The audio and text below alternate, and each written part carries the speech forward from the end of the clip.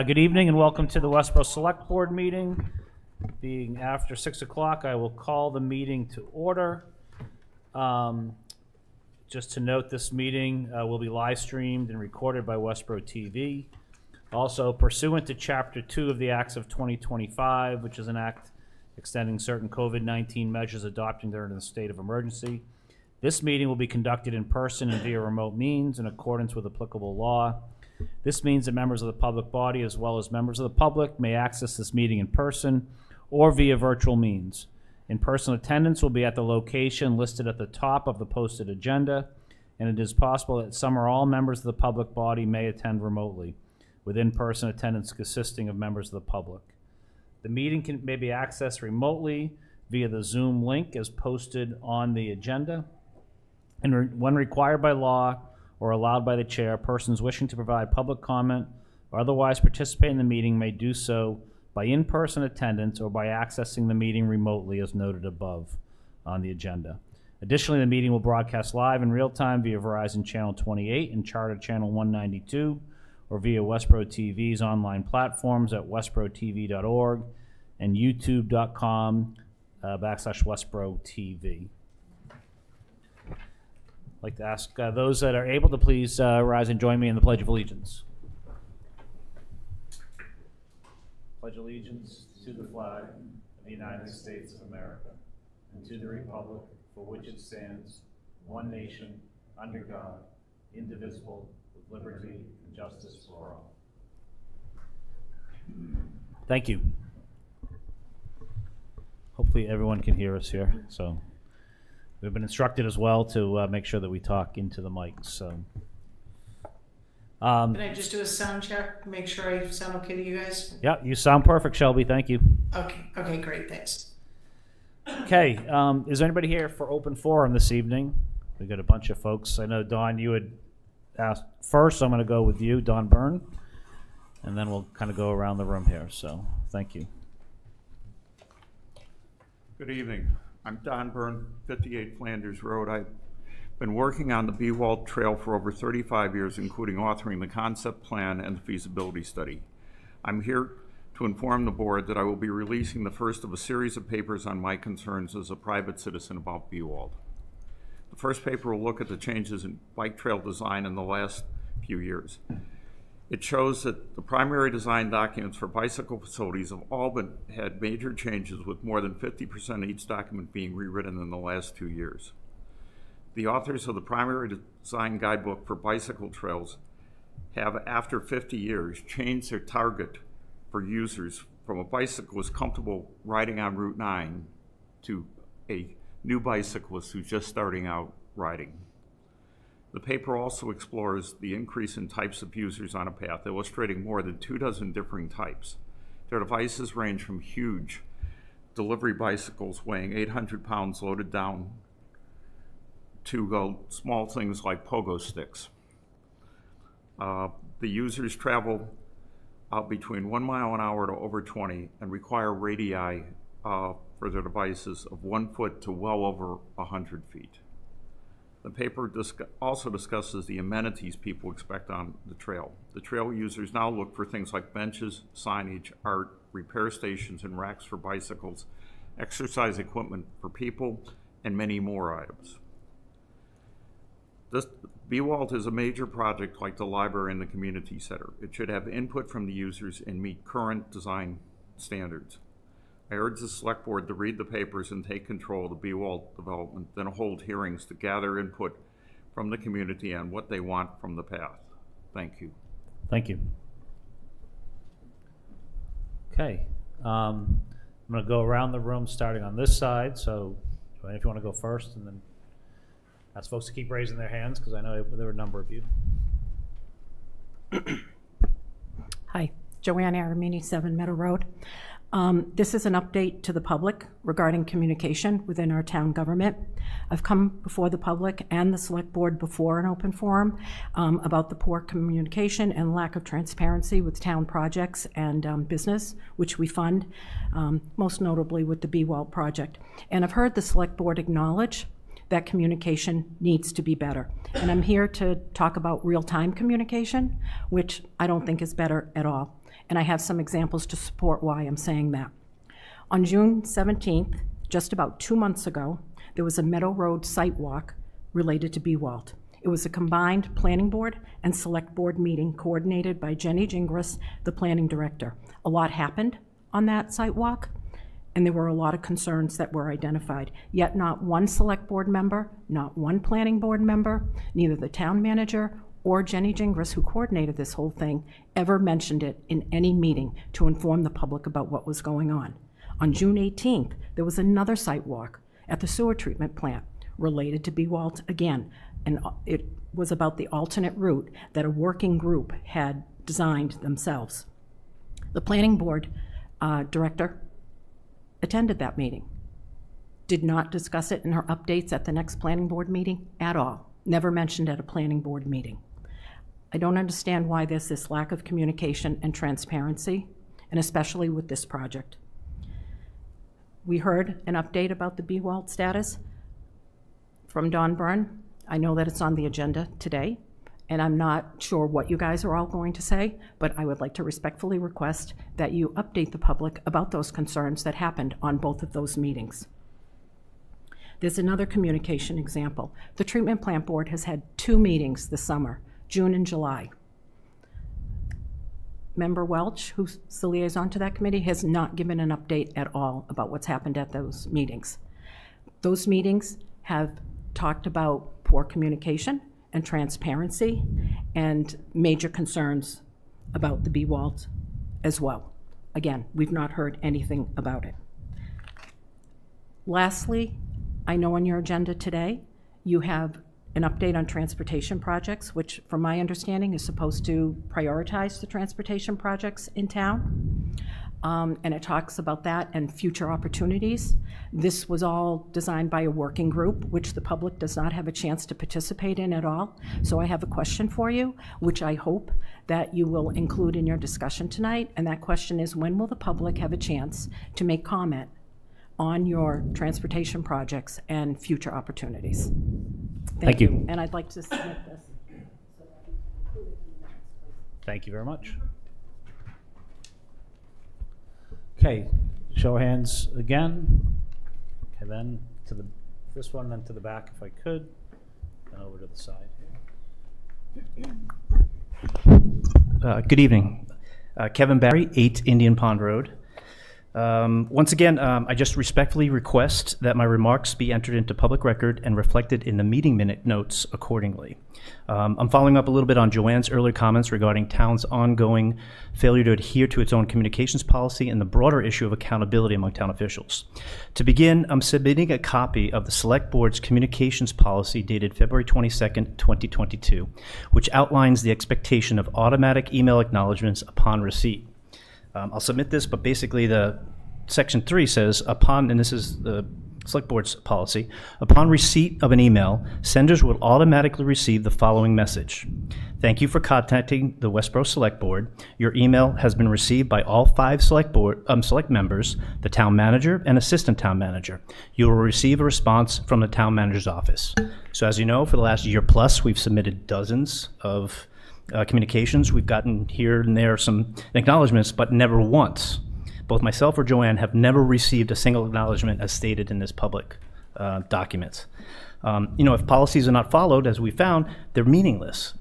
This is not an isolated issue. The town's website contains inactive email addresses, incorrect or missing documents, broken links, and absent meeting minutes. These are basic administrative failures that I think they need to be addressed by someone. My second point concerns the lack of accountability during the July 22nd Select Board meeting, when Member Welch asked a direct question about the Rotary project's budget and remaining funds. Neither Town Planner Jenny Gingras nor the representative from Kimley Horn could or would provide an answer. To date, there has been no follow-up. This is unacceptable. I took it upon myself, I submitted a public records request to obtain the information that should have been readily available during the presentation. And here are the figures. So Patrick, if you haven't gotten them, first, the MassWorks grant was a total of $372,000. Grossman Development kicked in about another $15,000 for certain aspects. So a total budget of $387,000. As of June 30th, financial records that I did get, as of June 30, 2025, Kimley Horn was billed and was paid 4 invoices totaling $137,640. Miscellaneous expenses were a little over $1,500, so the remaining balance for these alternate plans are $247,813.98 per financial records. So just to refresh some people that might not understand, these are grant funds paid by the town and then subsequently reimbursed by the state. So we pay it first and we get it reimbursed. It's difficult to comprehend how neither the town planner nor the design firm could speak to the budget status during the presentation. They should know that information. You're that in business. It's a simple question and answer period. So lastly, I went a little step further about attendance records and trying to comprehend this whole Rotary project and where this information came from and how these decisions were made. So I made an attendance records request. Of basically workshop number 1, workshop number 2, as well as the June 11th, the big event. So on April 9th, the first workshop, 33 people signed in. There were 9 board or committee affiliated people, which led to about 23 non-government residents, basically. We're at workshop number 1, 20, or technically 33, but 23 unaffiliated with any type of town government. On June 5th, the workshop number 2, 46 people signed in. There were another 10 government-related members, which led to about 36 unaffiliated government-related members. So basically, those 2 meetings, a total of 79 total attendance for both of those meetings that we're moving forward with this project. There were 19 that attended both meetings. So net, there's 60 total residents, including town government officials, that went, which the net of those 10, that's about 50 town residents that were interested in this project, that we're moving forward with this, this project. Further, on June 11th, town officials kind of claimed it was a success, a great meeting. Yes, there was a good attendance compared to the other meetings, but town officials claimed 136 attendees. The records that I got back, there were only 86. I also went a step further. I reviewed the video and I counted how many were there, how many tables, who was sitting at the tables, and pretty much came right around the same amount. 86 people, not 136, so there's 50 missing somewhere along the lines. So in essence, this project is being advanced based on questionable participation metrics. The town's touting community involvement, yet fewer than 60 unaffiliated residents engaged in both workshops. That is not a representative sample. Meanwhile, public sentiment, both in person and online, suggests a strong opposition to the scale and impact of this redesign. Minor improvements may be warranted, certainly, but the current proposal risks eroding the historical character of this Rotary. Town officials should not be moving forward on a project with such limited and disputed public input. So I request that you kind of take a look at that, please. Thank you, and I'll just submit these. Thank you. That's all of it here? Thank you. You don't need do you need the attendance records or copies? No, Okay. because we sent those to you for your request. I got the attendance records from Christie as well as the financial records. Too. Thank you. To the back. Good evening. Good evening. We are George and Lynn Grossner, residents of 49 Warren Street, where we lived for 32 years. We are also butters to the Silver Hollow development, which is why we are here tonight. Our property borders one of the open space areas in Silver Hollow, and for over a year, we've been dealing with garbage blowing into our land from the development. If you walk the property line between our yard and Silver Hollow, you will see a significant amount of litter. A few weeks ago, workers were on site removing the construction barriers. When we asked if they would also be addressing the garbage along the property line, they told us it wasn't their responsibility. It was disappointing to watch them clean up the barriers while leaving the trash behind. This problem began in February or March of 2024. We contacted the building department, who in turn reached out to the Silver Hollow project manager. After a few weeks, the trash was cleaned up. For the remainder of the year, occasional debris would blow into our property, which we handled ourselves. However, in February of 2025, a large amount of trash appeared. We again contacted the building department, who reached out to the project manager. This time, the response was that the trash was residential, and the HOA was responsible. To our knowledge, the HOA was not yet active, and we have never received contact information for them. Ultimately, we cleaned it up ourselves, collecting 4 bags of garbage, large boxes, and a children's toy. On March 9th, I delivered a memo to the planning board at Ford's Municipal Center, but never received a response. In late March or early April, we used the Report of Concern feature on the town website, which led to contact with the Board of Health. A sanitarian visited, took photos, and left us with the impression the issue would be resolved. Unfortunately, the garbage remains. This past weekend, we emailed Shelby Marshall, who forwarded our concerns to the Select Board. On Monday, a DPW worker came out and we showed him the trash firsthand. This is the same discussion we had with the sanitarian a few months ago. So this brings us to 2 key concerns. Our immediate concern is that the developer will declare the project complete, the town will assume responsibility, and the garbage will be left unaddressed. The broader concern is the town must provide better support for abutters of major developments. In our 32+ years in Westborough, we've experienced 2 such projects. The first, the Gables, went relatively smoothly. Silver Hollow, however, has been much more difficult, primarily due to the ongoing trash issue and other concerns. In conclusion, we hope these matters can be resolved quickly and that future development processes better support abutters like us. Thank you. Thank you.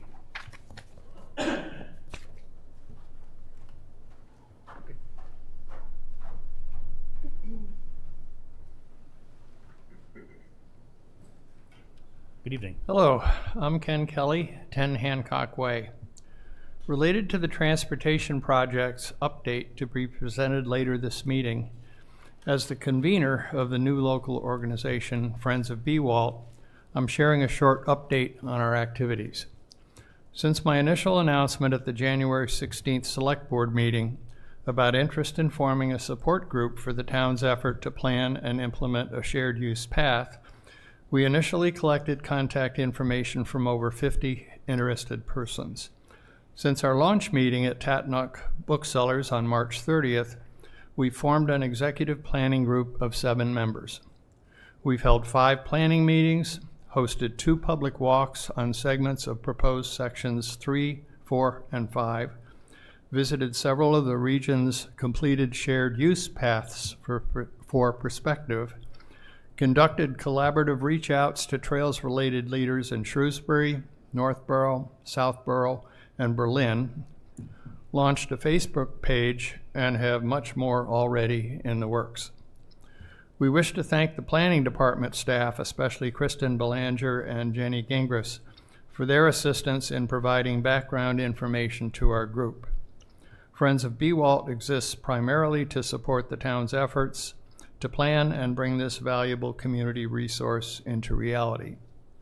If there's anyone here this evening interested in assisting with our efforts who is not already on our contact list, please see me or Joan Clifford in the lobby to sign up following the transportation project's presentations later in this evening's meeting. Thank you. Thank you.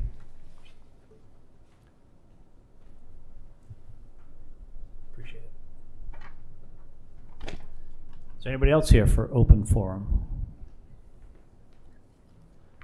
Okay, great.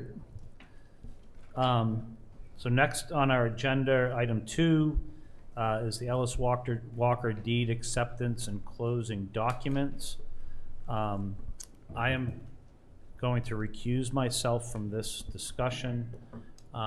Typically, Shelby, I'd ask you to do it, but since you're remote, I may turn to Sean if you can kind of run the agenda item, if you don't mind. And I will recuse myself just because I am related to the Ellis Walker family. All right, thank you, Ian. And with that, I pass it to you, Kristen. Okay. We actually have our conservation director here who can speak to what you're doing this evening. But essentially, as the board is aware and the public, this acquisition is pursuant to a town meeting vote in 2024, where we appropriated $615,000 for the purchase. And that is funded through a grant that was awarded the Sudbury Valley trustees and then also Walkup Robinson Fund. But I'll let Jen speak to the details of that. Thank you, Christy. So basically at this point, I know we've been before the board a few times at different stages of this project, from submitting the grant application with the Land and Water Conservation Fund to accepting that grant, which was very exciting, and to kind of get us through this initial phase. So we're very excited that the acquisition is just around the corner.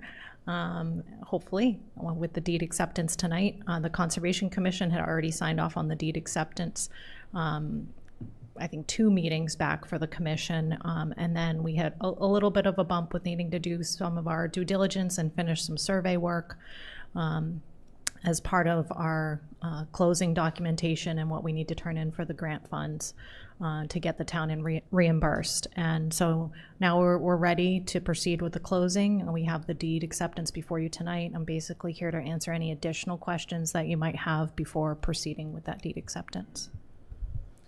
Right. Thank you. Questions? Right. Yeah, go right ahead. So you all know I was pretty involved in this process from the Open Space Committee, and I just wanted to thank the Ellis Walker family for all their patience. It's really gratifying to see that a family is willing to work with the town on a purchase like this, and that the town can step up and give them a fair price. And I'm just really ecstatic that this is finally a done deal. So no more comments, but thank you to the Walkers. They really deserve our appreciation. Yeah, thank you, Mark. Yeah, I'll echo Mark in regards to thank you to the Walkers for working with the town on this piece of property. I think it's going to be a wonderful asset for the town. And I would also like to extend my thanks to Jen and her team in regards to the work that was being done, and also the work of IES and Environmental on the limited removal action to make sure that the property was in pristine shape when the town does take it over. So thank you very much for doing that work, and I look forward to this closing out. So thank you. Shelby, I see your hand up. Thank you. Yeah, thank you. Just really a procedural question. Having read the documents, it does require a signature. Is this something that needs to be notarized tonight and witnessed, or is it something that I will be signing once I'm back in town? So the closing doesn't actually take place till next Tuesday, so we have some time, I think, to get everybody's signatures and then have it notarized. Okay. And I actually will not be then, just so no one's waiting for me. So, all right. Okay. Okay. Shelby, just if it could, Sean, just follow up to Shelby's question. Shelby, are you referring to the motion itself in regards to the motion saying the chair would be authorized? And was there an expectation that you, as vice chair, since Ian has recused himself, would sign? Or I'm just curious where the question came from. Yes. So both Patrick, good pick up there. I was actually just looking at it purely as a document where we all have a signature line. But being that the chair has recused himself, I guess that lends itself to another question. So thanks, Patrick. How do we want to handle that? And should we, I guess how do we want to handle that? Could we have the town manager sign? You should all sign. It looks like you each have a signature line. I think this was the motion as provided by town council, but you should all execute the document. I don't see any spot for just one member of the board. Right. Okay, so just remove that from the motion. Yeah, okay. Unless you Okay. are aware of one. No. And so Ian won't be signing. We would presumably have the 3 other board members, and I'm just not in town until Wednesday. That's fine because it's a quorum. Yeah. Okay. All right. No? Thanks, and sorry, I wish my signature were on. I'm very supportive of this. Thank you. Yeah. No? No questions. Thank you very much for your efforts here. This is terrific. And with that, I'm willing to take a motion if somebody wants to. Sure, I can do it. I'll move pursuant to the vote taken under Article 20 of the March 12th, 2024 Annual Town Meeting to purchase from the trustees of the Walker Family Westborough Real Estate Trust 2021 for consideration of $615,000, a 34.5 acre parcel of land located on Bowman Street for conservation and passive recreation purposes, the care, custody, and control of which shall vest with the Conservation Commission under General Law, Chapter 40, Subsection 8C, and subject to the protection of Article 97 of the Massachusetts Constitution and to execute and to authorize the board to execute on the behalf of the town any and all acceptances, affidavits, settlements, statements, and any other documents necessary or convenient to complete said acquisition. Get a second? Second. Yeah, thank you. Roll call vote. Shelby? Marshall, yes. Mark? Silverberg, yes. Patrick? Welch, yes. And Keo, yes. 4-0. All right, and we'll move on to our next item. Thank you.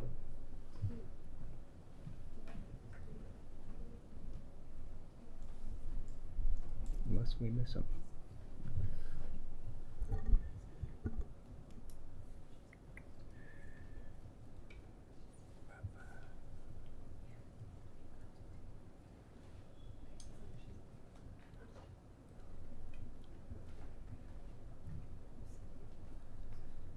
Okay, thank you, Sean, for taking that. She's going to talk to Debbie right now. Great. Okay, next we move to item 3 on the agenda. This is appointments for the Public Art Committee. Christy, do you want to? Sure. So this is actually your first appointments to the Public Art Committee. Last summer, the board developed a public art policy, which was included in your packet, and as part of that, it established a Public Art Committee. Per the policy, that committee is a body responsible for implementing the public art program and will be composed of no less than 5 members appointed by the select board. They meet once a month on a date and location to be determined.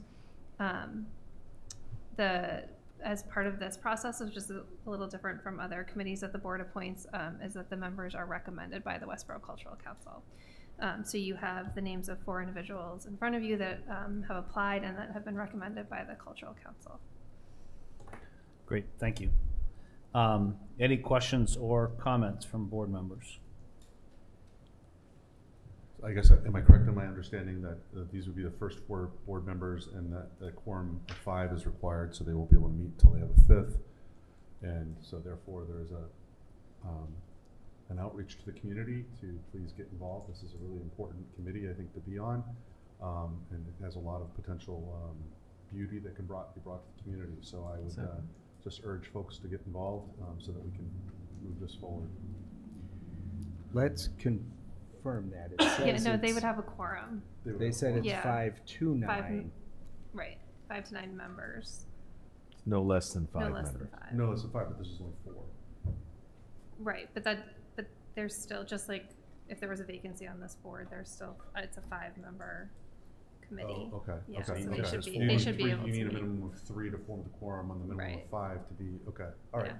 Still, my point. We do want more. We Yeah, do want we more. do want more. So, Yeah. thank you. Any other comments, questions? Thank you, Patrick. If not, can I have a motion? Ian, if I may? Oh, sorry, I didn't see your hand That's up there. okay. That's okay. Waving up here in Auslan. No, I just, I want to acknowledge that this is this is an example of a conversation we started having back in, I think it was 2022, 23, probably 23, around public art. And we developed a policy, and now we have, this committee coming forward. So I just want to acknowledge the good work of this board in doing that in collaboration with the Cultural Council and the Town Manager's Office, as well as other departments. So I'm excited that this is moving forward, and I think Westborough deserves public art, and for all the good reasons that it brings to the town. So Great, thank you, Shelby. Move to appoint Tracy Spadafora, Anna Leduc, Corinne Colford, and Nancy Wright to the Public Art Committee with terms to expire on June 20th, 2029. Seconded? Okay, moved and seconded, a roll call vote. Shelby? Marshall, yes. Mark? Silverberg, yes. Sean? Keo, yes? Patrick? Welch, yes. And Johnson, yes. It's 5-0, 5 being present. Great, thank you. Look forward to them getting started. Okay, next on our agenda is item 4, which is an intent to lay out Barred Owl Drive, Meadowlark Drive, and Blue Heron Court, Silver Hollow Estates. I know we had a comment that came to us in open forum on this, just for folks' awareness. And this is the intent to lay out as public ways, and I put the start kind of a process here. Christy, I will turn it to you. Yeah, so this is the first step in a actually 8-step process in terms of laying out the public way. And we do have our town engineer here that can also speak to the state of the roads and why we'd be recommending you move forward with the first step at this time. But I just want to remind the public that the next step is actually to go to the planning board, and then I think maybe the 6th step is a town meeting vote, and then it has to come back to the select board again. So it is, this is intended to go to the town meeting in October, but there are lots of check-in points along the way in terms of additional approvals and votes that need to be taken. Great.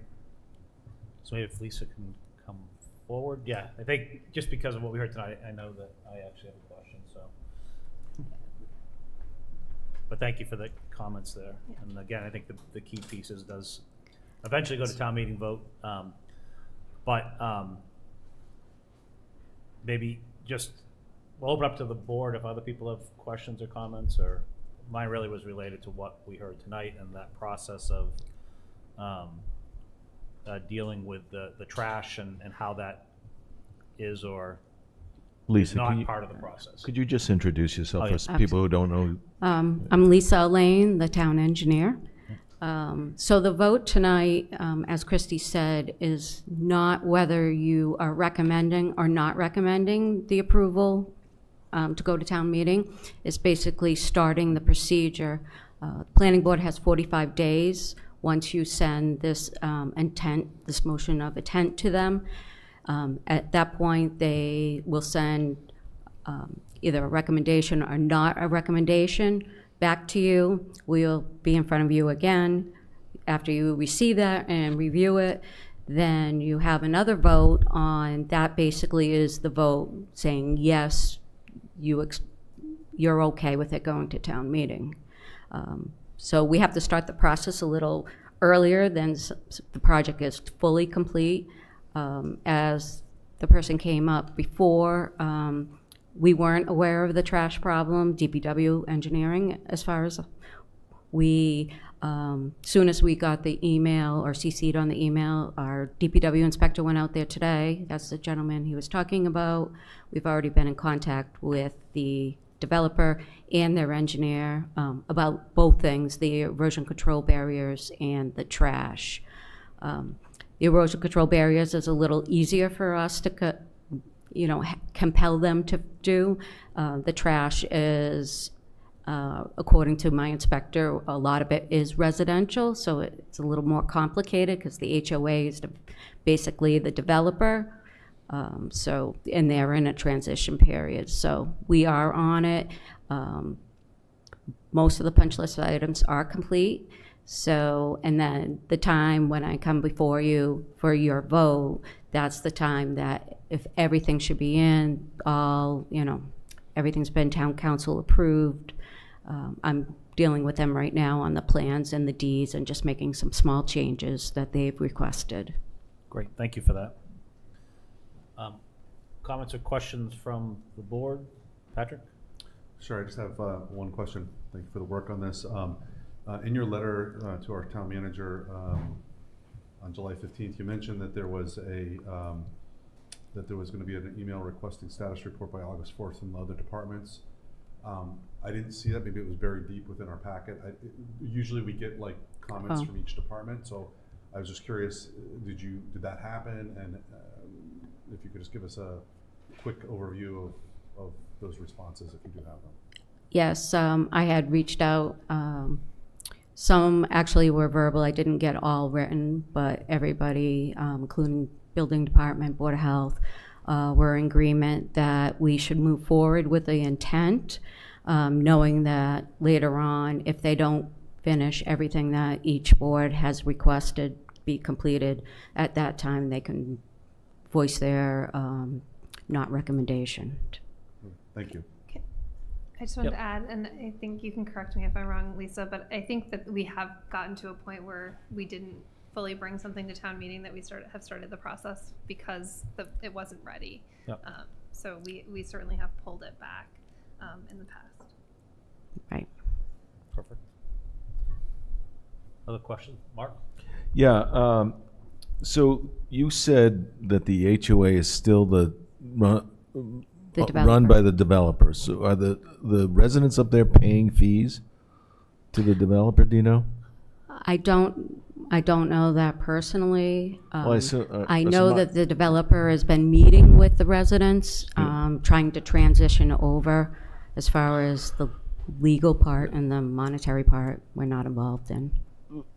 I guess my point is I've had plenty of times when, the wind has blown my trash into my neighbor's yard, and I've gone over there and picked it up and put it back because I'm a good neighbor. I don't have an HOA. I just do that because it's my trash, and I don't expect my neighbor to pick up after me. But if there is an HOA, and there was a comment earlier in open forum about larger developments, well, this is a larger development with an HOA that should be respectful of their neighbors. And if the developer is collecting fees and in charge of the HOA, I think we should impress upon them that they need to be a good neighbor, and we expect the future HOA to be good neighbors. And I just find it repugnant that somebody would just let their trash blow onto somebody's Yeah, onto their neighbor's we lawn. are working very closely with the developer on this project. It's been a long process, and we have definitely encouraged them many times. Okay. Well, again, I'm not critical of DPW, or I just feel like Right. this is a multi-step process. I think, Christy, can I ask you a question? You said that even after it goes to town meeting, it'll still have to come back to select board? Yeah, that's the last step. Okay. So we have another crack at the, I think you have a couple more. okay. All right. But I mean, I would, I'm okay getting the process started, but I'd like to see, particularly now that DPW is involved, I'd like to see some progress on cleanup of existing trash, and maybe a response from them on how this would be managed in the future. Because I mean, we all have it. I mean, there's only so much you can do if there's a huge wind event. You just have to deal with it. But So, yeah, so as Lisa said, this is just establishing your intent to lay it out, and then the next meeting is the planning board where they will recommend or not, and I know that they are aware of this concern as well. Okay. And then it will come back to the select board in September, looks like September, October, and then again after town meeting. right. And we have to approve, depending on the board, if it does move forward onto the warrant for town meeting, and then we would provide our vote to town meeting as whether to accept it or not, too. So just one more comment on that. Because these are residents and taxpayers, but they're not in charge of the HOA, while I would have expected them individually to pick up their own trash, it's hard for me to criticize them as an HOA because they're not in charge of the HOA. So I feel like we should move forward with this, but once they have control of the HOA, we will have a point of contact there that will hopefully be more responsive to their neighbors than, again, I expect the developer to be responsive as well. So, but I'm okay moving it forward. Okay. Shelby, I notice you have your hand up. Yep, sorry, I was just trying to multitask on my few screens here to pull up the other documents. So I am okay moving this forward for the same reasons that Mark mentioned, and so I won't be repetitive there. I do think that it's important that we as a select board recognize the comments of the Grossners in the document that was shared with us tonight. For the record, the multiple times that they have tried to engage with the town and express their concern, and what I heard from them is a lack of reasonable responsiveness, perhaps from the town, but certainly by the developer. And I think we as a board have a responsibility to hear that and make sure that that is noted, not only for this project, but going forward. So I do appreciate those comments being shared with us in advance of this meeting and for them making the presentation or speaking at open forum. I am only in favor of moving this forward because we have multiple chances to monitor the situation and to potentially pause it. We have done that, so I guess if the developer is present tonight, I'm not in the room, but if they are present tonight or watching, I would just heed the tenor of this board in our comments and our caution to move this forward, because we have held up other projects for, obviously appropriate reasons, and we won't hesitate, in my opinion, to do it again. I won't hesitate as a member of this board, but you have to be a good neighbor. I mean, it's pretty basic, and to hear the way things have been handled is nothing short of disappointing. That being by the developer, and to a lesser extent by the lack of communication that seems to, be present between residents and department heads. Thanks, Shelby. Sean? Yeah, I would just say it's unfortunate. It looks like, a year ago when they were called out, they had a period of following the rules and sort of being good neighbors, and then that lapsed. I imagine, since this has occurred, they will, for the next couple months, I think, be very careful about what they do. Unfortunately, I don't know that there's a way for us to permanently ensure that this goes forward this way, but I hope it does, and I appreciate the Grossners for bringing this to us, and in the short term, hopefully we can, get you some resolution on this as this project works forward.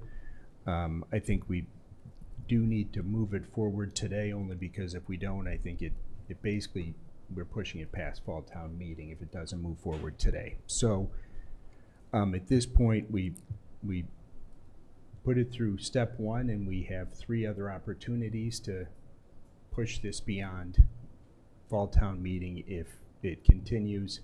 And again, thank you to the Grossners for making us aware of this. And Ian, I have the updated motion here, Yep. so I can make that when you're ready. Yeah, I just want to make one comment. I think it is imperative for this that it's the developer we're talking about now. The HOA will be turned over to the residents, and from what we also heard in the earlier, that some of this looks like it's now household trash.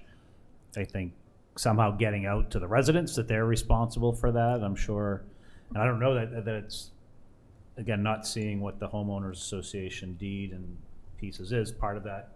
Mark, to what you said, it's about neighbors being neighbors and ensuring that if they are putting their trash out, that the trash cans are closed so things aren't blowing around. It is I abut that neighborhood, so I know it very well as well, and I think that is just common courtesy from the developer, but also from our fellow residents for anybody to do. So I think we need to make sure that that information gets out to them, because it is impacting their neighbors and their neighborhoods. So, but I am supportive of moving with this forward at this step, but I think that the discussions we've had here tonight, hopefully folks hear that and other stuff gets passed along, because I do feel the sense of this board is that if we don't see changes being made, that this would be something that would be impactful in our decisions to move it forward. So with that. Yeah, and I'll just quickly Patrick, say, thanks. I'm very supportive of all the comments made by the board, so. All right, so Yeah. I'll move that Yeah, the select board sorry. vote. One more? Yeah, can we ask DPW maybe to come back in for that September meeting, or at least give us an email update on this, or just make sure that there is some follow-up for our next. Yeah, I think we can ask. The engineering department follows the entire process, so they Okay, so certainly somebody will give us an update at that September meeting Yeah. on how this has progressed. All right. Just for clarification, we are happy to report on whatever you want us to report on. So it would be helpful to know what changes you are looking for. The reason I'm here tonight is because they have satisfied statutorily and regulations for the town within the DPW's jurisdiction. They have completed all the tasks. So the only thing left is for the punch list items to be completed before it goes in front of you again. But if they satisfy that, we can only do what's within our jurisdiction. Therefore, it goes to the other boards for a decision. So Thank you. I think I'd just like to have an update at some point. Yeah, I whether think the maybe asking through the town manager to provide us an update, 'cause it Okay. sounds like some of this may be in Board of Health Okay. realm from what I Fair heard earlier too, and follow up, but we should, Chrissy, if you're okay with it, I'd say to look to you to help get information to us about the steps to follow, because I'm not sure that we fully know all the steps, but I think there is some notification that needs to go out and hopefully some follow-up and updates to that. Thank you. Patrick? Okay. I move that the select board vote. Oops, Shelby. Sorry, Yeah, I saw your hand raised, sorry. No, that's okay, and I don't wanna just jump in, and so, wave my hands here. Patrick, as our liaison, could you just track this item as it's coming before the planning board, and, when appropriate, just to note that we'd like an update from that, meeting? Absolutely, Shelby. Great catch there. Appreciate it, thank you. Thank you. Just taking a note here to make sure I get that in. Thank you. Anybody else? I think we're good. All right. I move that the select board vote its intention to lay out Barred Owl Drive, Blue Heron Court, Meadowlark Lane as a public way, all as shown on plan entitled Silver Hollow Estates Acceptance Plan, Barred Owl Drive, Meadowlark Lane, Blue Heron Court, in Westborough, Massachusetts, owned by Silver Hollow Estate Acceptance Plan dated 12/19/2024, revised through 7/3/2025, prepared by WDA Design Group, which plan is on the file with the town clerk, and to forward this vote and the plan to the planning board for its comments and recommendations pursuant to general law, chapter 44, subsection 81G and 81I. Second. Okay, moved and seconded. Any further comments or questions? If not, roll call vote. Shelby? Marshall, yes. Mark? Silverberg, yes. Sean? Keo, yes. Patrick? Welch, yes. And Johnson, yes. 5-0, 5 being present. Great. Okay, item 5 on our agenda is a update on branding and wayfinding from our Community Development Director. Good evening. Thank you for having me tonight. Fred Lenaro, Community Development Director for the town of Westborough. I'm here to give you a brief, hopefully, present a brief update to branding and wayfinding. Is that? I see it here. How do I get it to come up on the screen? Are you looking for the report? Oh, Yeah, there there you we go. go. Okay. Is this what Thank you. wanted? Yeah, this is the one. So, and the board is not being asked to do anything tonight. It's just updating to where we are in the process. Lara Crawford, Economic Development Coordinator, is here tonight too to answer any questions. The next meeting or the next update will be actual placements. So we'll get into that, but not tonight. We'll show possible placements, but we're not asking the board to approve anything tonight. What this is showing the final version of what the wayfinding signs would look like. So we have these are the gateway signs that would be entering the town if we choose to go that way, and then there's some tertiary and secondary signs that accompany that. That's a picture of that. There's a demonstration of what the signs will look for vehicle wayfinding signs, of vehicle directional signs. There's both a large one and a smaller one, depending on where they are in the town, whether it's it depends on the speed of the vehicles and stuff. So there'd be one that would be larger, so it can be read easier than the smaller one. And then there's parking signs. So this is the family of signs that we'd have for directional signs for the wayfinding. This is a tentative map on where some of those signs would go. Again, we're not asking the board to vote on this tonight. We're not asking for signs to be placed tonight. We're just showing you that the possibility of where signs can go. This shows where some of the gateway signs would be located. This is when we get to that point, we'll show you a close-up of where those would go and recommendations to that. Again, these are not wayfinding, these are entry signs or gateway signs. This is a map showing the vehicle identification or vehicle directional signs, where they could potentially be located throughout town. We'll go through that process, not asking for approval tonight. This shows those directional signs. You'll notice that, like the left, well, depending on where you're standing, but the left one is the larger sign. So it would be located for the speed of the vehicles, that we'd use a larger vehicle identification sign. And this is some of the verbiage. We have to finesse some of the verbiage. Some of that may not be correct at this point. We're not asking for that tonight. Town halls, so it shows some of the stuff downtown.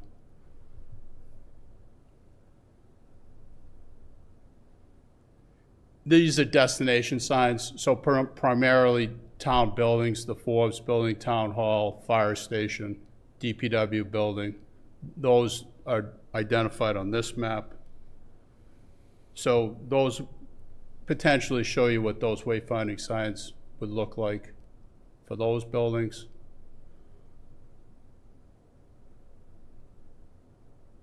I do have in your package that the select board received, it's a little older version of this, so I'll make sure that you get this version that you're looking at tonight. The one you have in your package is slightly dated, so I apologize for that. More importantly, the next steps is really what I also wanted to identify tonight. So Lara is presently working on shop drawings. So these show what the signs will look like, but they actually are not dimensioned. So to actually get the signs manufactured, we have to have a third party that working through the Department of Public Works, who kind of helped us through this and helped Lara through this process. We actually have to have a defined shop drawing that will identify the materials, how big the sign is, dimensionally, so that a sign company can actually manufacture these things. We can't just give them this print and they'd be able to manufacture. They don't have enough details on it. So that's part of the next steps. We do have additional grant money to get to that point, to not only come up with the shop drawings, but to actually build or have them manufactured and installed a certain number of signs. What our intent is, when we come back to the board, is to identify how many signs of which type. So this sign might cost X number of dollars to have installed, so we can have an idea, tell you how much through the grant money, how many different type of signs we can have installed. And the intent would have a recommendation to you to, we think these are the type of signs and these are where they should be located. But we don't have that, we're not that far into the process. That goes to the next steps. So that's where we're at tonight. But I wanted to do this kind of procedurally. I didn't want to just come to you and say, hey, this is the whole thing. So this is an update to all of that. Great. Thank you. Yes. Questions or comments from the board? I don't see Shelby up there right now. Yeah, I think we Oh, do you want me to unplug this thing? That's okay. If my voice can Yep. just Yeah, we waft can. over, I can jump in. Yeah, do you want to jump in first, Shelby, or? Yeah, that's great. And leave that up. Don't worry about my face. It's more important people to see the presentation. So Fred, do appreciate the update and the courtesy to just kind of give us sort of, here's where we're at, and understand that we're not making really any decisions. Just a couple of things based on the information that was in our packet and what you quickly went through here. Sure. So, in our packet, not shown tonight on the screen, were some of the signs for Chauncey Fields and some trail signs, that sort of thing. And maybe I missed it. But it looks like conceptually in the packet that these are mounted to wood posts. I would just really like to explore something a little more classy, maybe and maybe a little more durable. Wood rots, and and critters get to it, so that would be one thing. I realize there's added expense as soon as we get into things like granite or whatever, but maybe there are other options that we could pursue. So that was one observation. And then understanding that the locations are not, we're not really getting into that. I do have some thoughts about that, but otherwise I think these look great overall. I think it's definitely needed. I would like to understand the timeline, Fred, of when you would expect to come back to us. Well, so let me address those if I could. Lara has been meeting with and discussing this actual post, both with the sign companies and the DPW. So some of it is going to be dependent on the maintenance, because ultimately we own the signs as a town, right? And DPW has to maintain these. So if it's in an area that's going to be mowed, they being the DPW, may have a preference to the type of sign post that's installed. So some of it will be dependent on the location of the actual sign to the type of post.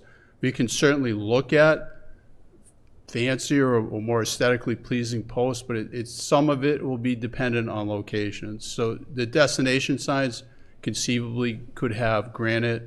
Laris is aware of that, and she's taking that into account, because that is a discussion she's already had with the sign company. The location, certainly the select board's approving this, so we have to get you in that loop somehow. I'll talk to the manager more on how we'll get more feedback. Maybe we do it in a step. We really haven't discussed that, how rather than just saying, here's the signs, approve them. We have to get some feedback on that, and I don't really know exactly how we're going to do that quite yet. Great. And yeah, and Fred, certainly understand that, I use granite as an example because some of the signs are shown that way, at least on the Rotary in our packet. Understand that may not be the appropriate configuration. I saw those images and I thought pressure treated, and I don't know, it just doesn't sort of to me do this sign and the effort justice, but we'll see what the budget comes in like and what DPW has to say. Right. That point taken, Shelby. And the naming too, some of the names of the fields may not be correct, so we'll double check with like the rec director and stuff to make sure the fields are named correctly on the sign, so there's no discrepancies there. We know Town Hall and Forbes, that one I can figure out, but. Yeah, the only other comment, just in particular around the building ones and the picture shown of Town Hall, the image that I'm seeing looks like it's sort of right in front of one of those trees, sort of in that, and there may not be a better place for that. Right. I guess I would just ask that through you and through Laura that, we're exploring truly best possible locations. I'm not saying we want to put it on the building, but that one in particular stood out to me, understanding we're not discussing locations tonight. No, but again, point taken that it may not fit well there, or maybe has to be shrinked, depending on where it can be located there. Unfortunately, some of these won't have a lot of space to do it. Forbes, we have more leeway, same with the fire department, but certainly Town Hall is tight to where we could put that. But we will have to absolutely look at that closer. Yeah, and sorry, just if I may, one Sure. suggestion, it may not be the visibility because it wouldn't be facing the street. So is there, how sometimes we have the downtown businesses have a kind of street hanging sign that you can see if you're walking on the sidewalk. I don't know if any of those might be considered to complement something that's smaller for cars passing by. We can I don't know certainly what look you at call that. that when it hangs off the building. I don't know what those things are called, what the technical sign is. A sign that hangs off the building. It's a projecting blade sign. sign. I'm sorry? Like a blade sign. Like a blade sign, but in our blade bylaw, sign, thank you. we refer to them as projecting signs. Yep. Okay, yeah, and again, it may not be appropriate, just that is such a tight area. Absolutely. And I know there's snow removal is tight in that area, etc. So just thoughts. Yeah. Great. Thank you, Shelby. Larry's making a lot of notes on this. So. Yeah. Other comments or questions? Shelby covered. I'm sorry, I don't think, I had asked about the timeline, kind of what. Oh, I'm sorry, yeah. Shelby. Yeah. That's okay. So we have to complete it hopefully by, well, not hopefully, we have to, the grant is due by June of '26, so we hope to move it right along. Lara, again, is working on the shop drawings now. As soon as we have that, we'll get that to cost estimates, so we can we will price out the different type of signs, so we can find out the quantity of signs that we can actually have. So we hope to be back in the next month or so, depending on how quickly we can get some of this back from the different sign companies. Great. Thanks, Shelby, for those questions. Patrick? Sure, I'll go. Yeah, thank you, Fred and team, for bringing this forward and giving us an update. You know, I eagerly anticipate seeing these signs around town. I think it'll bring a lot of value to all, not just the residents, but folks visiting the area. I guess I'll start off by asking a question about the grant. I'm not sure if you have the data now, but I would like to understand how much is left on the grant. I think there's a conversation that probably would likely need to be had, and I'm assuming would be had by the select board in regards to, we talk about, you've got one type of sign there. I don't know if that sign costs $1,000 and the single post sign costs $500. I have no idea. Right. But for example, as you finalize the dimensional requirements for these and get them off, and you get, I'm assuming, an estimate back that says this sign costs this one costs this one, I'm imagining, and somebody can correct me if I'm wrong here, that it comes back to the board that says, hey, we can get 20 of this sign and 10 of this sign, and here's the locations that we recommend these signs to go to. That's basically it? So with that in mind, with that in mind, I guess, I know that there was feedback on 2 pieces of feedback, and I know we're not talking about locations specifically tonight, but I just want to remind, because I have not seen it in any documentation in the couple of times that this has come before the board. One was, I know that there is interest by the trustees of Soldiers Memorials to have a sign showing the memorials. I believe there's 13 different memorials in town, and they should be referenced somehow. So I would just ask Ian, as our representative to there, to also just confirm that and how and where that would be appropriate. The second one was also the concept of having, as the town hall as a central location, that many people from outside the community might come to get information, would be that the sign in front of the town hall should be actually a slightly different sign, meaning you've shown some maps of the community with dots on them, right? The concept that I heard at the meetings that we're collecting information on was that should be a centrally located map, so that somebody could come to the town and say, oh, that's Westborough, and here's all the different locations where I can find memorials, schools, Lake Chauncey, whatever, and that would be located here in front of the town hall. And I don't know if that type of sign, again, costs $1,000 or $10,000, right? And that's when the grant dollars really become important, because if I'm hearing correctly, the grant is going to cover the cost of the signs as well, not just the work that's been done to date, but also that additional piece. So we would need to understand that. So that's just feedback that I would look to better understand as to if that is being accounted for as part of the list of different types of signs. And I do look forward to the conversation in regards to locations when that time is appropriate. I appreciate the comments on the timeline. In one of the slides you showed what looked to be like basically a replacement of the state signs where, 100th town, right. 1717. Is the intent here that these would replace those, or is the intent here that these would be stationed nearby those? Well, they're both. So the primary gateway signs would be a replacement. So those would probably be lower, if not on the list at all, really, because we already have signs there. It's part of the branding, so ultimately it'd be nice to do that, but it's probably not money well spent initially to replace signs that we already have. I think that most people throughout the state take great pride in the state signs, and we get the magnets on a refrigerator and all that. It gives some additional information. I would just say that I would be a little reluctant to replace those, because I think they give a unique character to the town being part of the state. So just my feedback on that. Yeah, no, that's a good point. Yes. I would, if I may, but I don't want to interrupt you. No, I guess my one other comment that I'll make is I noticed that there were 2 different color variations in the packet of the signs, and I think the way, and again, correct me if I'm wrong here, I think the intent is, the maroon would be more towards,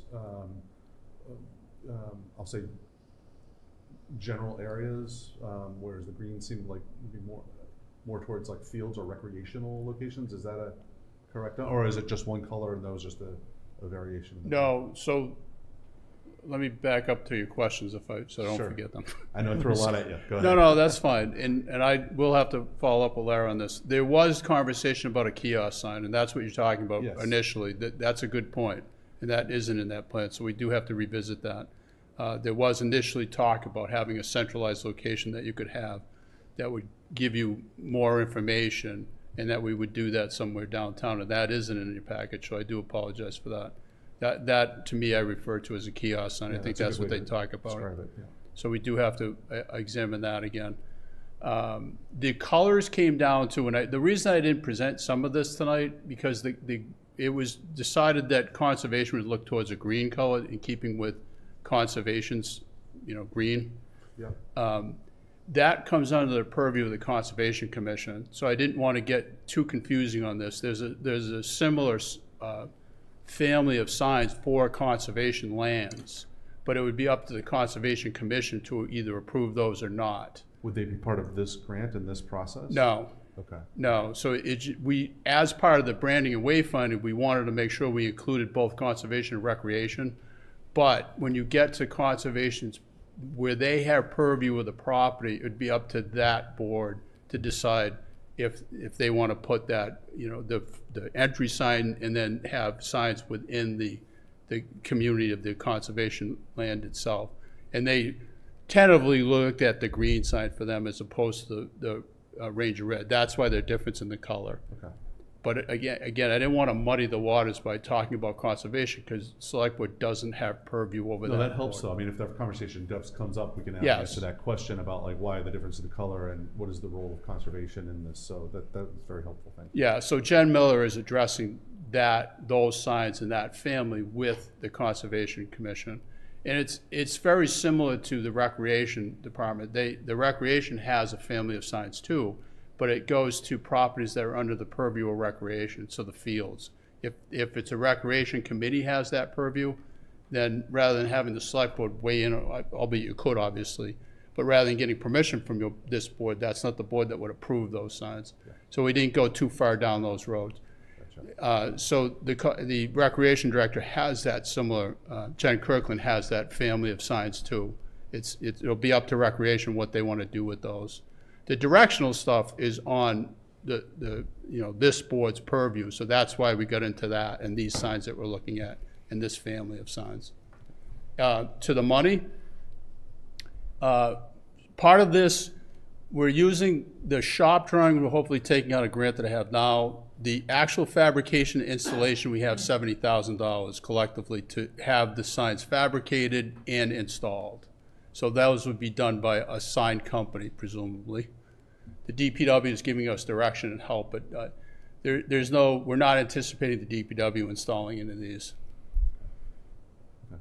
So we don't, yes, we'll come back and say that a gateway sign is $1,000 with this kind of post. That's the kind of direction we'll give you, but we don't have that. That's the next step to get you those numbers. That makes sense. Thank you very much. Mark? Yeah, most of my questions were on like placement and priority, and I know you're not covering that tonight. Right. And a lot of the good questions came up, but one thing you just said kind of made me wonder, if we approve this, concept and group of signs, and the Conservation Commission decides they don't like this branding, it seems to me like we as a town need to be all on the same page on that, and I'm just a little unsure how to make that happen. I don't want to force anything down their throats or Recreation's throats, but if they're going to put up a new sign and it's completely different than the branding that we're trying to get to, which I think is a good a good goal.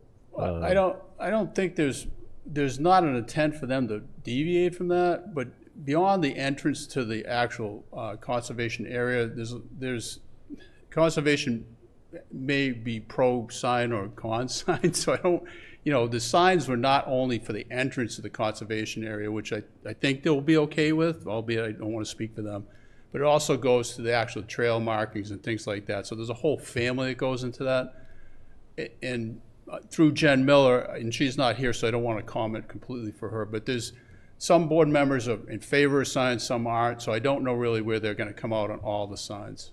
All right. I mean, I can certainly ask her as part of this to get feedback from the Conservation Commission to, you know, if they love it, they don't love it. So she is presenting that to them. I wanted to make sure that this board heard it first and kind of saw this.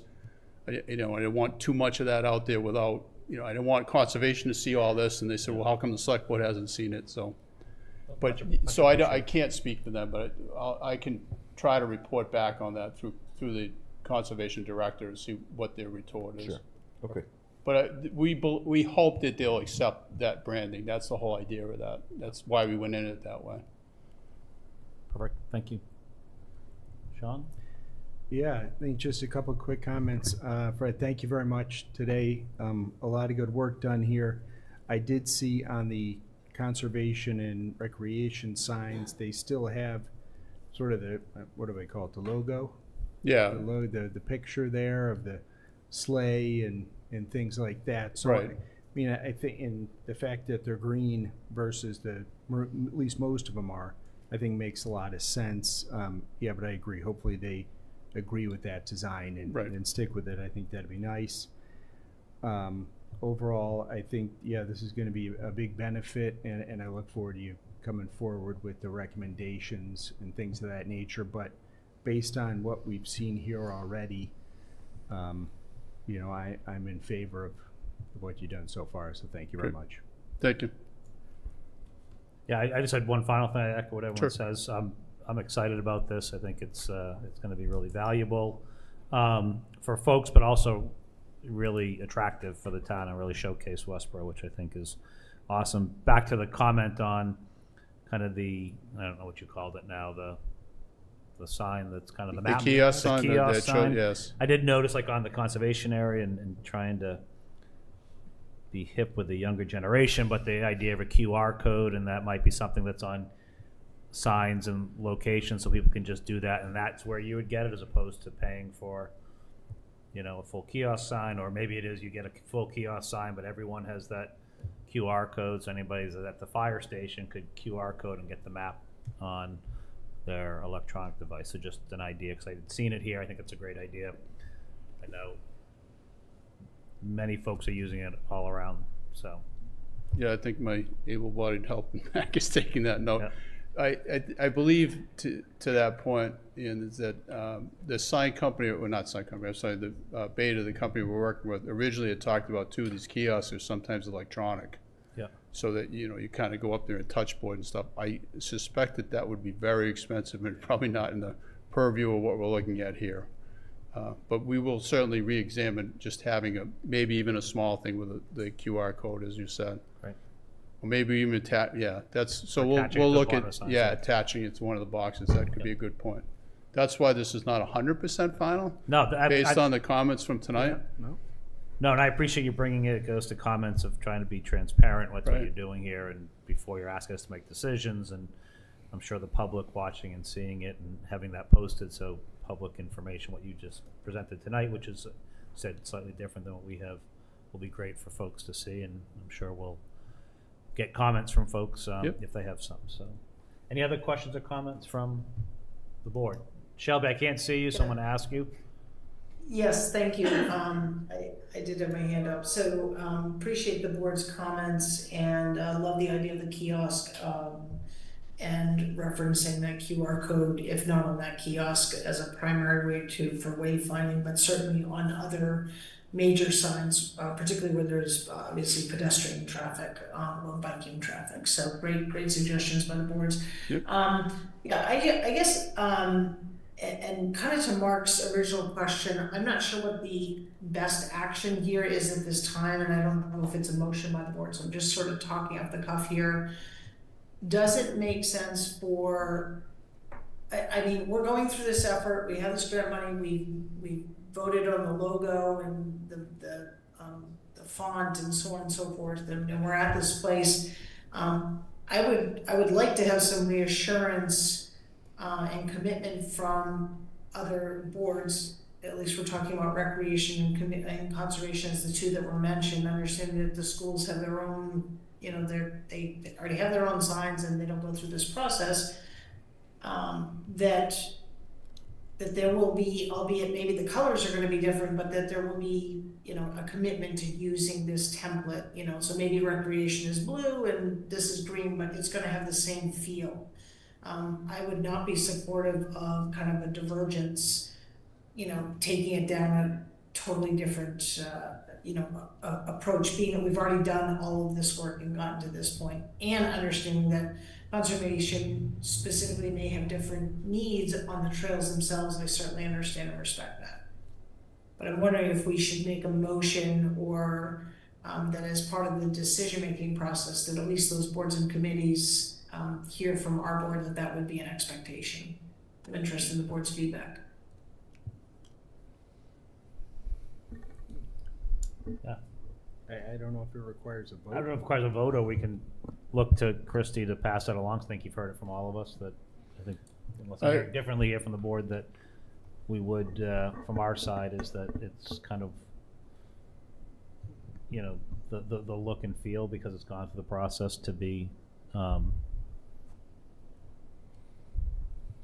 strongly. Yeah, like this is the standard. This is, it's kind of like us saying, that, you know, here's our town seal, everyone's gonna use the town seal. We're not gonna like make that up. So this would be the look and feel of all, you know, primary, secondary, tertiary, whatever, whenever we get to that kind of final place. And the expectation is that all town departments, again, putting schools aside, even though they're part of the town, would use these for public displays, and that's the template to follow, understanding that there may be a color nuance that would change. Right. So, Yeah, if I may. I have a comment on, oh, go ahead. No, I'm sorry, I didn't mean to interrupt you. No, I mean, I think to Shelby's point, and I don't want to tell the Concom or Rec Department what to do. Certainly, you know, I would give them authority over placement and,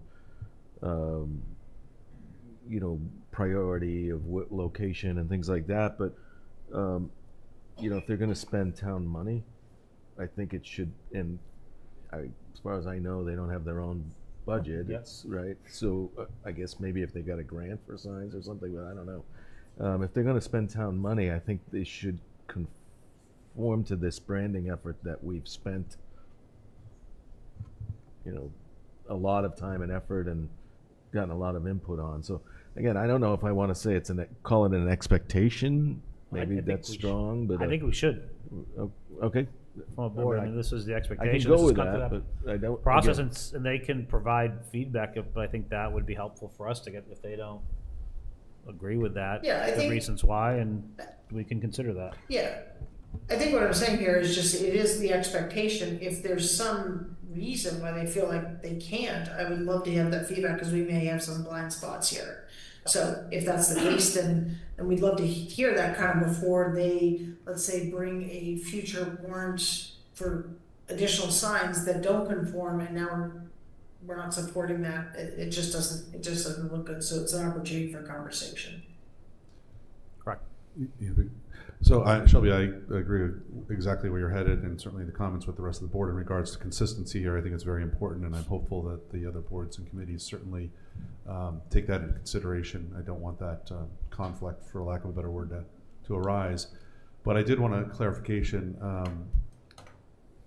My understanding is the select board has the authority on all street sign placements, you know, vehicle signs, et cetera, around town. Conservation land, I'm just hearing tonight, we do not have the authority or the placement of that. That falls under Concom. My understanding would be yes, if it's under the rule, care and custody of conservation, once you Okay. put the sign on that property, Yeah. they would have authority for that. So would perhaps the process be one of which we would design and then present the sign to them, and then they would decide where they place it? If their authority is at the placement, not the physical design. I'm just using that as an example.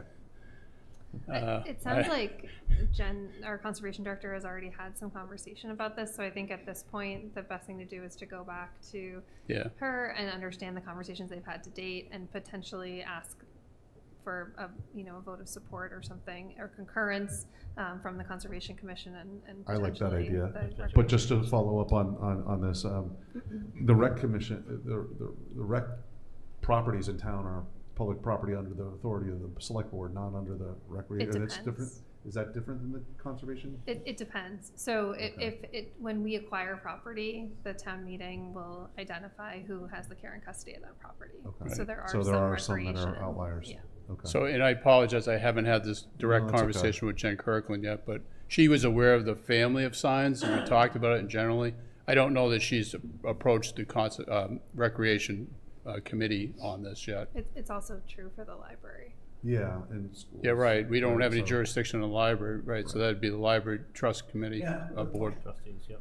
So I will say, and Shelby, thank you for mentioning it too, that I have approached the school superintendent, so she has passed on the logo and the signs for the schools, for the school committee to take in consideration. So if they should choose to replace any of the school signs, hopefully they would use that, but that, again, is up to the school committee.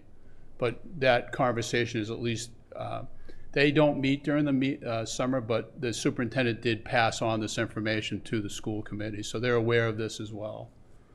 But, So you it sounds know, like there's some follow-up stuff that will get back to us. So. sure.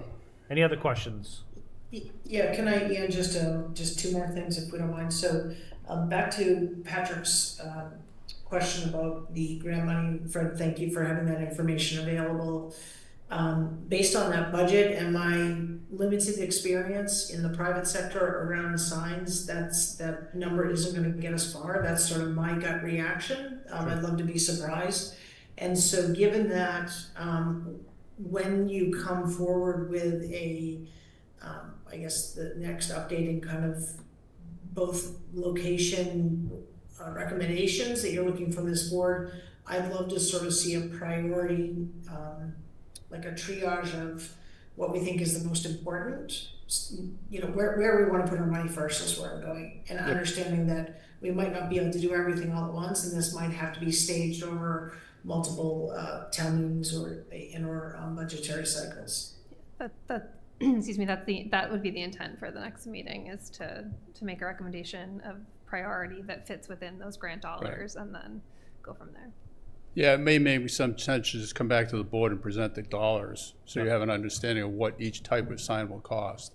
That'll give you a better understanding of that, if we're talking about 5 signs total throughout the town, or, 20. But you're right, Shelby, they won't be inexpensive. That this, you're not gonna buy One 100. electronic kiosk. Fred wanted the electronic kiosk, but that's out. Okay. They're not. I had one other minor question. As I'm looking at the conservation layout, if you will, for the most part, it looks like those signs that we have are sort of that scallop on the top, a little bit fancier, and then some of them are just softer edges, and then yet a third is looks like hard edges. Are we suggesting that we're going to have multiple shape signs? Is that sort of the intent of, I guess, how signs are done? No, I wouldn't think that we'd have multiple signs. There are some that will be square. I think they just lend to the conservation signs, but most of them should either be that single, I don't know what you want to call it, the shape that's presented now, and then, or just a square sign. Yeah. I doubt they shouldn't have multiples. Okay, great, thank you. That's all for me, thanks. Great. Anything else? Great. Well, we look forward to hearing more. Great, thank you very much. Okay, next on our agenda, item 6, long-term capital improvement plan. And Shelby Beth. You are back, Shelby, so we can see you now. All right, Although Christy may take you off screen. Not here, for so. long. that's okay. I'm sure the public wants to see long-term capital more than my big head.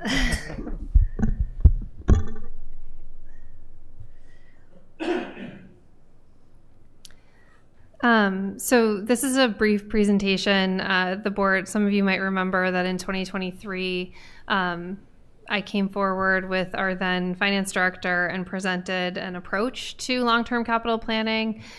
Shortly following that presentation, she retired, and so we had a lot of turnover in the finance department, but we want to move this forward now. So I want to revisit some of the proposals that we made related to methodology and just explain what we think the next steps will be. So so this long-term capital plan would cover 15 years. So currently we, if you look in the budget documents, we have a 5-year plan. We've always had a 5-year plan. The first year is brought to the town meeting as the capital expenditure article. And then in the past couple of years, we've started to ask departments to do a long-range outlook. So what things might they be looking for in the next 10 years beyond that? And so we have received some of those projects, but our intention for this upcoming capital cycle will be to dive into that more and require that of all of the departments to give us anything that they see on the horizon. That could be a building project, or it could be something like what we currently have with the police department, where we have a fleet replacement plan, extending that out through the 15 years so that we have that on our radar as an upcoming capital expense. And so what we anticipate is that our next capital plan will cover fiscal 27 through 2041. Some of the things that what we want to do is we want to take all of the projects and put them on a schedule, and so that we can look at the projects as they relate to each department and stagger them in a way to achieve a few different goals. So one is to limit increased debt over time. So in here, I say to the extent possible.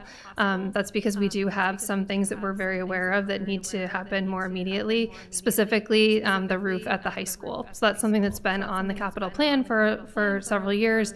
We've already done the design work for it. We might incur some additional debt to get that completed in the next couple of years. And then also to schedule new debt as other debt declines. So we'll talk a little bit about when we come back with the full capital plan, where we might want to consider coming forward with the community center as it relates to declining debt.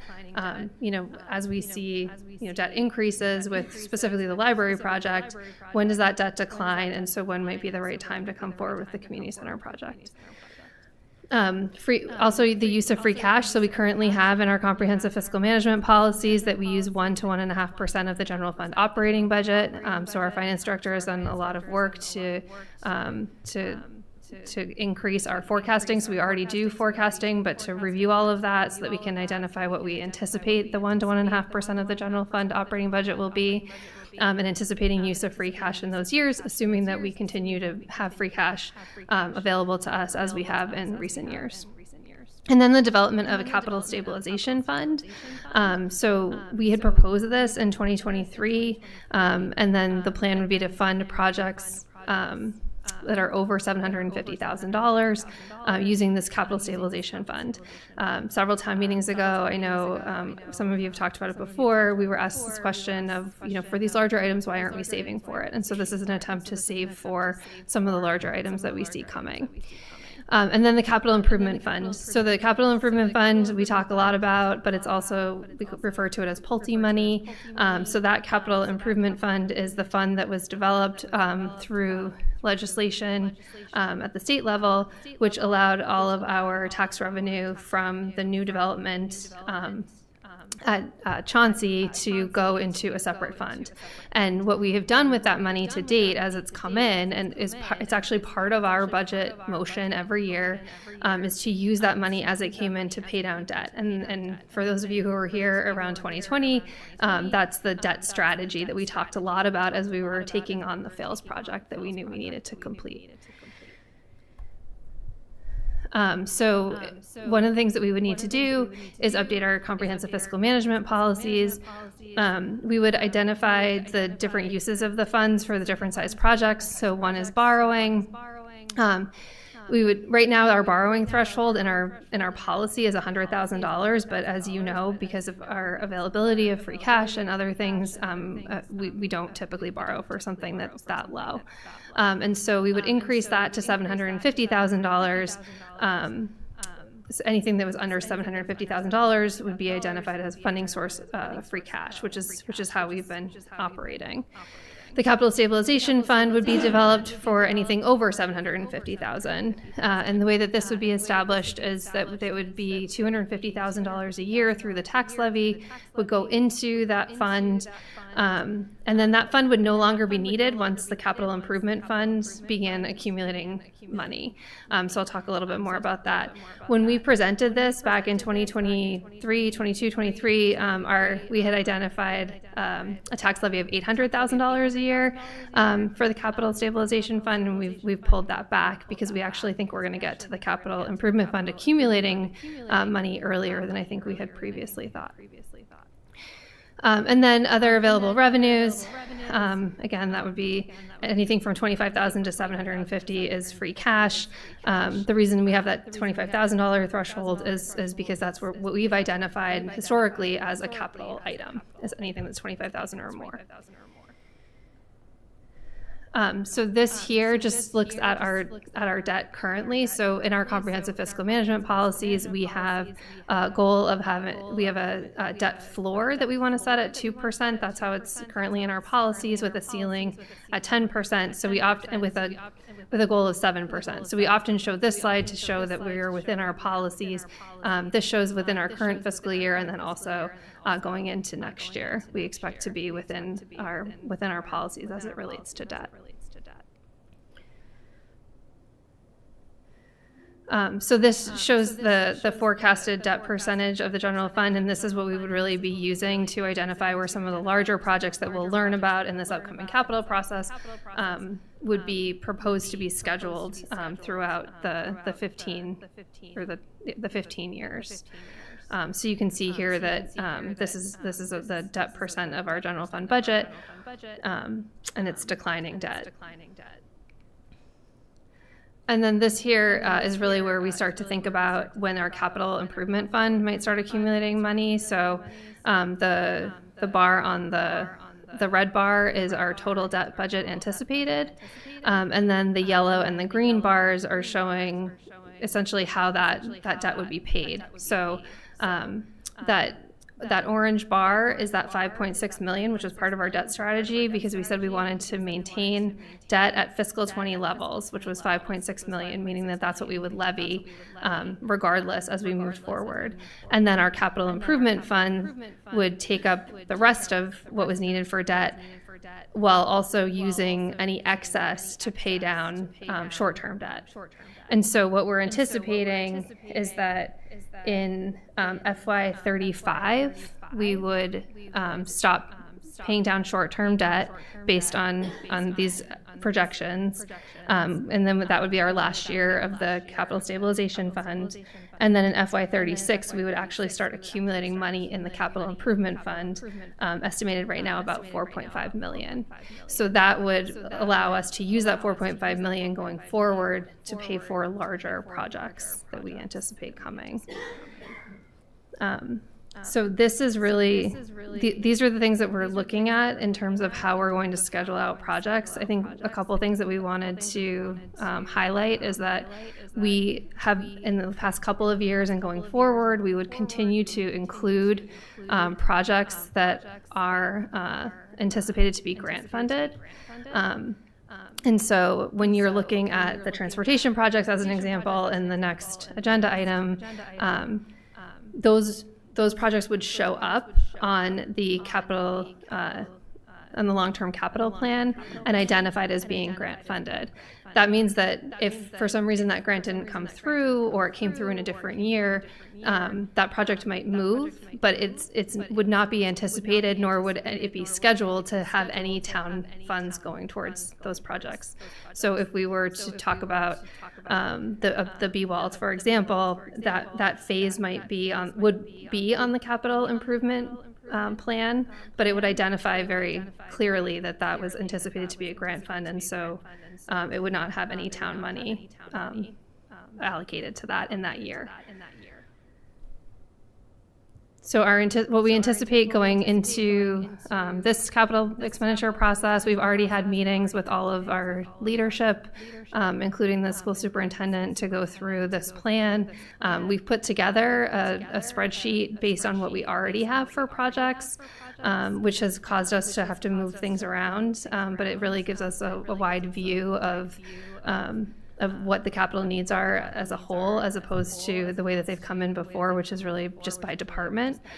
And so what we anticipate is to have all of these departments submit their requests for the next 15 years, as we always have, and then put those onto this plan in advance of meeting with the capital planning committee, showing it to all the department heads, so that when they come forward, their request will align with where we've scheduled their capital improvement project. And then we would take all of these requests and bring it back to the board as part of our presentation at the budget hearing in January.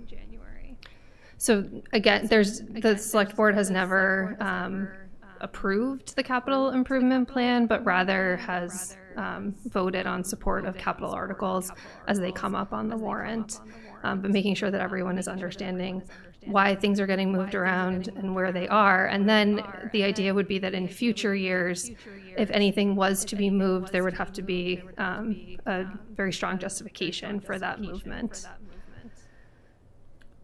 Great. Thank you, Christy. Any questions? From the board? Yeah, I guess I did have a couple of questions. So thank you, Christy, for presenting this, and a lot of what you said makes a lot of sense, and I think will be beneficial to the town. Being the representative for the select board onto the capital expenditures committee, when do you anticipate that you'll have a first version of that 15-year list that myself and the other committee members will start to be able to look at? How the timeline to get that? So the idea is that in the next week or so, the requests for capital projects would go out to all of the department heads. Those would be requested back in September. We would create this schedule and have those internal meetings in October. And then it would be ready for the capital planning committee to see when you start meeting, which has always been after the fall town meeting. Okay. Yep. And so this is all capital projects, so school, town, all of them. So yes. Things like chillers on roofs for town buildings, as well as school buildings, as well as vehicles, all of those things would be in play here. That's the request. That's yes. the request. Yep. Okay. Anything above 25,000. Anything about Yep. 25,000, right? Yep. Okay. And then in regards to the actual fund, it's if you go back to the capital improvement fund, the town meeting role is still in play there, right? So when residents hear this, whatever the dollar figure is that fund begins to accumulate, town meeting still gets to appropriate those dollars, still gets a vote on, are we going to buy this versus that or not at all, right? So absolutely, that's still part of the process. Yes. I just want to, because you get questions about that when you start talking about creating funds, and I just want to make sure the community is aware they will still have final say on what these funds are used for over time. Right. Yeah. So I think that's a really important point. No money can be spent without it being appropriated by town meeting. And so the capital improvement fund, again, town meeting does vote every year as part of the budget motion. And then also once we start creating the capital stabilization account, that would also have to be approved as a funding source for future requests. Okay. Thank you. Shelby, I can't see you, so I'm going to see if you have your hand up or not. I don't. I guess on the capital stabilization fund, so Christy, we don't have a policy around that yet. When would we anticipate seeing a policy around that, given kind of the work of the capital planning committee that you just outlined, kind of starting to meet in October? The capital, so that would all come in January, where we would update. So we would work with the finance team to update the comprehensive fiscal management policies, and then our typical process is to go to the finance committee for their recommendation before it's approved by the select board. So the capital stabilization fund would not have a separate policy, but it would all be incorporated within the comprehensive fiscal management policies, as are the rest of these funding sources. Okay. And to the taxpayer that's saying, sort of leaning into a little bit of what just Patrick had shared, oh God, here we go again with another fund, why are we doing this? And so I guess the first question is, why are we doing this, or why is it being recommended? Sure. Yep.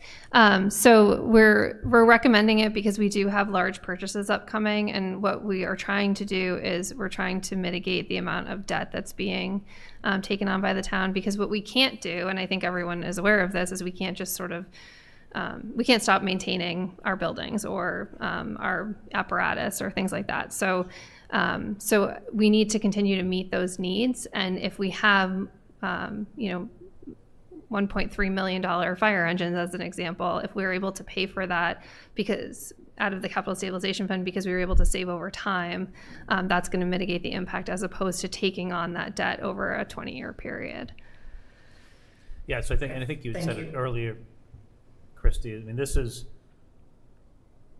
been a response to public comment that we've gotten, which is, hey, I mean, we've heard this at town meeting, is, hey, I'm going on this big vacation 5 years from now. I'm going to save so that in 5 years I can pay for it because I don't want to put it on a credit card. Right, exactly. In essence, this is a similar thing, saying, hey, why don't we plan through a capital plan and say, let's save for it. Now, saving, it's still coming through taxpayer money, but instead of taking out debt that we pay off in 20 years, can we save for the next few years and then pay for it basically with cash raise? Which is, I mean, and the added huge benefit of the debt cost avoidance here is, and that's where I was going to ask a question.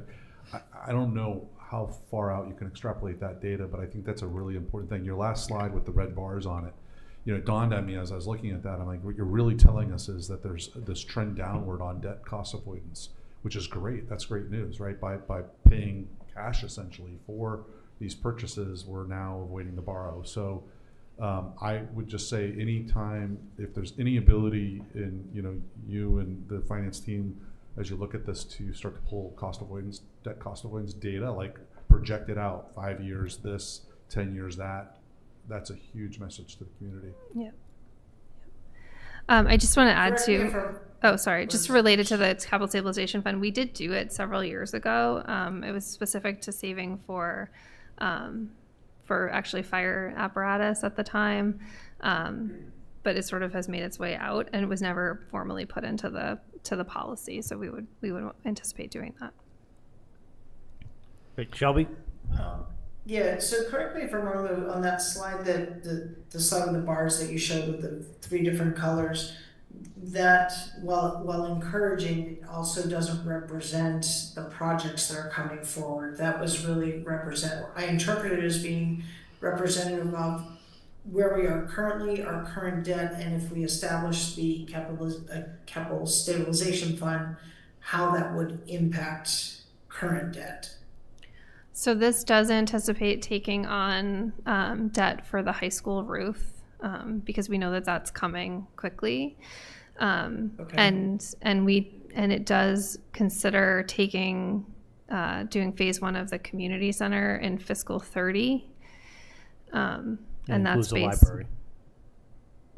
Sorry? This includes the library? It includes the library, yeah. So we do have declining debt, and I think it's a good point, Shelby. I mean, certainly there's a lot of things that we don't know. When we did the debt strategy, we said this really only helps us through fails, and if we do anything else, then it's going to sort of throw us off. And then we, of course, had other projects that we move forward with in debt. So certainly this is all based on estimates. But we do have declining debt, and I think that's one of the things that was really important. We really want to show you the schedule that we've created, but the reason that we didn't is because we think that there's a lot of projects there that are not currently on it, and so we think it's more helpful and more meaningful to sort of give all the departments this next kind of crack at really filling out what they anticipate their capital needs to be, and then filling in that schedule, because there could be things on there that we are not aware of potentially that would change certainly these bars. Yeah, and so I love the work being done. So kudos to you and your team, and appreciate all the work done by the finance team in particular. my concern here, and apologies for being a little bit cynical, but maybe it's the voice of the voters for many years now, and that is, we have a policy, we're gonna actually adhere to it once, so, okay, here's the projection, here are all the projects, here's what, we anticipate the projects to cost in with some inflationary factor, and how strict are we gonna be to moving those projects around or not? I mean, ultimately, I guess it's gonna come to us as a board, to finance committee, and ultimately to the voters at town meeting. But I think that we're just gonna have to be very cognizant of that as we update the policies and then we see the projections of these projects. So I'm excited about it. I'm just a little bit wary about having a policy that with consistency over as boards transition, that we can be consistent to. Yeah. And I do, certainly part of the policy amendment or the actual schedule of projects would not become part of the policy because the policy is guiding on how we finance those projects and how we place them. But certainly, to your point, we have the open space and recreation plan coming out, and there could be a priority parcel that becomes available and that we didn't anticipate, and then there will need to be decisions made around that as an example of something that could come up. Great. Anything else from Oh, Mark, Sean, do Go ahead. you Mark. had your hand up? No, go ahead. I'll go next. Oh, No, go ahead. yeah, so a couple of things. When I look at this, and I wasn't on you all know that, I wasn't on the original strategy, but that 2020 $5.6 million baseline, that is basically what we're asking the taxpayers to fund for debt out of our taxes. And then, I'm curious what that baseline represents. And is there a way for that baseline to decline over the years as the capital improvement fund grows? Yeah, so that was... In other words, can we, as that grows, can we see our taxes go down? Right? Yeah, so the 5.6 million was based on what we were paying in debt service in fiscal 2020. And so the idea that currently the way that the policy is written related to the debt strategy is that we would always levy that 5.6 million, even if in that year you didn't need all of it, because then you would use the excess as a pay down. But we haven't gotten there. Certainly that should be revisited if we're really seeing this decline and the growth of the capital improvement plan. And that's part of what we would talk about in January, is amending that strategy. Because the other piece of it that currently it says in the comprehensive fiscal management policy is that anything that comes into the capital improvement plan is going to be used for debt. But once we've paid off potentially all of the short-term debt, then we wouldn't be able to do additional pay downs, and then we would never be able to accumulate. So there is pieces of that strategy that need to be amended as well. So what I'd like to assume is that, you said earlier that the capital stabilization fund will become obsolete in 2036 at this rate. Right. Right, assuming we don't incur additional debt. But we made some assumptions about some additional debt. Okay, I get that, but essentially that capital improvement fund becomes our stabilization fund, right? At some point, and well, it does. Theoretically, there'll be an excess. There could be an excess every year in that capital improvement fund that we could keep in reserve and not just pay debt, but actually pay for capital expenditures. Yeah. So two things. So I wouldn't say it becomes the capital stabilization fund, because the capital stabilization fund, in order for it to grow, would require a levy across the town. The capital improvement fund is specifically the taxes that are received from a portion of town under that legislation. So that's why I do think that we would need to amend our debt strategy to allow that fund to grow, so that you could draw on that fund to pay for larger projects in the future.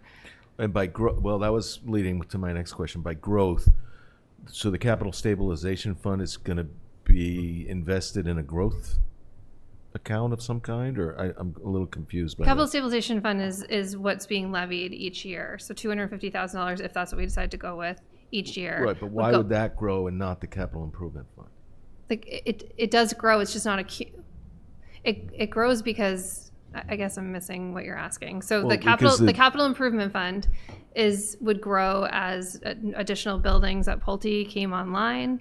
It would accumulate if we didn't use it. Right Right. now we're using it to pay down debt No, so I that we're get not that, yeah. levying as much on the taxes.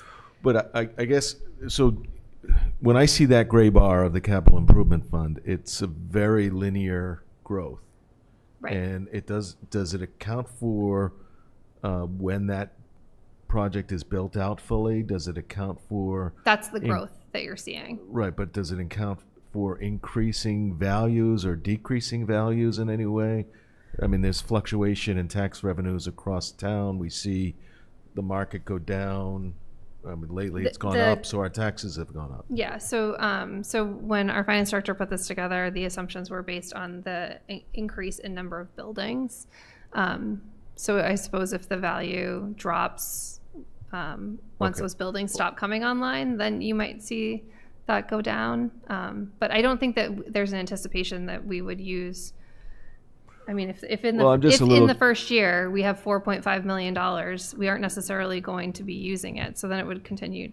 Right, but I'm just a little confused because that project's going to be built out well before 2039, but he has linear growth, or you have linear growth all the way to 2039. Because you're using, as you move through these bars, through these fiscal years, you're using some of it to pay down the short term. So it's not growing at the same pace.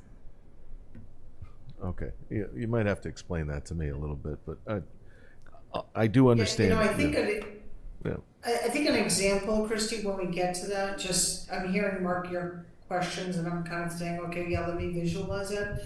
I think if we could actually see a project kind of move through this as an example when that time comes would be a helpful example, certainly to me as a board member and maybe to the public as well.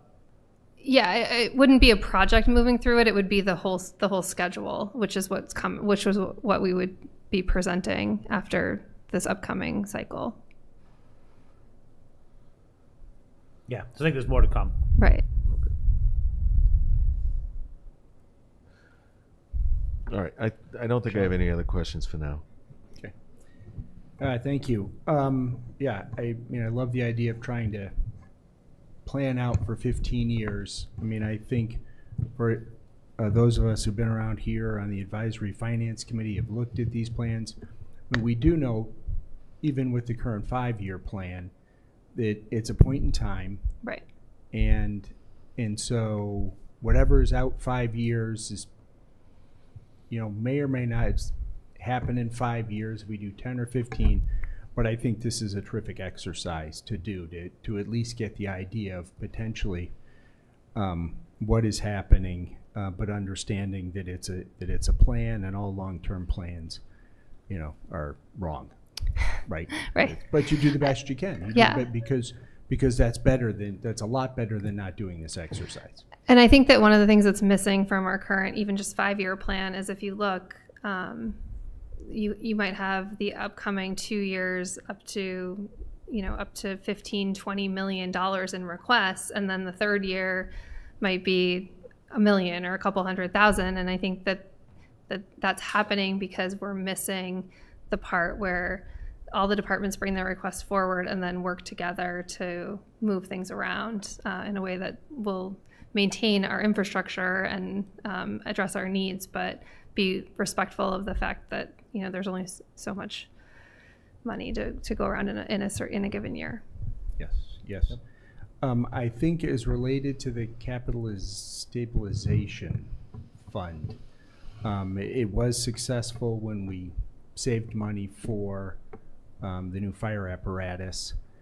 I do like the idea of doing that. I think each year when it comes before a town meeting, we will need to be assigning potential projects to it. Like if we just tell folks this is $250,000 for a rainy day, I think we need to say at some future date, here's what this is going to go towards it, and be able to assign those specific projects to it. Because I do see it as it's not for, you know, another building. It's for something that's like 2 million or 3 million, Sure. probably. Yeah, no, that makes that sense. that are just right now above our thresholds and stuff. So folks are aware. And I don't know if the fund itself needs to be structured in some way that you know specifically what those range of projects is, but something along those lines I think makes sense. So folks have a better understanding of it, and it's just not taking $250K from folks every year for. Sure. I think I do also appreciate kind of increasing the amounts that the capital, what's a group called? What's it? Expenditure Planning Committee. Yeah, Capital Expenditures Planning Committee, thank you. It's capital, there's too many capital things tonight. I think the dollar amounts they've looked at have basically been the same for decades. Like everything over 25 goes before them. Everything over like 250 or something was technically supposed to be a borrow. Right. Or whatever. Like the numbers, I think we need to revisit those numbers. We've sort of just gone away from them and said, hey, we've got a lot of cash, let's do this with cash this year. And maybe we need to look at, so we're more consistent in that. And certainly it doesn't be hard and fast, but I think that's important. And I know you're talking about, I think, what is it, 750K here, that I think would triple. No, it goes from 100,000. Yeah, it was 100,000. Currently, it says 100,000 for borrowing. I mean, it's not hard and fast in the policy. It says that you would consider borrowing for over 100,000, but I think we all know that doesn't make sense. Yeah, like that number's ridiculous. We have been very consistent in following that 1 to 1.5% of the general fund for free cash, and we do put that up every year when we identify the capital article at town meeting. Okay. But overall, thank you very much. Like the plan, look forward to seeing the 15-year plan. Thanks. Yeah, I would just echo, I think it's great because it's a plan, but I think where we've just talked about, I think the plan, but also how you're going to fund the plan, and it's about, to the comments that we've gotten, it's about being transparent to the public and looking forward and budgeting. Again, it's the comments that we've heard is, you know, this is what I do at home, I have to budget. This is what I do at my business, I have to budget. What are you doing as a town? And I think doing this, you know, and knowing it's still, I echo Sean's point, it's only as good as this year because things do change. You don't know what's going to happen, but I think it's, so it is in some ways it's a fluid document, but having it out there and continuing to follow that as well as updating fiscal policy, I think it's just best practice. And I think I just think it's a great practice and it'll be good for showcasing to the town and agree that we just need to continue to stick with it as we move forward. Great. So look forward. I agree. I look forward to seeing the results of this as it moves forward. Ian, can I just ask one clarifying question? Because Mark pointed out something. If you go back to that last chart slide, just real quick, that middle key there, the yellow, it says 5.6 million baseline. Is it? I was trying to find it in the actual policy. Is it 5.6 million or is it 5%? 5.6% of the general fund. No, it's 5.6 million. I don't know why that percentage is there. That's what yeah. should be the percentage. No, in the policy, if you go under the debt strategy portion, it identifies that we were at 5.6 million, and then it breaks it out what was short term at the time and what was long term. Okay. Yeah. It's like 5.661. I don't know what the number specifically, but yeah. Great. Shelby, anything further on your side? You on mute? No, I'm all set. Okay. Anything further? No. Great. Thanks. Thank you. Thanks, Christy. Thank you. Okay, and apologies. I know people have been waiting and we're running late here. But now, item 7, transportation project presentation.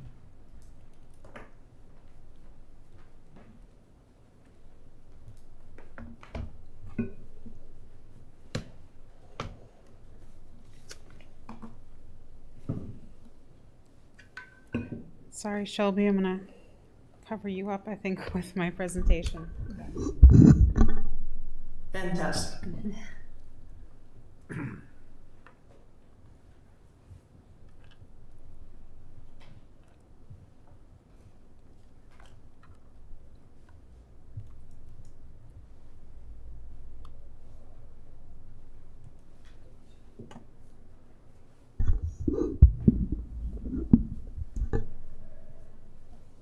Sorry, I just want to move the microphone closer. It seems to be.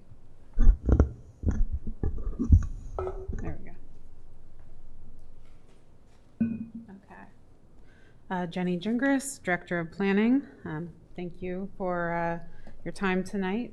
And this here is the, I think, long waited for transportation project presentation that we have. As you know, we were asked to provide an overview of our transportation projects that are going on and then potential transportation projects. And then so instead of doing an Excel spreadsheet, which seems kind of clunky and hard to read sometimes, we decided to make it a little bit more engaging and make what is called a story map. We did this in collaboration with DPW, engineering, community development, of course the town manager, and then our GIS coordinator. And we developed an interactive map that highlights what's happening now with transportation projects, and then also projects that would potentially happen in the future. Jenny, would it be possible to go into is this a presentation mode? It just looks small, but maybe you guys can see it fine. It's on a web page, so okay. Yeah, I'm not. Okay, that's okay. You're good. Okay, sorry about that. So as I scroll down, you'll see there's just a little summary here that this is an interactive map to explore the current and upcoming transportation projects in Westborough. You can click on any project area to learn more about what's planned, what stage the project is in, from concept to construction. And then again, this tool was developed in collaboration with multiple departments. So here is the map overall you can see here. And then on the right-hand side, this is really the part that you would scroll through, and I'll explain how it works in a second. But for each project we went through, we included details on the funding sources, the parties involved in the project, and then we also included information on any grants that we secured as well. And our goal with this was to make sure that the information was clear, accessible, and easy to navigate so that residents and decision makers essentially can see the big picture here.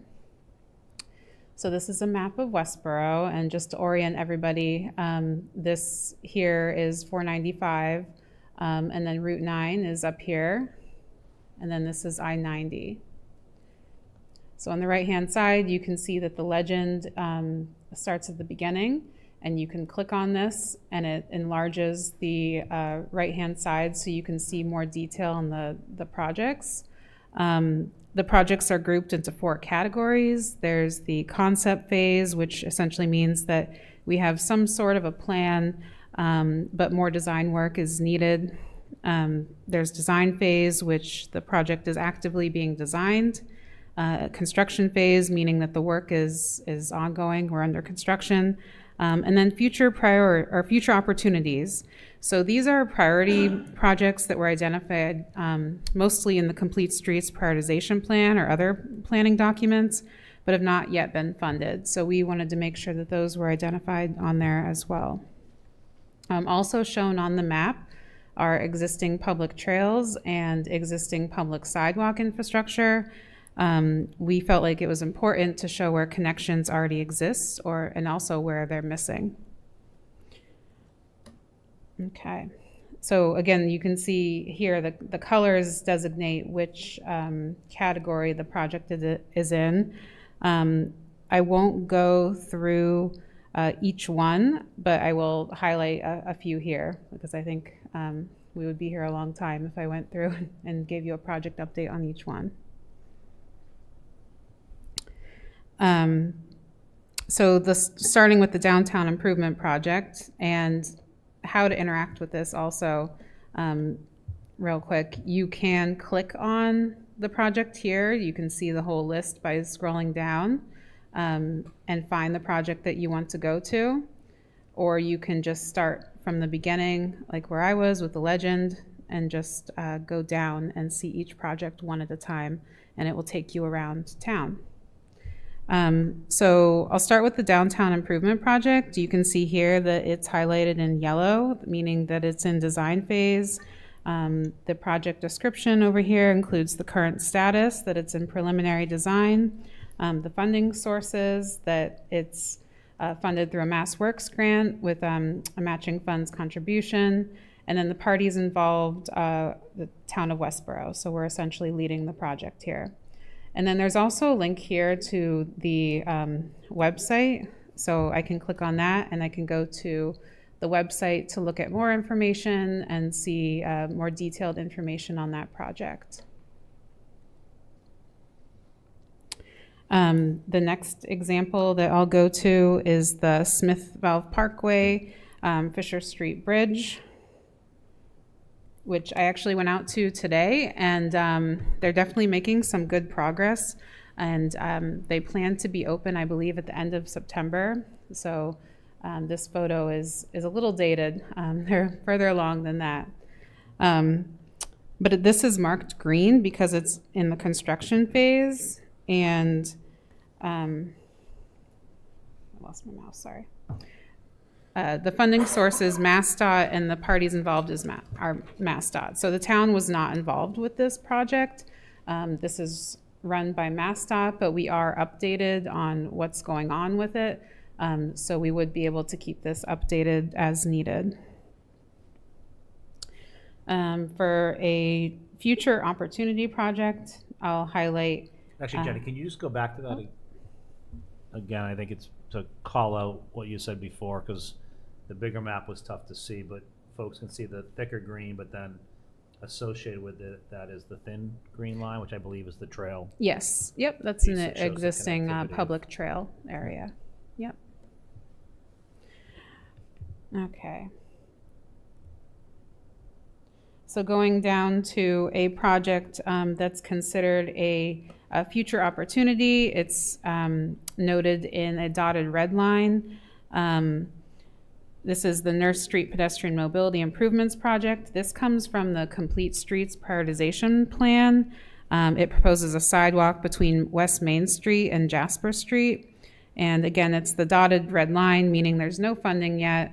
Additional work needs to be done to understand the feasibility, but it is a project that was listed on the Complete Streets plan from 2021. Other projects I'll just highlight quickly. You can go to the Fisher Street improvement project, which is highlighted in yellow, meaning that it's in design phase. So we have a description here. This project is part of the Safe Routes to School program. So it's a funding source from MassDOT. And then the parties involved, we are involved in all of the project updates in collaboration with MassDOT. So that's what it describes there. And then as we move forward, we would update it to be further along. And then one more I'll update you on. The East Main Street Corridor project, again, it's a highlighted yellow. And this project here, it has the description, it's on the tip. We are handling the design right now. This project was a result of funds. The design for this project was done through funds received from multiple planning board decisions. For particularly the project, I believe it was the Highlands over there that contributed some matching funds as well to that. So that's just an example of how, projects along here, they might not happen immediately, but if there's an opportunity that comes up because of a development, we would be able to identify that. This was a project that was also listed on the Complete Streets Prioritization Plan and identified in other planning documents. Jenny, could you explain to people what the TIP is? I think you used Yeah, that sure. Thank you. Sometimes I use acronyms and I don't explain them. The TIP is the Transportation Improvement Program through the state, meaning that we essentially apply to get a project onto this list with the state, and then the state pays for the construction of the project. But we would typically fund at least the preliminary design. And then lastly, I'll just point out that this does feature all 6 segments of the B-wall. So you can see for the B-wall a description of each section down here, and how it also connects to other areas. So again, I think this map, and you can zoom in and out here using the tool on the website, it's a good way to also look at how projects connect to each other.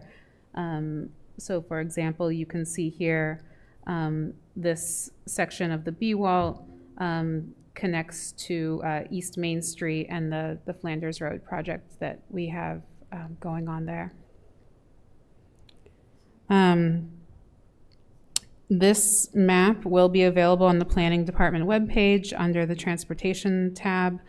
And then I just wanted to note before we move into questions and comments from the board that this project was a really good example of how the different town departments can collaborate together. And I'm really grateful for everyone's input that was involved in the creation of this. And I especially want to thank our GIS coordinator, Pam. She was able to use the tools in our GIS system to turn this information into a story map. It started out as a spreadsheet that we all contributed information to, so that work really put this project to life. And I'm excited about the potential to use this for other things as well. Thank you. Great, thank you, Jenny. And just to note too, I know it was in our packet, but this is something that with our newly formed development team that we've been meeting, we've reviewed it over the last couple of meetings and made suggestions and updates before prior to coming to here. But it is, I echo what Jenny said, and just in terms of the collaboration that was done, but also just personally, I just love the way that this is made into this story map and the interactive nature of it and the ability to continue to improve it and update whatever. So I'm sure we will get many comments going forward on it, but I do think it's a great way to tell the story fully of transportation projects, and folks can see them kind of in action and put them on a map. So, but with that, I will open it up to questions or comments from the board. Mark. Well, I think the map is great. I really appreciate this. This visually gives me an idea of what is in progress and what, most of the concepts that are out there. I'm curious though, like the ATSC, the Active Transportation and Safety Committee, has talked about safe routes to schools recommendations, particularly creating a school zone near the high school. If they wanted to add that as a conceptual project, I think it'd be appropriate to be on this.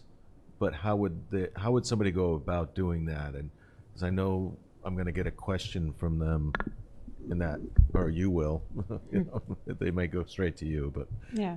Or Kristen, but Yeah. how would somebody get something added to this if it were appropriate? I mean, they can definitely reach out to us. The thought with those types of projects was that some of those are maintenance projects, and they are listed on the Complete Streets Prioritization Plan. For example, the DPW is doing some work near the high school to install some new curb ramps to get better ADA accessibility.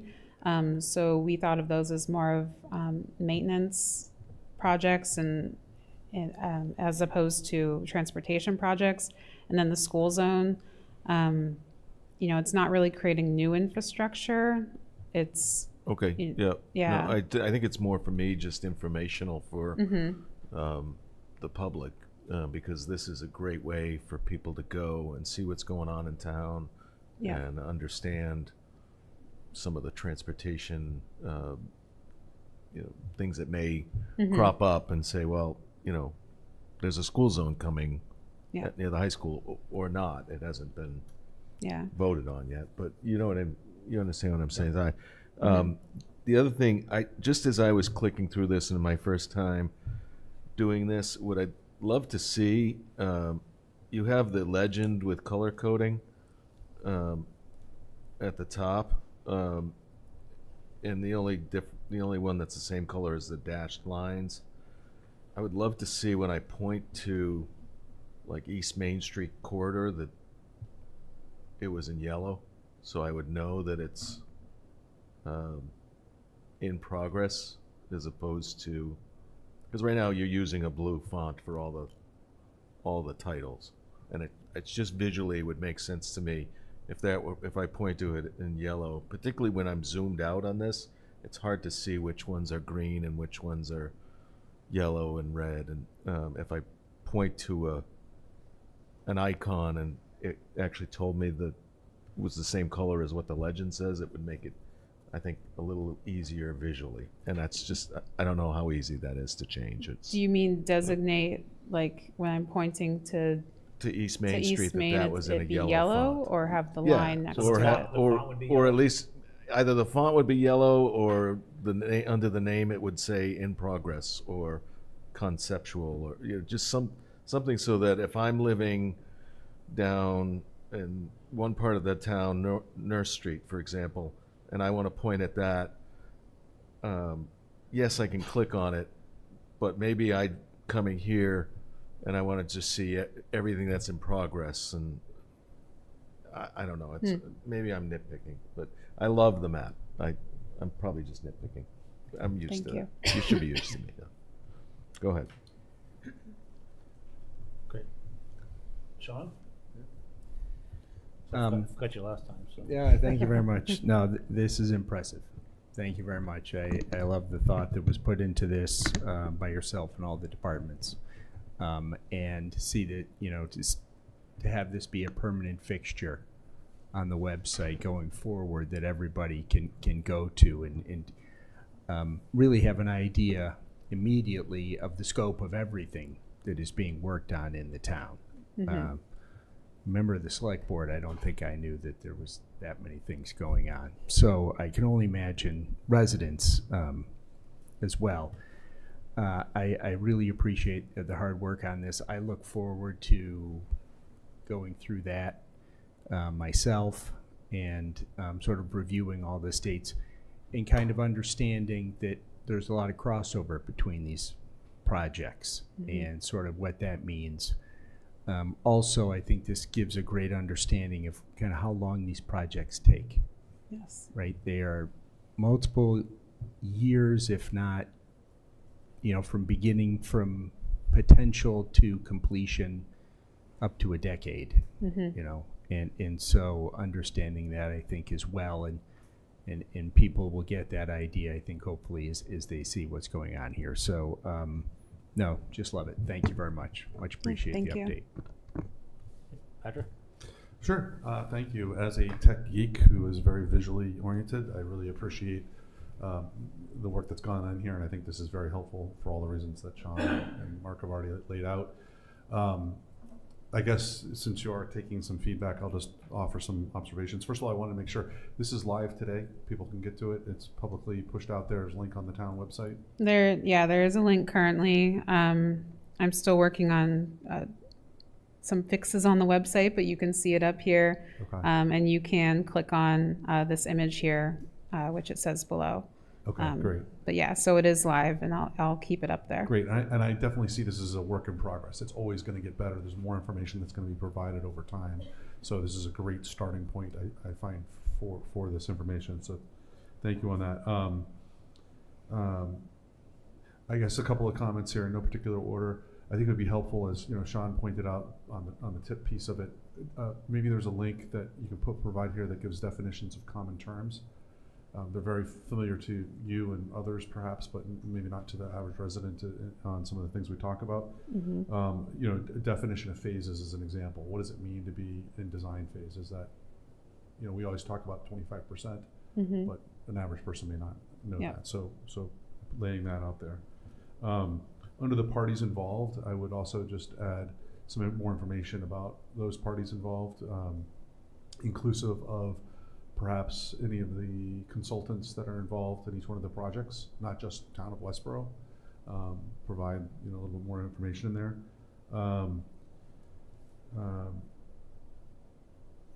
Mark kind of touched on this in regards to the colorization. I have members of my family who are colorblind, wouldn't be able to see red, yellow, green, any of this. So I think it would be important as you roll over each one of these projects that you say what phase it is. In parentheses, however it looks best, design phase or something, so people can pick up on it easily. And then finally, I would just say if there's an ability to filter, I think it would be helpful to be able to say, what are all the projects that are in design phase? What are all the projects that are on whatever phase? What are all the projects that are Westborough versus state versus, so that we can, again, whittle it down, because it is a very impressive long list of items. So very encouraged by this. I think it's going to be very helpful to the community and bring more transparency to it, and inevitably more questions from people in regards to what's all the different things that are going on. That's all good. So I'm very excited about this. Thank you. Great, thank you. Shelby? Yeah, great. Thank you so much, Jenny. This is awesome. So thank you, and appreciate the comments by fellow board members. So I won't repeat any that I also had on my list. I do want to elaborate on a question that was asked by, I think it was Mark, around the process to add a project or an opportunity to this list. Like, how would, so an example that we've talked about in the past is road restriping to allow for narrower auto lanes and wider bike lanes, and potentially for pedestrians as well without sidewalks. So how would a project like that, limited in town scope geographically or across the whole town, how would that actually find its way to this kind of map? I think if we had a project proposal, we would need to consider adding it as a group, most likely through the land use, development team meeting, to see if something like that could be added.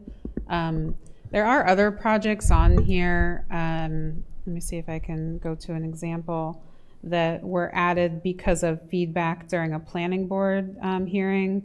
For example, the Milk Street and Route 9 intersection. We've heard a lot from residents and property owners that this is an intersection that they would like to see improved, essentially. But we don't really have a plan on how to do that yet, but it was added because of that reason, that it was identified by the planning board and through a lot of feedback from the public. So we can work on... So what I'm hearing you say is... Yeah, sorry, Jen, go ahead. That's okay. I said we can work on a better process for getting projects added. Well, what I was going to say is it sounds like we have a process. We have now the development team, and there are lots of other feeders into that team, as well as the various boards that would and committees that could touch. Their work could touch on this map. So it would be a matter of sort of through the standard process that each of those committees follow, that then it would be an extra ask or awareness to be like, can we get that on the map? Because it sort of is elevated to a place where we feel like this could actually be a project, or there's enough sort of interest, however we define enough. Correct. Yeah, and Shelby, just to your first question, because this is one of the pieces we discussed at the last development team meeting with the DPW director, was that concept of striping, whatever, and we, things that, for example, are prioritized in the street plan that's basically we use the Chapter 90 money every year to do, and as part of that involves restriping, and part of it involves ensuring that if we're redoing a road that we are, either updating or maybe installing the ADA compliant crosswalk pieces with the yellow bumps, all that stuff. So originally the map had all of that kind of stuff on there from the transportation plan, but it got really bogged down that we were putting like every crosswalk that was going to get repainted and things like that. But because they were maintenance and they were getting done, and it's just part of the plan, we had those removed now to really focus on those things that are, things that are funded, things that will come in essence details around town meeting votes or approvals because of the funding sources for that. So some of that stuff was removed just because it was declared what kind of maintenance is going to happen on an annual basis, and we have that improvement plan that's already posted, and those will be done, and those, I'll call them ancillary but very important services of restriping the bike lane piece you're talking about, all that's kind of in that kind of maintenance plan. So I appreciate that clarification, and that makes sense, because I would imagine this map would become very, very cluttered and busy, so that makes sense. What I'm not clear on is where would the list of those maintenance projects live? Yeah, I think that's something I'm looking to you. Yeah, I mean, not. I don't think every project would be on a list, but in terms of, if we're just talking about, for example, about repainting a crosswalk, there isn't a list or a document that someone can go to identify that a specific crosswalk is planned to be repainted. But to Ian's point, that it's part of a larger road maintenance project. The DPW has a pavement plan, which they speak to on their website. I'm not sure if all the details of that. They speak to how they notify the different residents in each of those areas and when they do, but it doesn't specifically identify what's currently on their website as upcoming in each fiscal year. I think because every year, similar to what we just discussed with capital projects, there's an evaluation of things that may have changed and what might make a road in higher need. So I know I'm probably going, I am going a little bit out of bounds here because we're talking about the map, but I do think that is a future opportunity for the board to discuss, Christy, with you and potentially our, through you, the DPW director.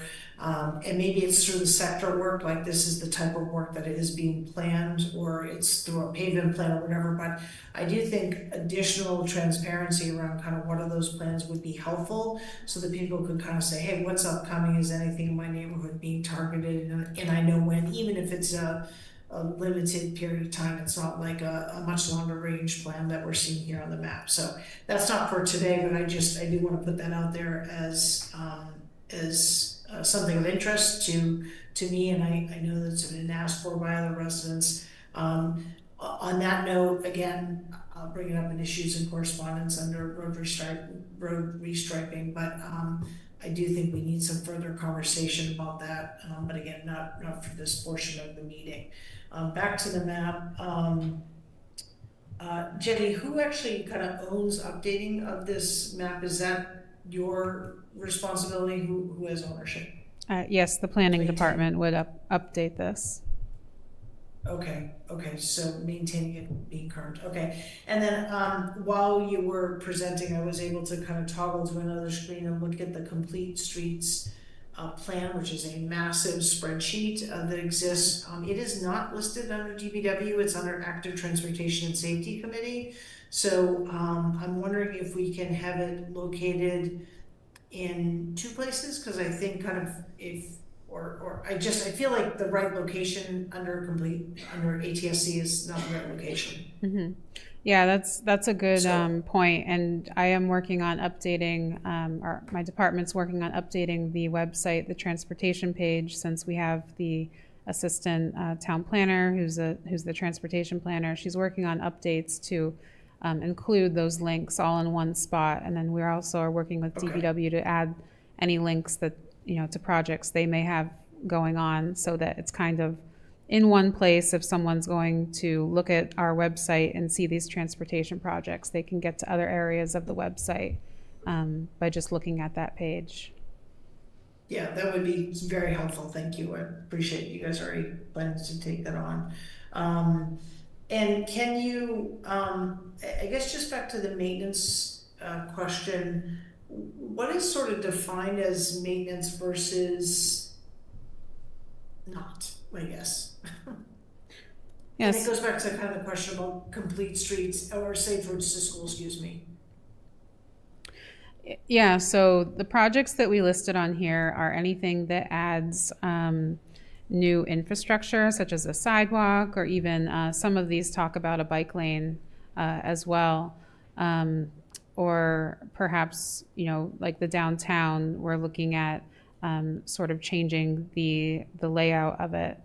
So that's what we have here. For maintenance, it would really be, installing new curb ramps, or installing the rapid flashing beacons at a crosswalk, things like that, which are also listed on the Complete Streets Prioritization Plan.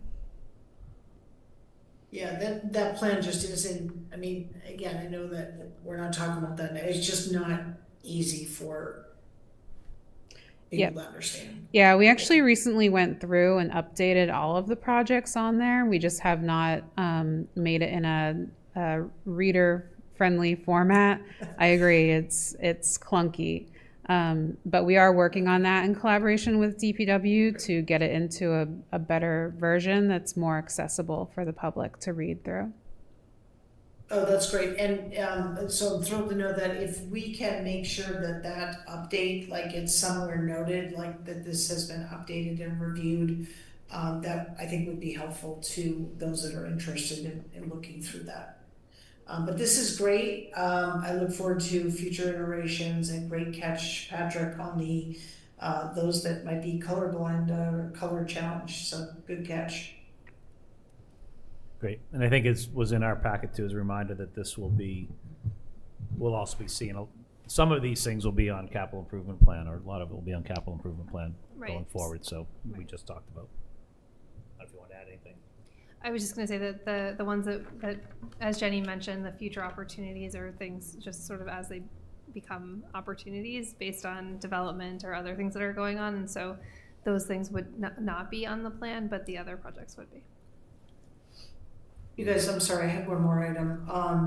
On the projects, it would be helpful, because this has been asked now a couple times, as we've heard over the past handful of meetings, if we have a budget, what the budget is, how much, since we are maintaining this is a live interactive site, how much has been spent, if there is grant money, sort of what's been used, what's the balance of it, and again, maybe that just links somewhere else, because you can't fit it on that banner or that column on the right-hand side. But I think that level of information, again, is going to answer questions, maybe save department heads time, because it's, that it is right there and it's being accurately maintained. So that's a suggestion.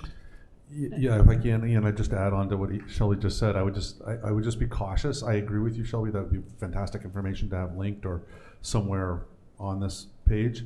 But I would also just say, again, it's a point in time. So I think that the refresh rate of that data needs to be communicated here. Does it get updated once a month, once every 6 months, whatever it is? Because grant dollars get spent, and I'm not saying Jenny's particularly, but is it the job of people to go in once they've spent the dime to go in here and update it real time? Yeah, I'm a little worried about that. That's a fair. So. Yeah, fair point. I just meant, even if there's a major project and there's a way to look at project funding, and here's a hyperlink, right. And as any project manager would be managing it, it's like, oh, I got to make sure that that document is visible and accessible to the public, needs to be updated, in reasonable time, and there's a date stamp, last updated this date. Bingo, yep. Yeah, this does have a date at the top here, August 12th, which means it's the last time it was updated.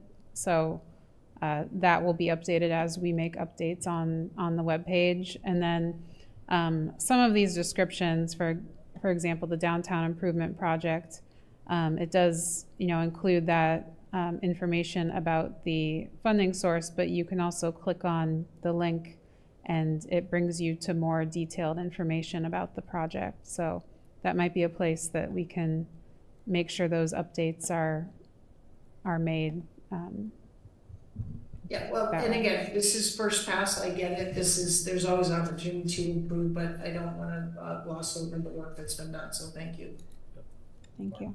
Yeah, I hate to add more work, but I brought something up with Christy earlier today about asking Department of Transportation to come in and talk about the Route 20 project that's going on in Shrewsbury, because I think it would be of great interest to the town, to a lot of residents in town.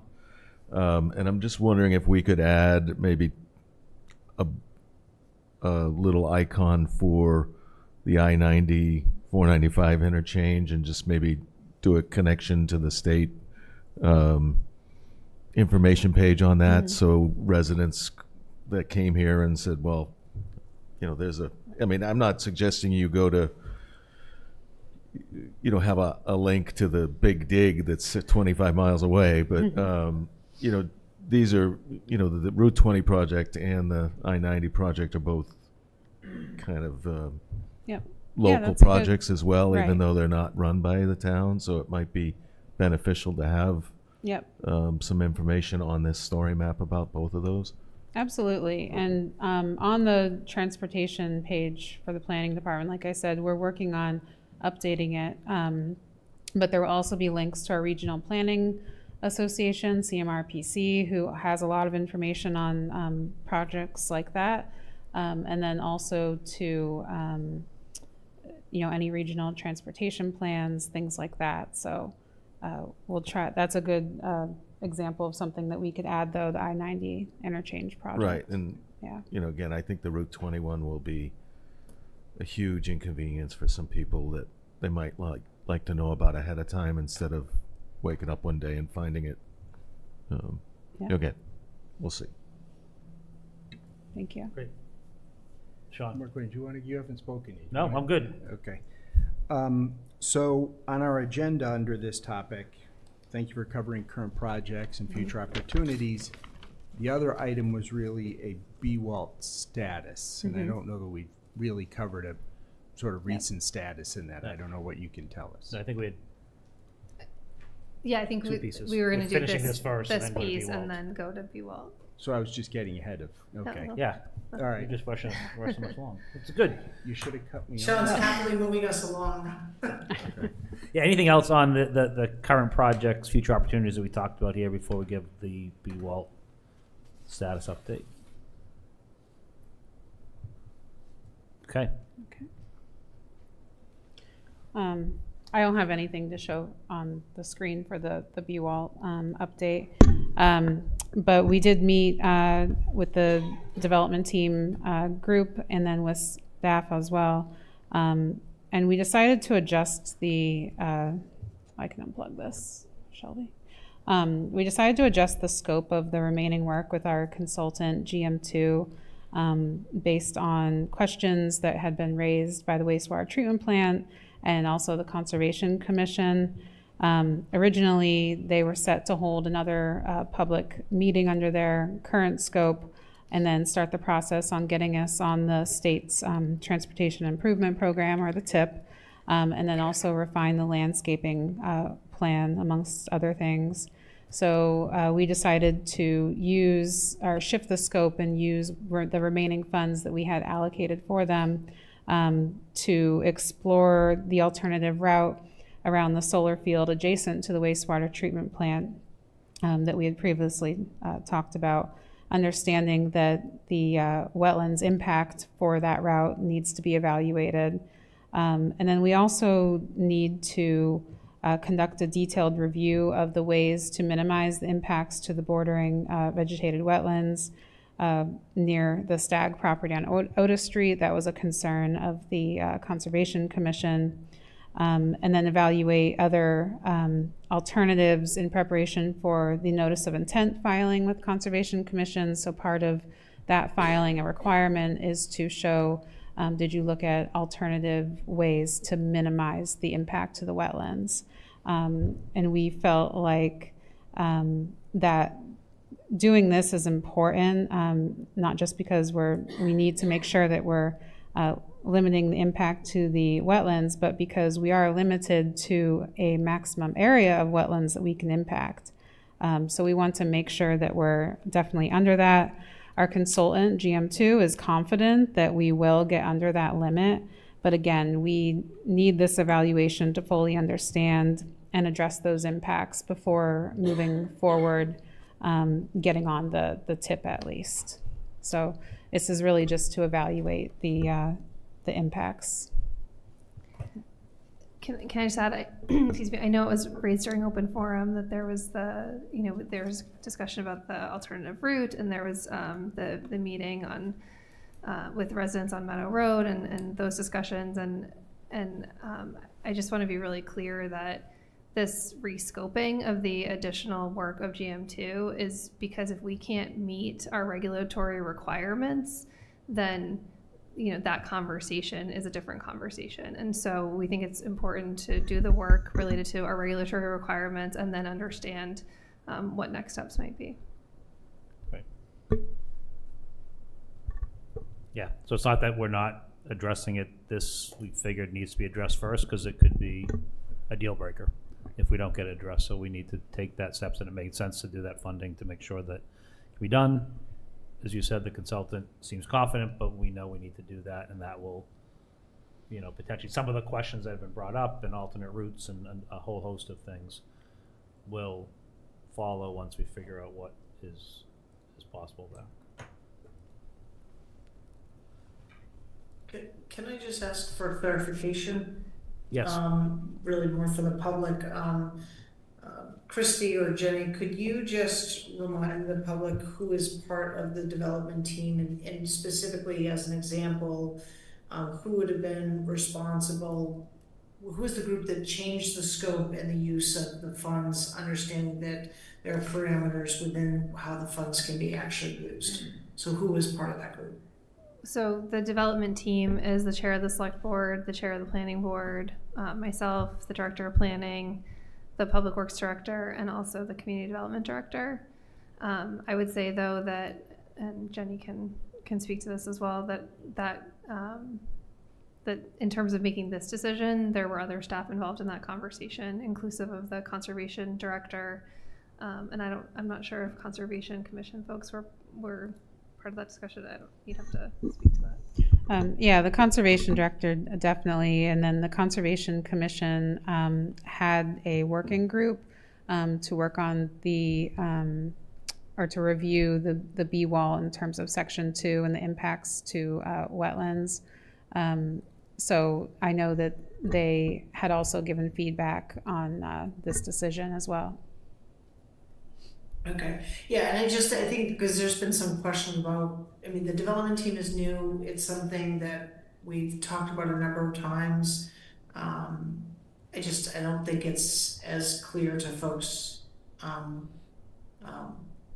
who's part of that, so that's why I asked the question. And I appreciate the additional clarification of how other town committee, department heads and or committees would be involved in those decisions as it relates to maybe different projects, not just related to B-Wald. So thank you for that clarification. Great. Patrick? Yeah, I guess, Shelby, I appreciate drilling down on that. That I think is very helpful for the community as well as myself, just to refresh on some of those pieces. In regards, it makes sense. The regulatory piece you have to understand. It doesn't make a lot of sense before if you don't have that. But my question is around the timing of it. When do you expect to get kind of these answers, right? We've been talking about a a route change for a number of months. I'll say 8-10 months now, easily. So going back to January, I want to say, at our January meeting. So any idea of when we'll get through this regulatory process question first, and then start to drive into, hopefully, if that all goes well, the next steps? Yeah, we should be able to have it done within the next couple of months, I would say, with GM2, maybe even sooner. They do have a lot of the information that they needed in terms of the wetlands for the wastewater treatment plant. And, you know, we do have the plans, but it does require some more investigation into ways we can minimize those impacts to the wetlands. So I don't think it's waiting another year to understand that. We should be able to understand that pretty soon. Okay. And then from there, if I'm hearing correctly, then again, all goes well, then we would start to have, you're going to bring forward more information in regards to the alternate routes that are options to be considered. Is that? Yes. Okay. Yeah, exactly. We just felt like it was important to understand this first. It was a priority. And I do want to say, again, to the comments that were made during open forum, that I found that the public outreach to have GM2 come down and have that conversation with the residents in that area near the wastewater treatment plant, I found that to be very helpful. I thought there was a lot of really good questions. Again, being a visual person, as I know many people were there, got a visual, better visual of what this means in that particular area. I think it was very helpful. I think GM2 did a great job in laying it out, answering questions, being very professional on some very hard questions.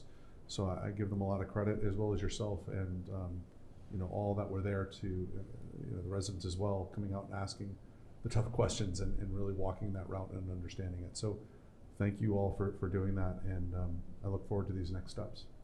Thank you. John, anything? Good. Shelby, anything more on your side? Yeah. Yeah, just clarification, just to build on Patrick's questions. So, Jenny, once we have the regulatory, I'm calling it analysis from GM2, this board will receive an update. Is that correct? Yes. Yes, we would. Okay. We would definitely give you an update. Okay, and just at the same time, is the planning board getting, will they get a similar update to the one tonight, as well as going forward? I don't have visibility to that, to be honest with you. Yes, yeah, the whole board will get an update. You know, I do update them. If not at the meeting, I'll send an email update just to update them on the status of a project going on. And then the chair of the planning board is on the development team meeting as well. So she's aware. Okay. Okay. And they can choose to have whatever, the chair can choose to have whatever agenda items that they choose to have. So if they want to have this as an agenda item, that's up to them. Obviously, we're very interested in this, and we wanted this to be front and center for sharing and questions. With respect to then the alternate route, in terms of once regulatory has been done, I mean, is it your general sense that we're going to be sort of maxed out on the balance of funds available as kind of within the scope, or will there still be additional funds? Well, we don't have the contract amendment yet from GM2, so I can't speak to the exact amount.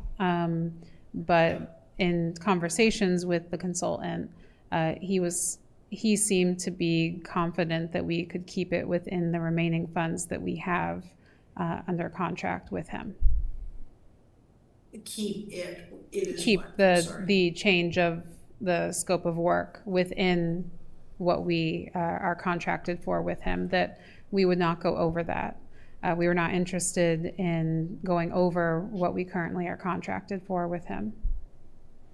Okay, and the reason why I'm pressing on this a little bit is because we're making a change, and now we're focusing on the regulatory, which I understand the wetlands.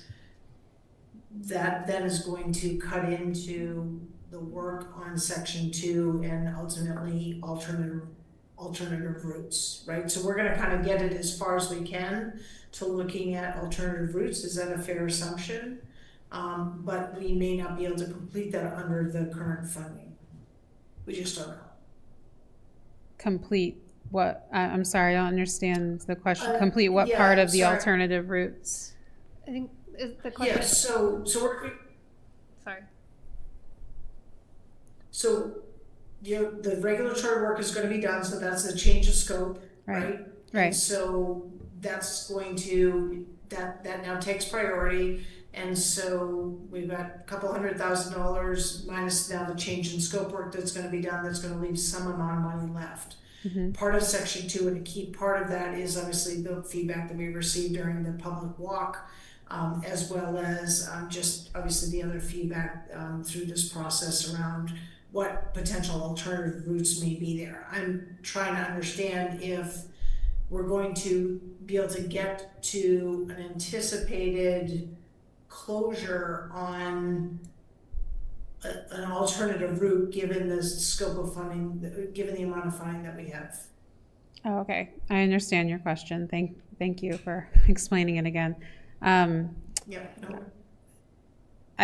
That's a conversation that, we need to revisit again once we review the amended contract.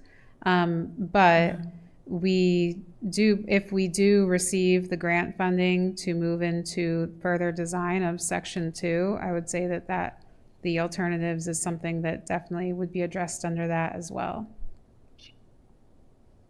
Okay, so the additional grant funding, remind us all, is what? It's through a Mass Trails grant, and that was to move us into the next phase of design.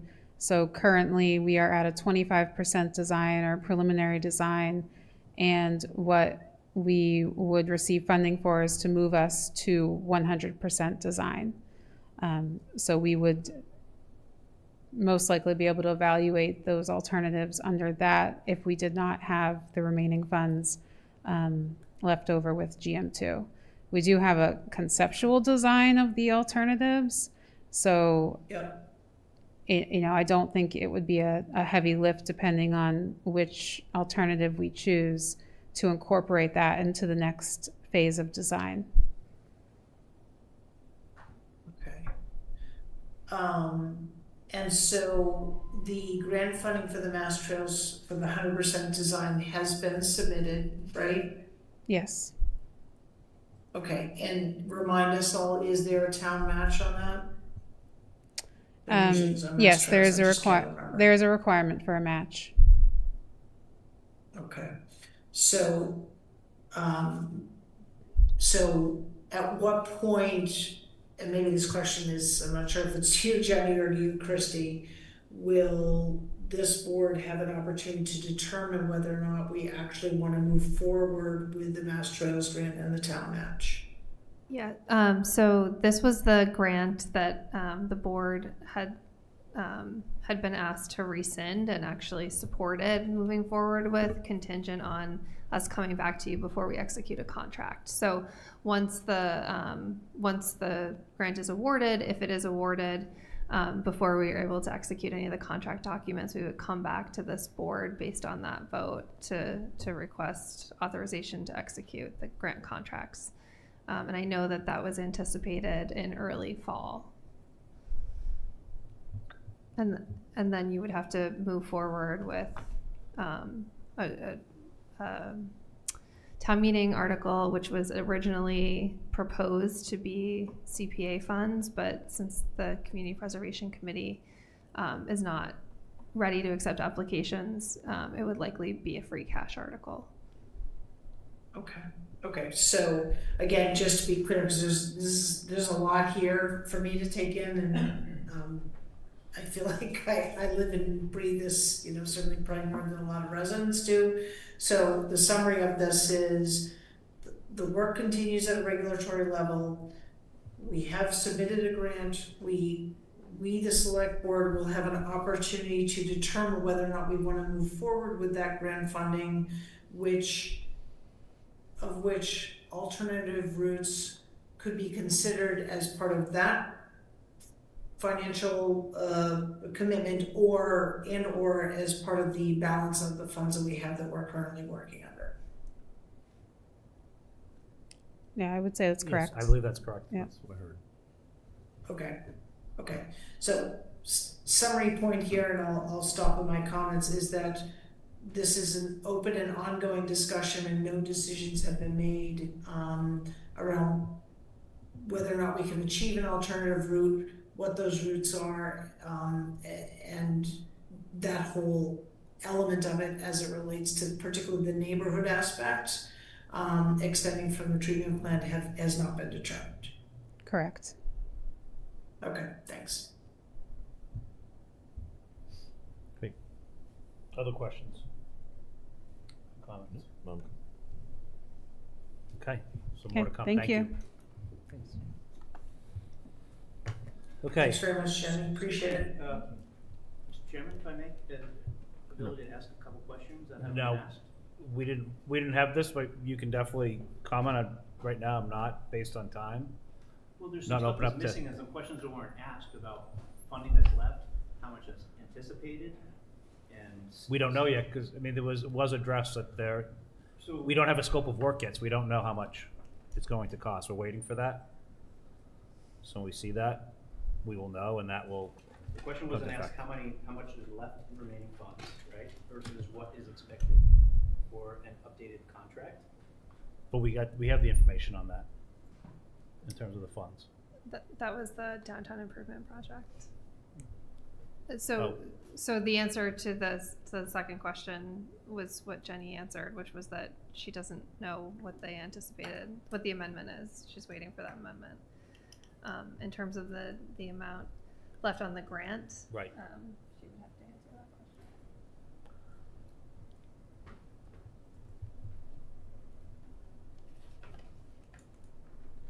question. In terms of the funds received from the grant from Mass Trails, that money has been expended. We're working off of the matching funds that were part of that grant, and then the other part of it is from previous articles that were approved for BWALT at town meeting. So that's where that funding is coming from, and I don't want to be held to an exact amount because it would just be coming off the top of my head of the remaining funds of what's left in the contract with GM2. But it should be sufficient in conversations with the consultant and with town staff. It should be sufficient to cover the items that we talked about in the change of scope. Okay, but that question, we could get that. You just don't have it available now, but we could get that information. Yes. That's how much is it? Yes, I'm Okay. just waiting for the consultant to send me the actual change in the scope, because he has to also look at what that cost will be, and then also look at what is remaining in the contract. We know an estimate based on what we have been invoiced so far, but the invoices come out the first of the month, so there could be money that has been spent after that invoice has already been processed. So I just don't have an exact amount.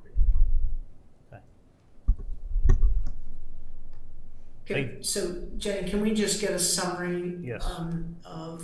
But even before we get this new scope of work, a summary of where we're at with the current project and the current Mass Trails grant and funds, as well as other articles? A summary right now? No, just. No. Just an update to the board, and then we can read that out publicly at a future meeting. Yeah, absolutely. And I, we need to work with also the finance department to get an allocation of all of those articles that we had previously funded for the BWALT.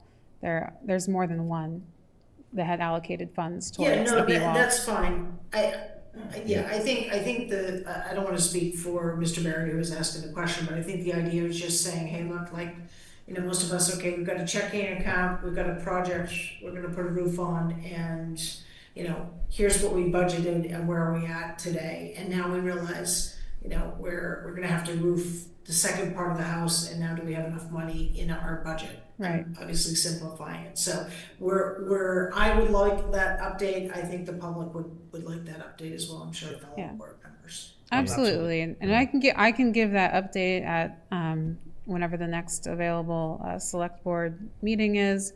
Once we have more information, the purpose of tonight was really just to give the board an update on what we had considered for changing the scope based on the information that we received from the wastewater treatment plant and then the Conservation Commission working group. Yeah, that's great. And Ian, just through you, I'm sure the patient folks in the audience may have some other questions. I would just ask that in the interest of time that those be submitted through you to Christy, so that in anticipation of the future discussion on this, that those can be incorporated. I agree. As the chair and the board see fit. Thanks. Yep. No, I agree.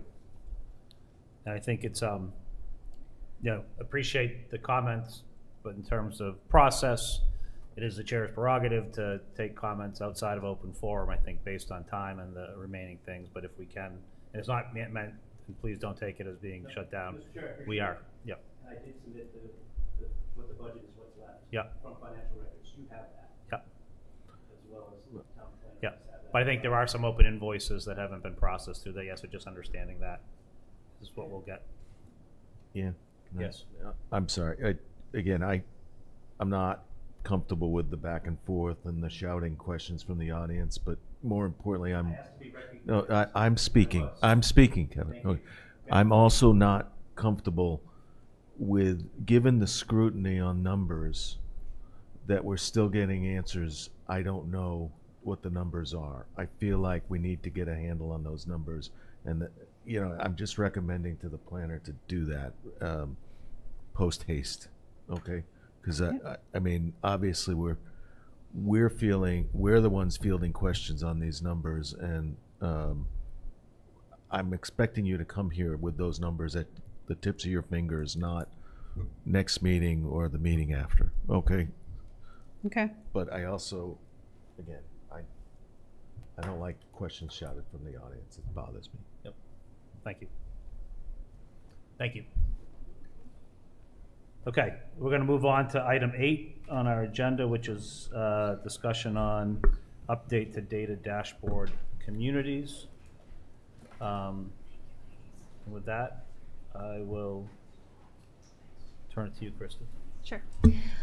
So in 2019, we created what we call the Data Dashboard Communities List. That was completed largely by the former town manager, as well as folks from the finance team, which, as a reminder, is the chair of the select board, the chair of the school committee, chair of the finance committee, superintendent, and finance department heads on both sides. And I think there were actually some other folks involved in that original generation of communities, and the idea being that we would consistently report to the community how we compared to these other towns that we felt we were comparable to, and so we've been using those in our presentation since 2019.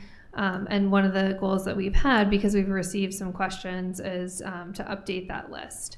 And so as we looked at updating the list, we also identified that one of, in hindsight, one of the weaknesses of our first list of data dashboard communities was that there was no narrative around how they were chosen or why they were chosen or how they might be used. And so the finance team, we worked on this new list. We're actually calling them benchmark communities. I think that that's a little bit more descriptive of what they are. And so we wanted to put together a narrative document that explains the methodology we use to create the list, and then how we would use those documents, those benchmark communities. And so you have in your packets the narrative, and it's intended to inform voters when making financial and programmatic decisions for Westborough, specifically to be included in financial presentations. in consideration of compensation for employees and evaluating service delivery program or staffing changes.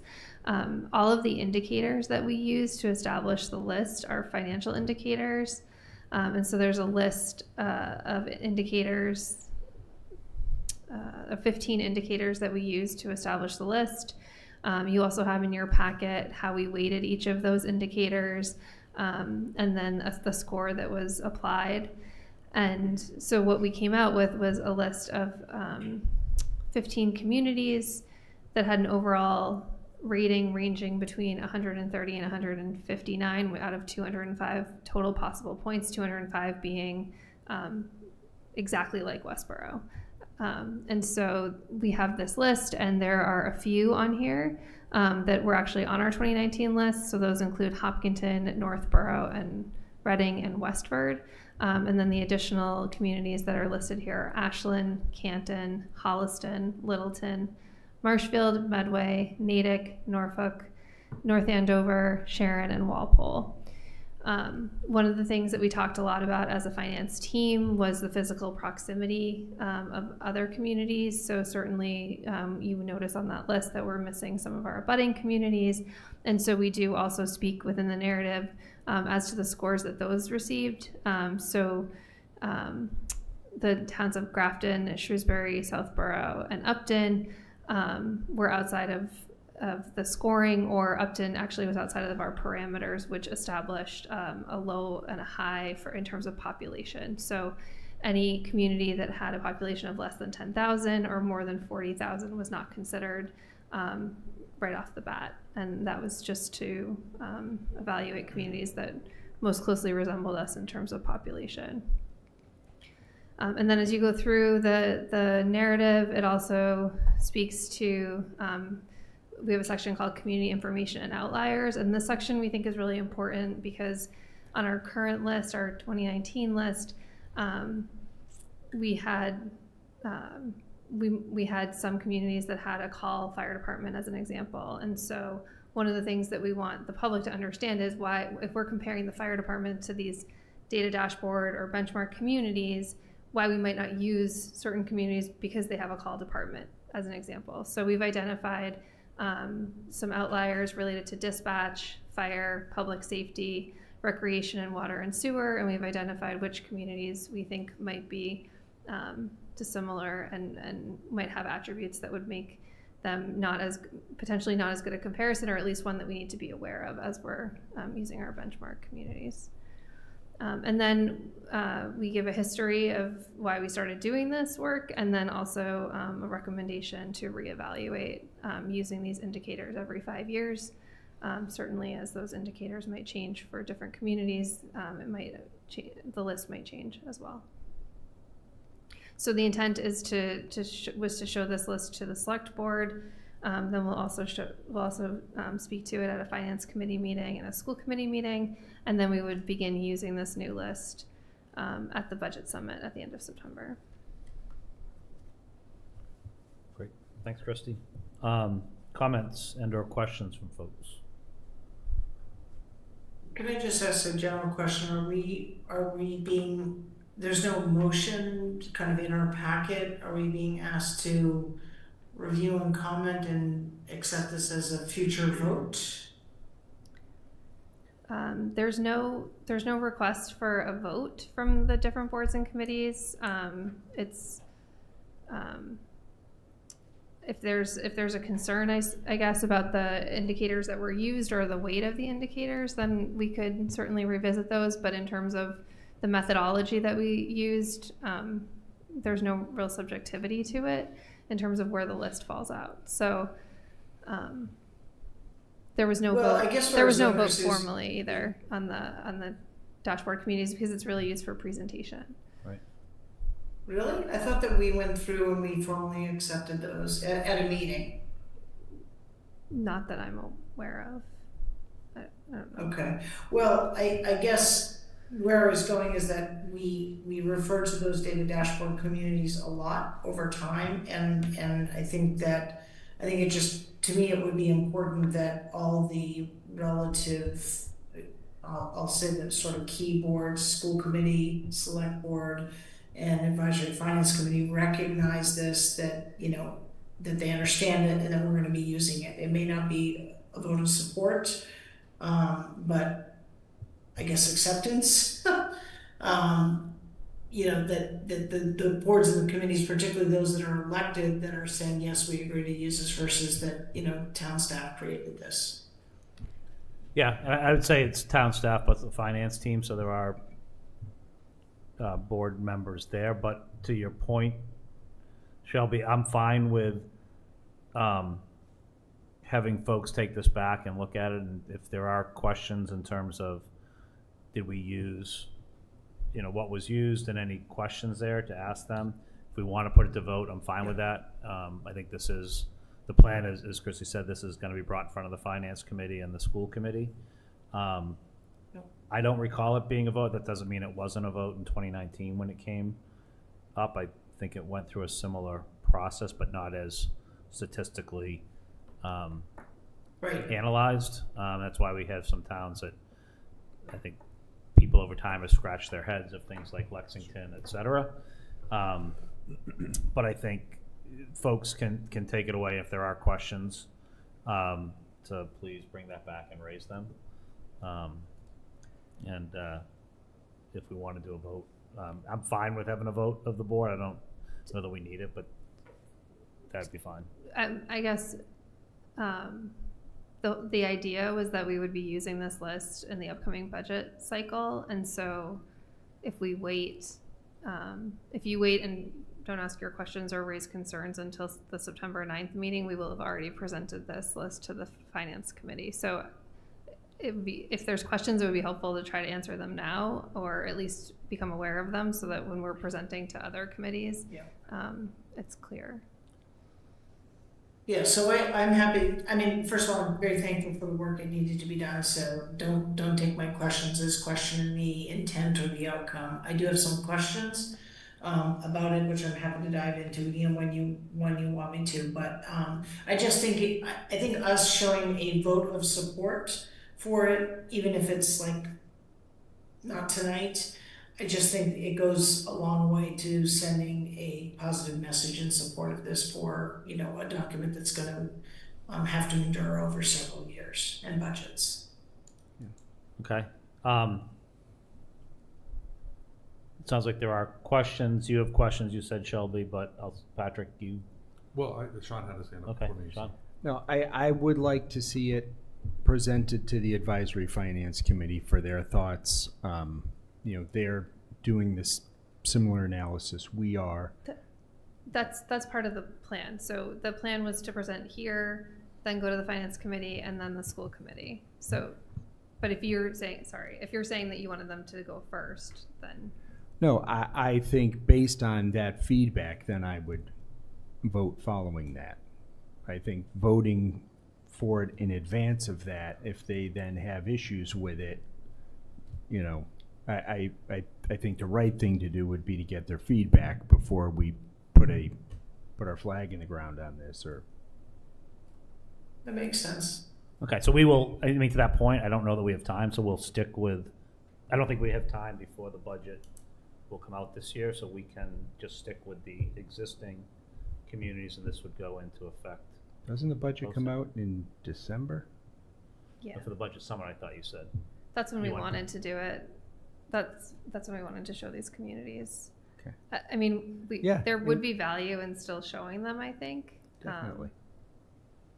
Because I think that the methodology is strong, but I guess I haven't heard the question, so I don't know. I mean, for me, I'm comfortable with what's been put forward here. I appreciate the methodology. I mean, it will be interesting once we actually see then this used in the budget, and if some of these towns end up being outliers. But based on the criteria used, I think these towns all make sense. I just don't want to be perceived as then forcing these down the Advisory Finance Committee. You know, they're there for advice. Let's get their advice. Okay. Patrick? Mark got his hand up. No, I'm just not sure we need to vote on this at all. I mean, it's the finance team that is that wants to use these to bring a budget back to us, or to bring, support for budget recommendations back to us. I guess if you want to vote on it, we can, but to me, there's solid math behind it. I don't know where the other list came from, but I'm happy with these. I just know that when we did this before, Mark, Yeah. the methodology wasn't as good as this, so I really appreciate that, but we then referred to data dashboard data, and we just constantly went back to it, and the board, at least at the time, my time on the select board, we supported it. We never questioned it. We understood there were some outliers and why there were some nuances, like why Lexington or whatever, but I think we need to get behind it. It's just important because it's going to be referred to, and if we're like, yeah, well, the finance team created it, of which we have a member on it, it just doesn't send a strong enough message. That's all I'm saying. Well, if you want to do a vote of support, we don't need to do that tonight, right? No, I don't think we're ready to do it tonight, but I also, Christy, am fine with you guys using both lists as sort of as we move forward until you get that vote of support. Yeah, I would just urge us to get it on an agenda for that vote sooner than later, because we also use them in negotiations. I think we can figure this out in September. Yeah, I would just say, because I haven't commented yet, I would appreciate a vote on it. I think it's important because of all the reasons that were laid out. The history of the original list, people did always question it, and I think all along the way, all of us have questioned that original list. So I'm glad to see the work that's been done, but I do have questions about the methodology. Was hoping to discuss tonight. Go ahead. Okay. Please. Okay, I'll fire away. Yeah. No, because I think Shelby does too, so we'll have. Yeah, so let me just throw it out there. So I appreciate this. I think that the document, the narrative that's been laid out is helpful. I guess to start off with at the bottom, I don't know if it's my computer, but I don't see the names of the municipalities in the actual data. So I don't know how the municipalities actually scored. It only shows Westborough. Is that the same for everybody else? Yeah. So why don't we see the scores? Is that a reason why we don't have the towns laid out here? Like I want to be able to say to somebody, why didn't we have Shrewsbury?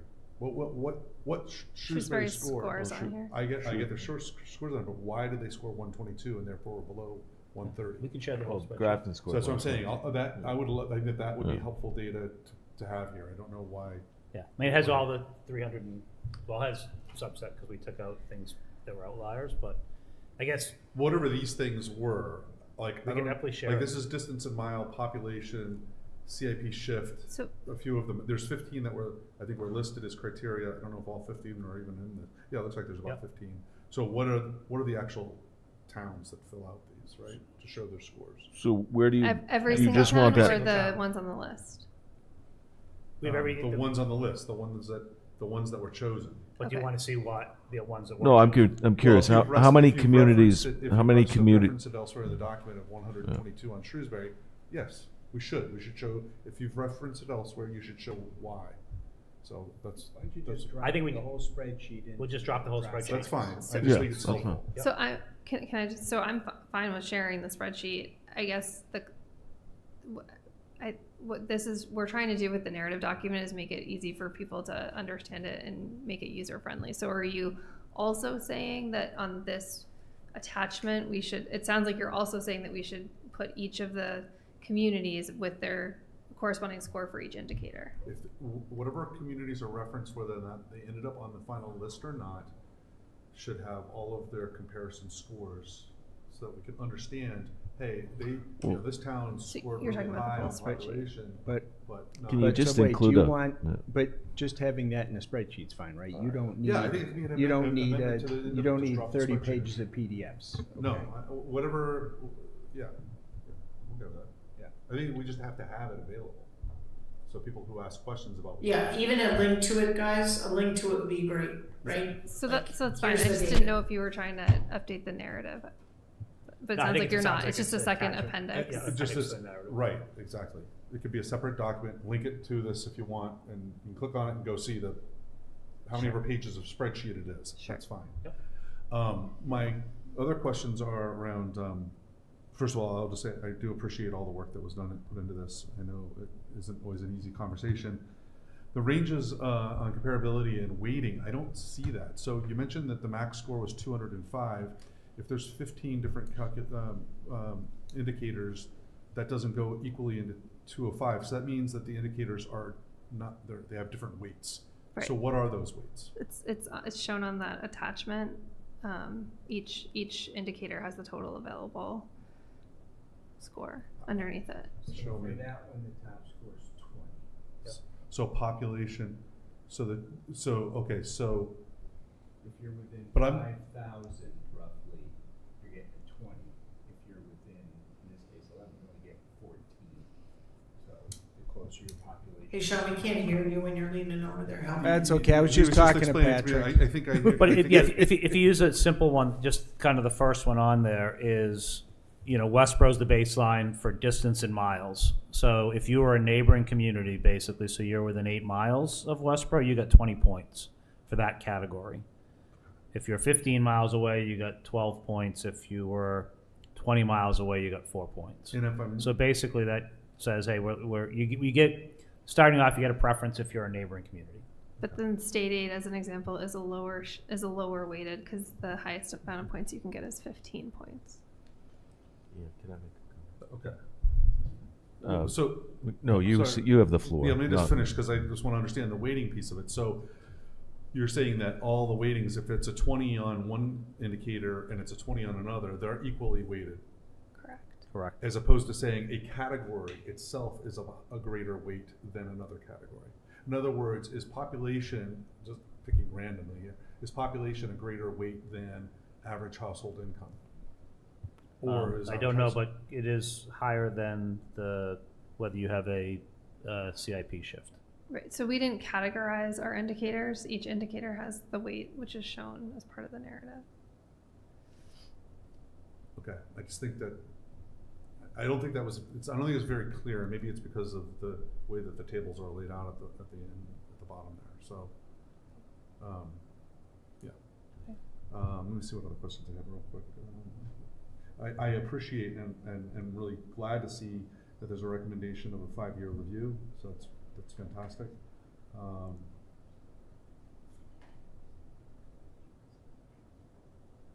And I think that's it. Thank you. Okay. Yeah, Mark. Mark and then Shelby.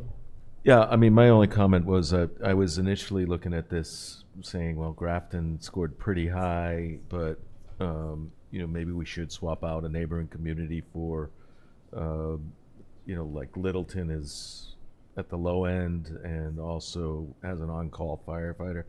But then, I looked at the weighting and I realized that Grafton gets 20 points, whereas right off the get-go, whereas Littleton is probably only getting 4 points. I don't know how far Littleton is. I'm sorry, but the point is, there's math behind this. All math, yeah. Solid math. Whether you could add another criteria, or you want to say the weighting should be higher for this, that, or the. I mean, I guess there's some subjectivity in that, but I'm pretty sure the finance team has a better handle on how to weight those than I do. So I'm confident that this is again, I'm more than willing to vote on it at a future meeting after we, weigh in with finance committee and everything else. But I feel like we're ready to move on.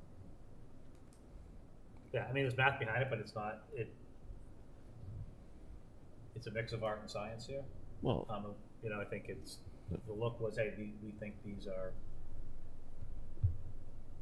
I think the team thought it was that these are significant things that we think about in terms of comparison communities, things what we think about as a community. Yeah, you've got 15 different categories, so it's it's a large sample. It's not like you just said, well, distance and budget and population and only had 3.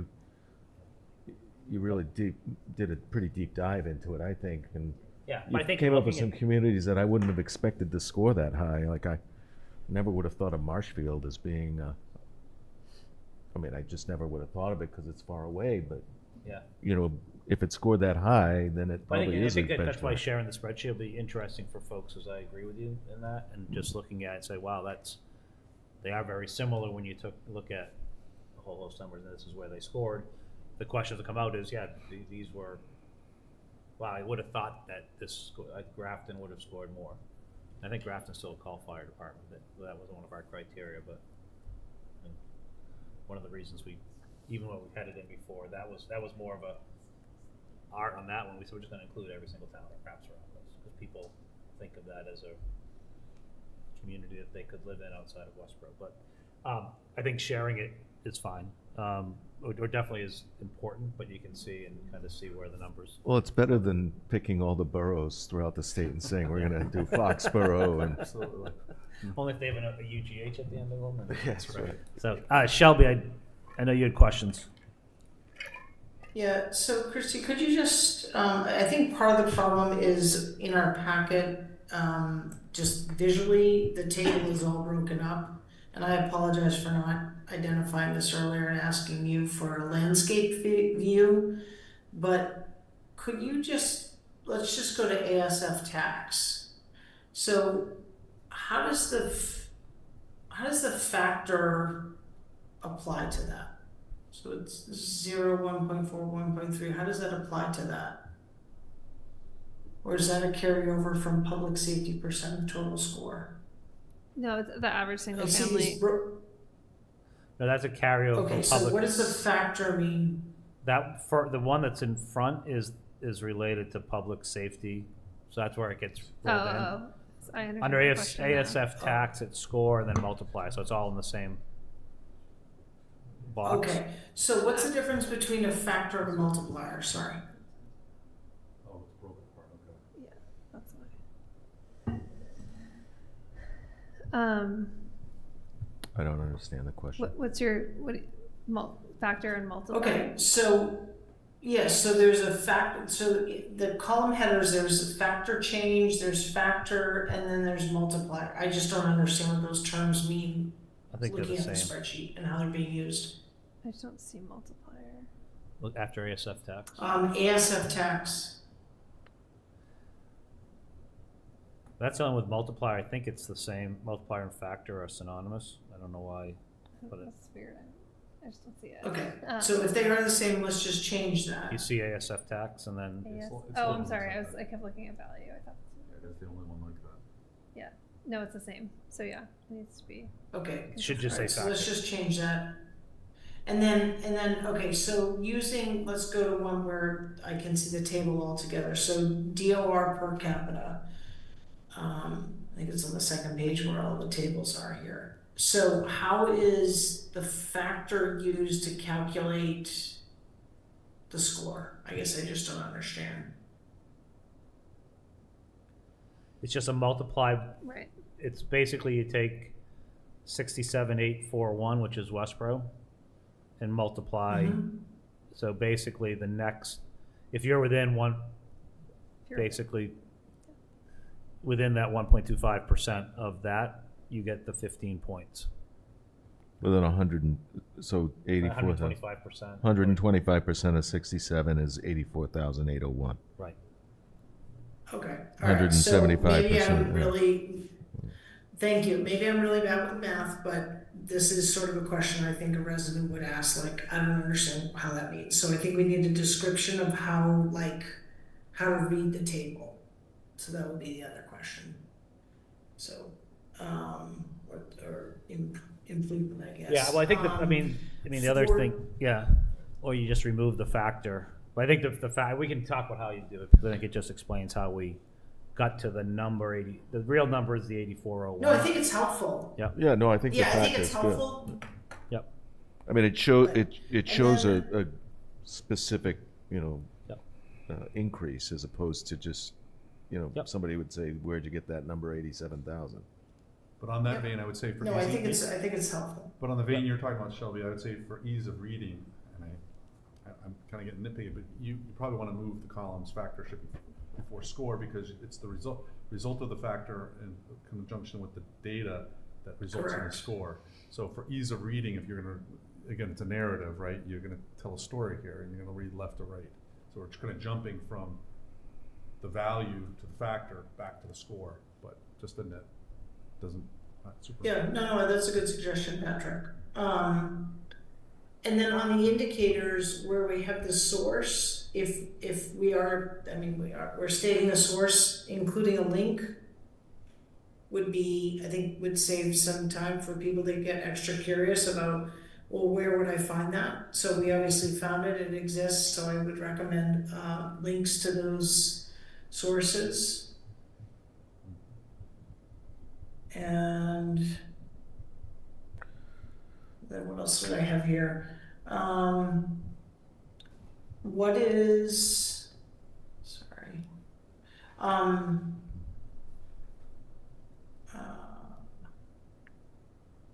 What is, I had a question on one of the terms, but now I'm looking for it, hold on. Oh, public safety percent of total, or I assume that means public. Public safety budget, percent of the total. Percent of total budget. Can I make another point on that? Okay, all right, sorry. Okay, so again, being really nitpicky here, the tables get cut off, Yeah, that's. so I would just be consistent. Yeah, I think I'm With what clear the that we need to indicator is. Yep. make that so they don't get cut. Yeah, so the factor for one doesn't show up on the next page. I understand. Yeah, okay. Yep. Yeah, and just that the headers are clear and aligned with how the policy starts. Okay, great. I don't really have any questions about the categories. I like the methodology, and it, again, I'm gonna trust that the finance team and the department heads that weighed in on this, that they feel that, this gives a great representation of how we should be comparing. And I like the additional narrative around where maybe the comparisons aren't aligned, for example, call fire departments or dispatch. Cool. So I think we've got a number of takeaways, sharing, updating this document, links to the sources, providing the spreadsheet as an appendix, updating the tables, probably landscape or whatever they fit. We'll get that back, share it out. I think it's good feedback to what we give to school committee and to finance department, and then we will put it on a future agenda for, but I would say as comments come up, please send those through Christy if there are other questions or comments or whatnot, so we can get them addressed. Anything else?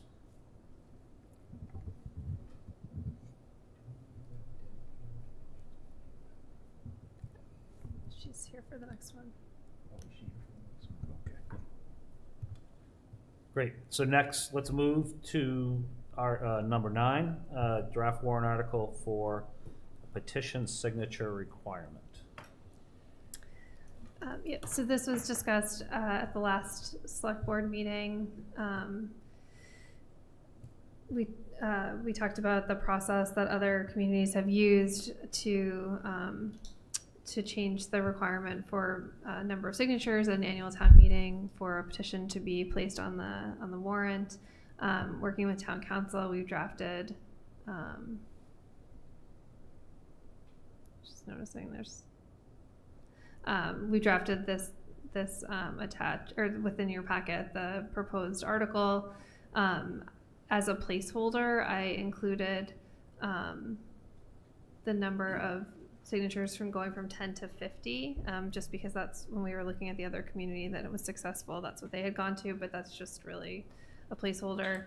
The idea had been that the board would review this and then that this would be used to hear responses from the public at your meeting on September 17th. So as soon as the board approves this article to the point that you're ready to hear feedback on it, then we'll start advertising out that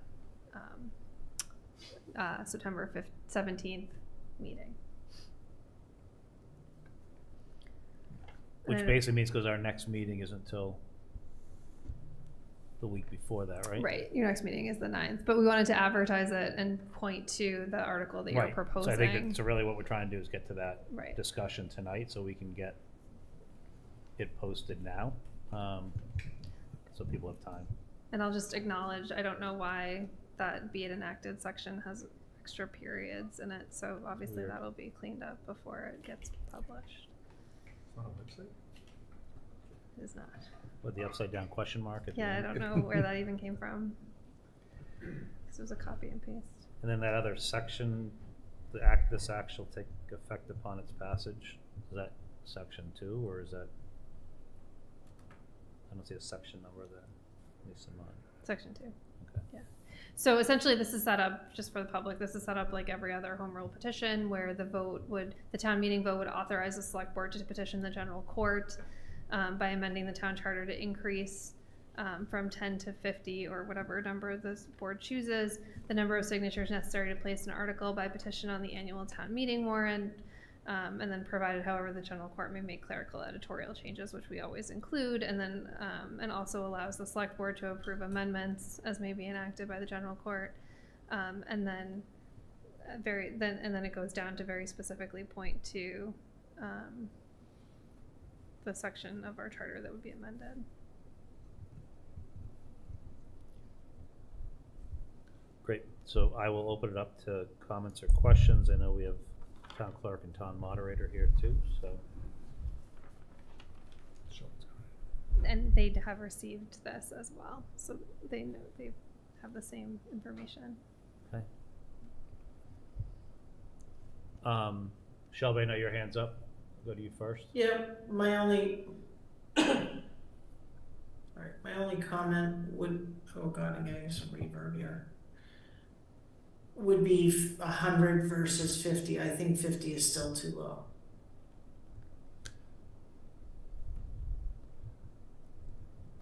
Okay. Oh, no, go ahead. I think Mark was next and you. All right. I was going to ask, maybe the town clerk would know this. How many registered voters do we have? So right now we're fluctuating right around 14,000. We dip slightly above, slightly lower, depending who's coming in, who's moving out, who's getting registered. Okay. Roughly 14,000. So I would prefer to see it be a percentage or like a half a percentage or something, whatever threshold, only so, and maybe say 0.5% as of January 1st or something like that. Because obviously if it fluctuates, there needs to be a date that the town clerk can calculate the number of signatures needed. But I just think as the town grows, Shelby may be right, 50 is too low already, but as the town grows, 50 may get lower and lower and easier, and we might be back in the same boat someday. Let me throw an idea out there the board might want to consider. If it's out of the box, I will consider it. There are other processes in the state that also allow for it to be done by precinct. So you could say, let's just say, use the 50 number for a moment. You could say that each precinct requires, we have what, 5 precincts? 6 precincts? You could say each precinct requires 10 votes. The reason why I would say this is an option is because you want that article ideally to be generally supported by the entire community before it comes to town meeting. So, and I get your point also about like creating a threshold, and maybe you could do a combination of the two, but if you then require the individual that's going on for citizens petition, and not just petition their neighborhood, but rather go out and actually get more of a quorum across the town, I think that would also make it more serious, for lack of a better word. You really have to do your work before you bring something on the warrant. Just an idea. Yeah, sounds coming out over there? Yeah. So I would just throwing ideas out here, like spitballing it here. No, I mean, I like the concept. I feel like it might get complicated for a potential yeah, I mean, might create a lot of work for the town clerk, but, you know, that's a different issue too. So, you know, I don't know. I mean, I'm happy with just raising the threshold at this point. I don't want to, I feel like what you're suggesting is even a jump after that. And really what I'm trying to do is get rid of frivolous petitions that I don't think belong at town meeting, not necessarily make it, you know, I do understand, you know, the geography thing, and I don't necessarily like the idea of somebody walking around their neighborhood and not necessarily sampling the entire town, but the entire town is usually sampled at town meeting. So that's where we would get the entire town's vote.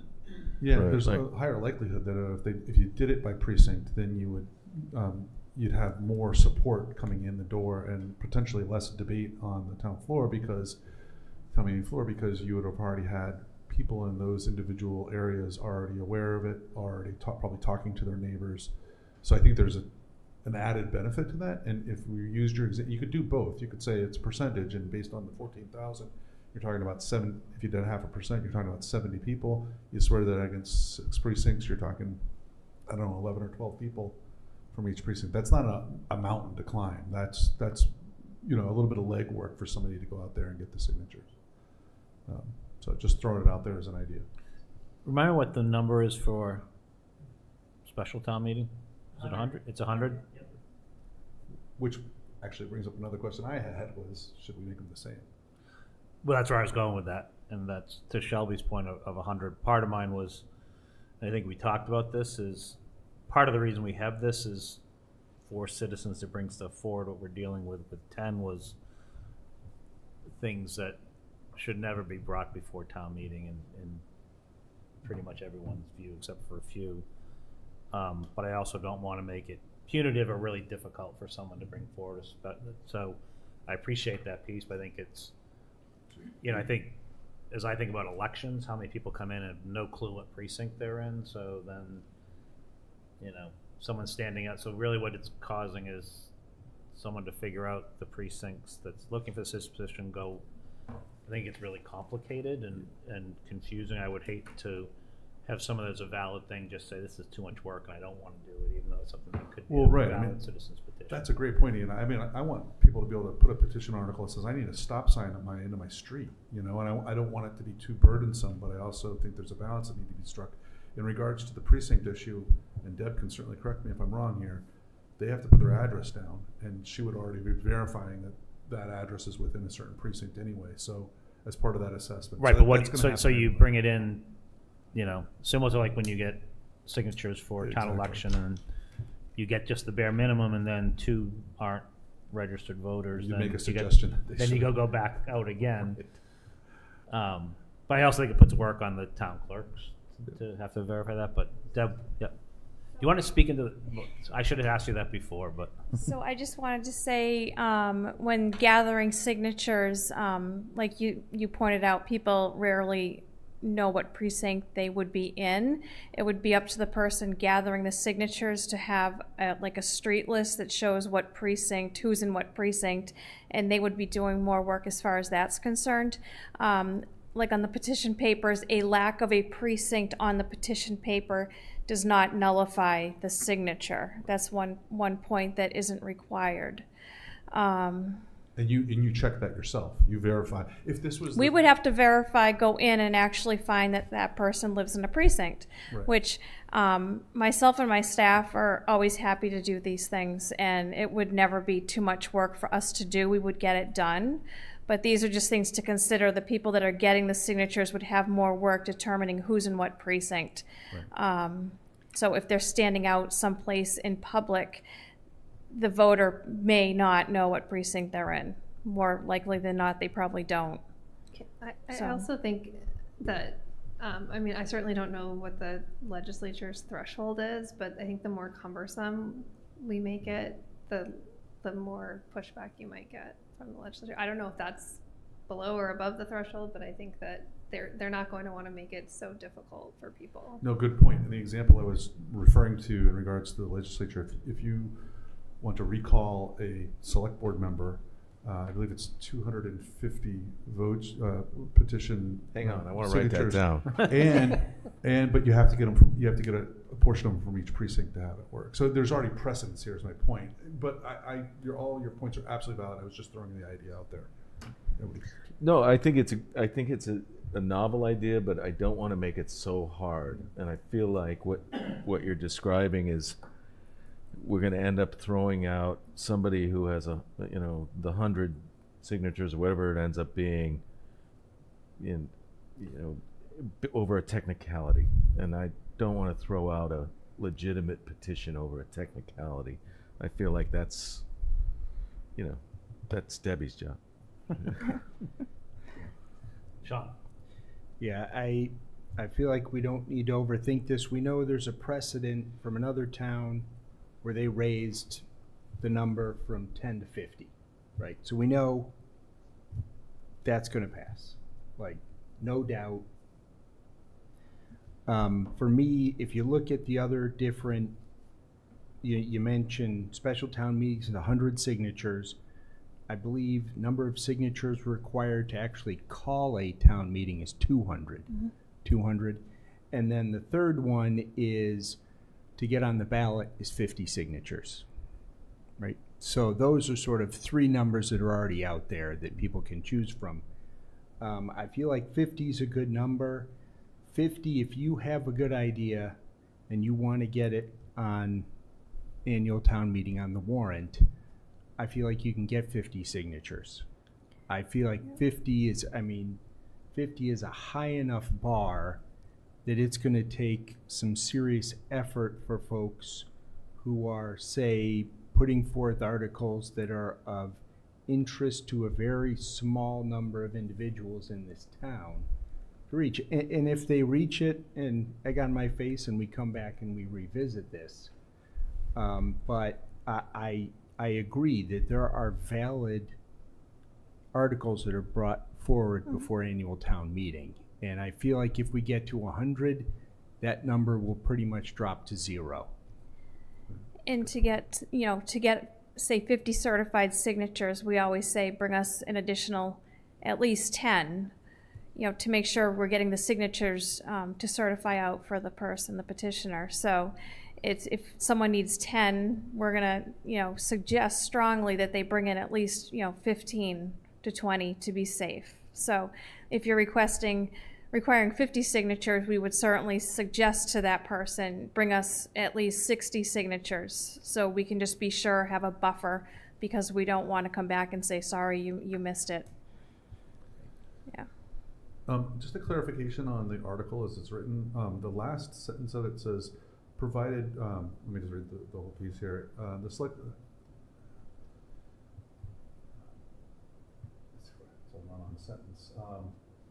Anyway, it talks about, provided further that the select board is hereby authorized to approve amendments which shall be within the scope of the general public objectives of this petition. So in theory, if you set the bar at 50, if the way I'm reading that is that future select board could say, hey, we want to change it to 60. This is related to what the Petition to the legislature. right, what the legislature comes back with. I'm sorry. So the legislature comes back and says, we're making a tweak to what you submitted to us. We have the ability, if it's, that we can approve that amendment without having to Go back to town meeting. Okay. But it's So not if we set it at 100 and this legislature says no, it has to be 50, the select board can approve that without going back to town meeting. Right. I was hoping it was kind of a loophole so that if, instead of putting a percentage in, a future select board could say, hey, we want to raise it to 75 without having to go through the whole process. Well, again, I just feel like a percentage makes more sense as the town grows, so we don't have to petition again. And 1/2 of 1% is 70 voters, right?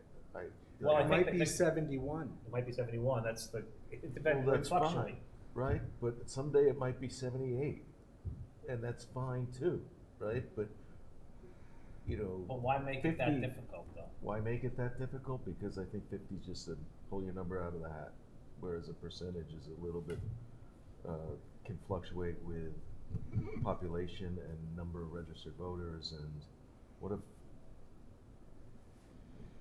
if, I know the Democratic Town Committee is working on a citizen petition to allow 16 and 17-year-olds to register to vote at town meetings, right? Do they count in that, and now all of a sudden, can they sign those petitions? I don't even know what the answer is to that.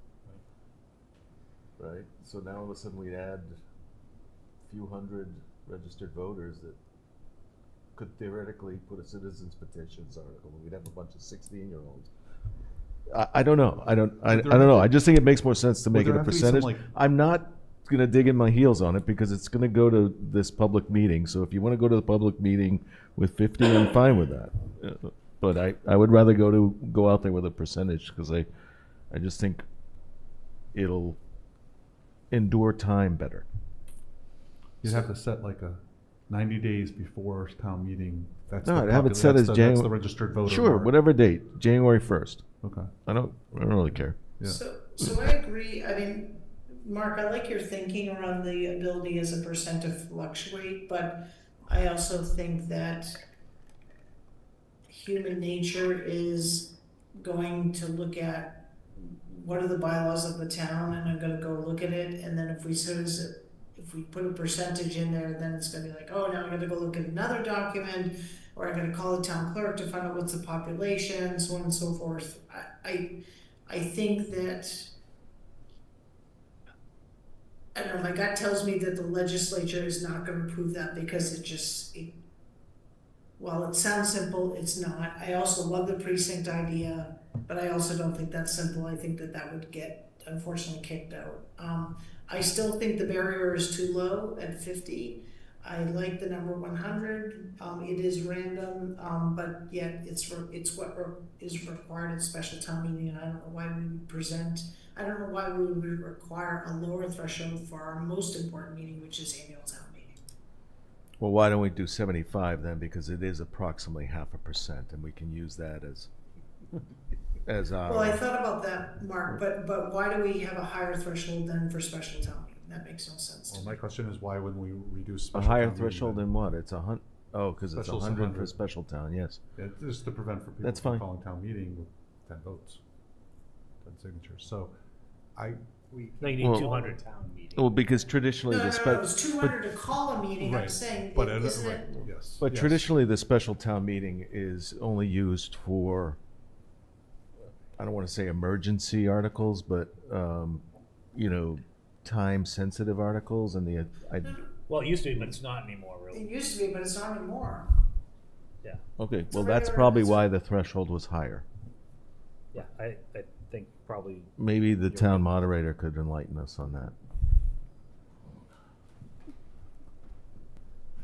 I'm giving everybody. He's been biting his tongue. I wonder how long it would take before you wanted another I just venture wanted into everybody to history get up lab. here. Here's what I believe. John Arnold, Town Moderator, 251 West Main Street.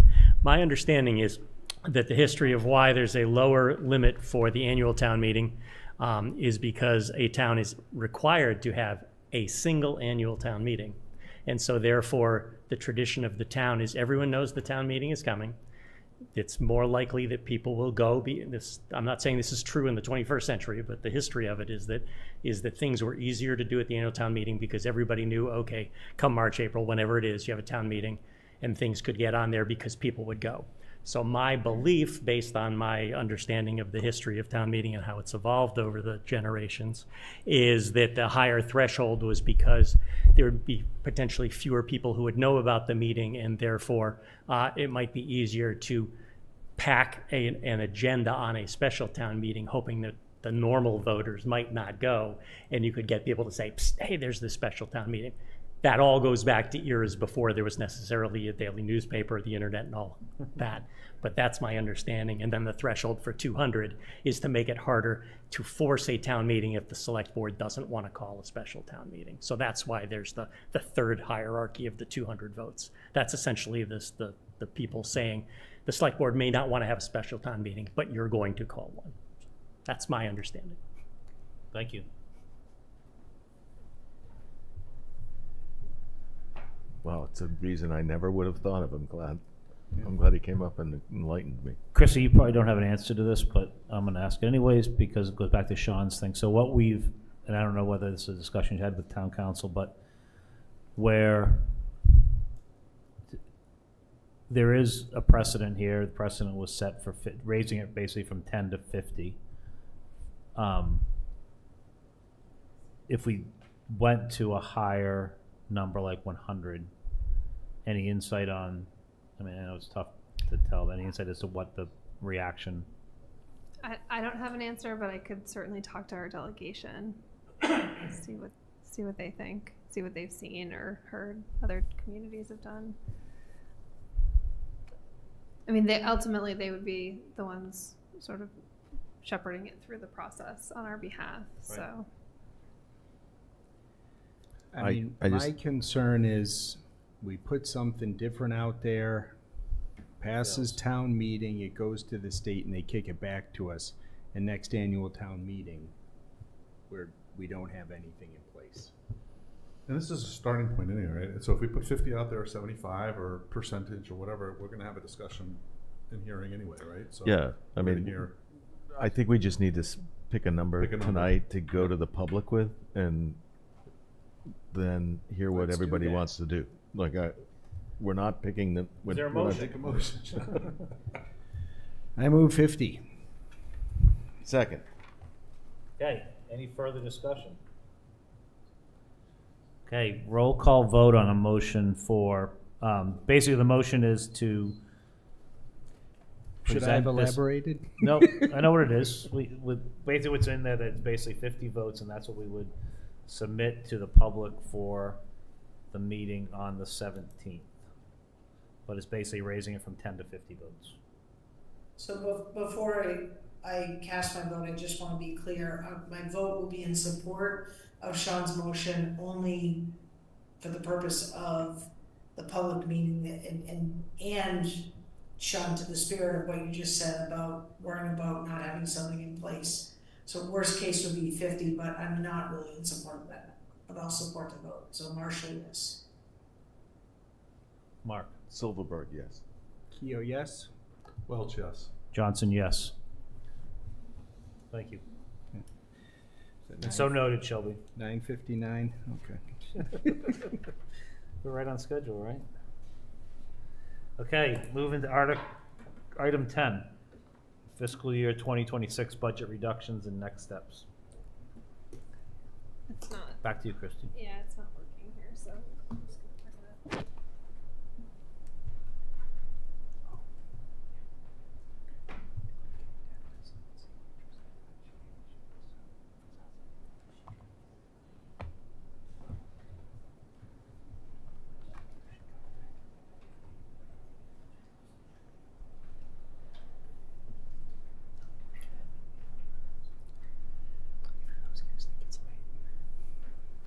Okay, I only have 3 slides, and a couple of them you've seen before.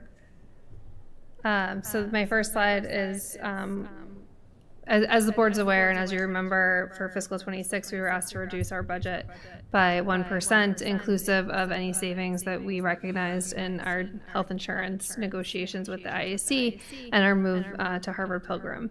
So the town was responsible for $696. And this is how we came to that number. So we had about $56,000, which was our portion of the health insurance savings that we recognized, and then we had all of these other cuts. So this is the slide that we showed at town meeting, explaining exactly what we were looking to cut. And we did and ultimately move forward with all of these reductions in order to meet that 1%.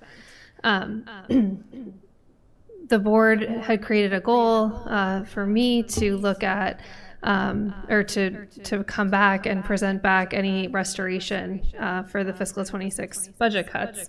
And in anticipation of the budget summit and then also October town meeting, we did review items that we would like to restore while maintaining that 1% reduction for fiscal 26.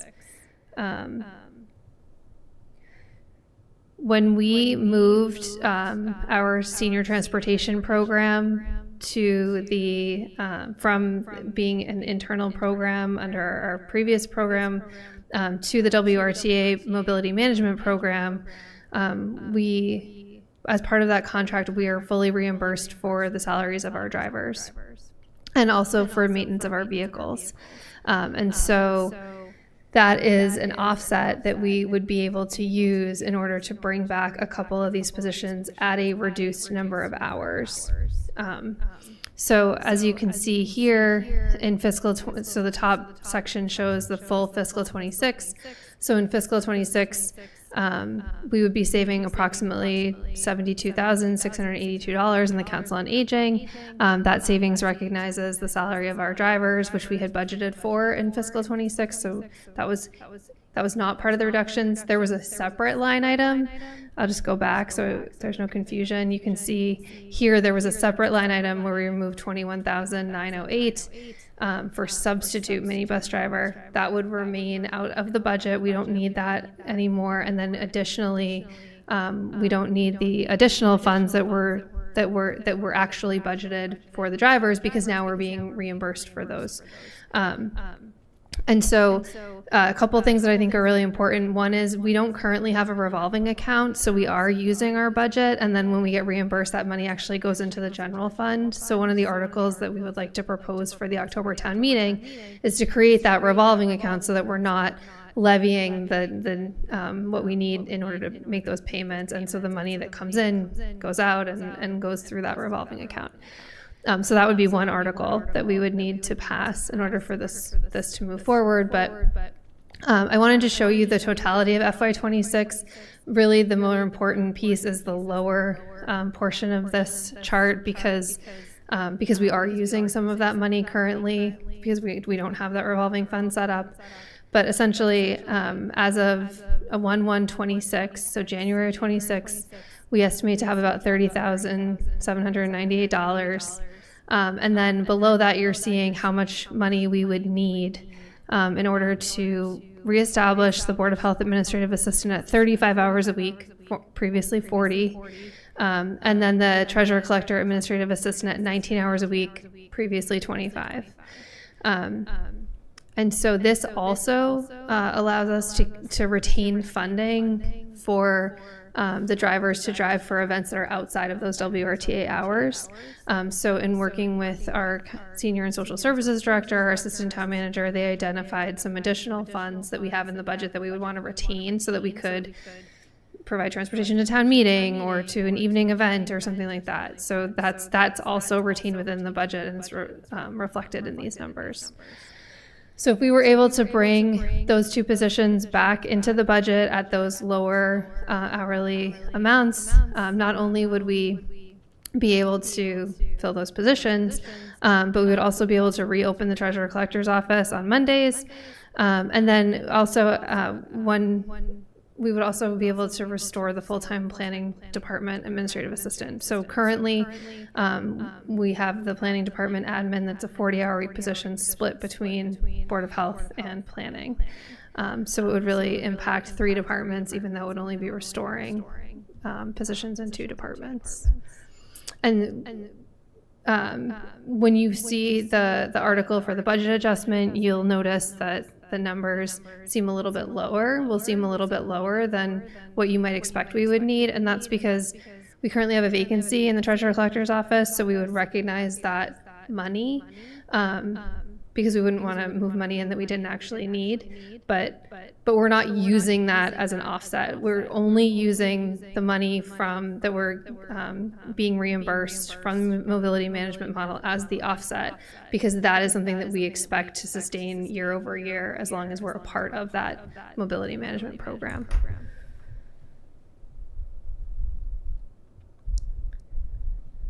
Okay, questions? No, makes sense. I think it makes total sense. This is what we asked you to come back with. I love the fact that we can open the Treasurer's Collector's office back on Monday. That's where I got the most pushback right there. Yeah. So, yeah. Yeah. But in the planning department, I know there was discussion on that. We had to make it work, but it wasn't optimal. I think putting that back over and getting the Board of Health position there I think it makes sense to me. And provides, still meets what we were looking to do. Right. And what we had asked to do with the 1% cut. I have no comments. I will say you might have to explain the revolving fund to the meeting. I mean, not everybody there will understand why we have to create another fund to do this. So I feel like, you know, I think it's kind of separate in a way, though, right? Well, the revolving funds come up often. I mean, we actually just recently had an article about the revolving funds, so I think people are a little bit more familiar. But I think, to your point, I mean, we certainly would expect to explain that article. Yes. Yeah. And if that one didn't pass, we wouldn't be able to move forward because we wouldn't have that offset. Yep. Shelby. Thank you. Yeah, sorry, Sean. Go ahead. So can we do this one first and see if people want to restore those and then do the revolving fund? And Yeah. say, yeah, you have to pass this one because you just voted the other one. No, I mean, is that backwards? I don't know. Anyway, Shelby, sorry. Yeah, no, I guess I don't mean to be Debbie Downer here, but I guess I don't know why we're moving so quickly to reestablish positions when we just barely have experienced a desired budget cut. And I haven't heard an outcry of need, and maybe I'm just not aware, and maybe other board members are. I haven't heard anyone saying having the treasurer collector's office closed on Mondays has been a terrible thing. I haven't heard that, the 20 hours a week shifting back to the planning board as an admin probably is pretty significant. I have no doubt about that, but I guess, I don't know. I guess I'm not fully supportive of this. I don't feel like we have enough information to support what's being proposed. I just would say that we have actually received a I would call it significant number of phone calls and shared concern about the treasurer's office being closed on Mondays. That's something that we've gotten negative feedback on pretty consistently. In terms of, the other two, it hasn't caused the offices to close, but it certainly has an impact, especially in the Board of Health, where everyone else in that office is an inspector and is expected to be in the field, but now people are having to stay behind to cover the office. Yeah, I guess it just feels like I don't know, maybe we made this significant move to get to a 1% cut, and now we're already trying to restore it. It just... Well, I think the piece that I look at... That's what the public expected. Right, but we're not. We're still making a 1% cut. Right. Maybe I didn't understand it the way it was presented because I don't have all that information in my packet. We're reallocating. Yeah. So basically, we saved money by moving to the new regional transit. So basically, we don't pay for. We basically get reimbursed. We get paid for the drivers, and for the maintenance on the. Well, they maintain the vehicles now, so maintain the vehicles, yeah. Right. Yeah. So therefore, that money that was in our budget, we don't spend anymore. Okay. Well, that slide moved faster than I could see it, or maybe I wasn't following the numbers. So if you're saying that there's no actual increase additive back to the budget, then I'm fine with it. I did not follow that. Yeah, correct me if I'm wrong, but that's that's correct. For this year, we actually will still be cutting 1,000 more. Yeah. Yep. We still have 1,188 that we're not restoring. So, Can you show that slide again, Christy, just quickly, please? That's one you've up, right? Which one? Hold on. Yeah, because this one isn't in our packet. No, back, please. Yeah. Oh yeah. That. Oh, you skipped back to this. Oh, I'm sorry. Thank you. That's okay. Yep, right there.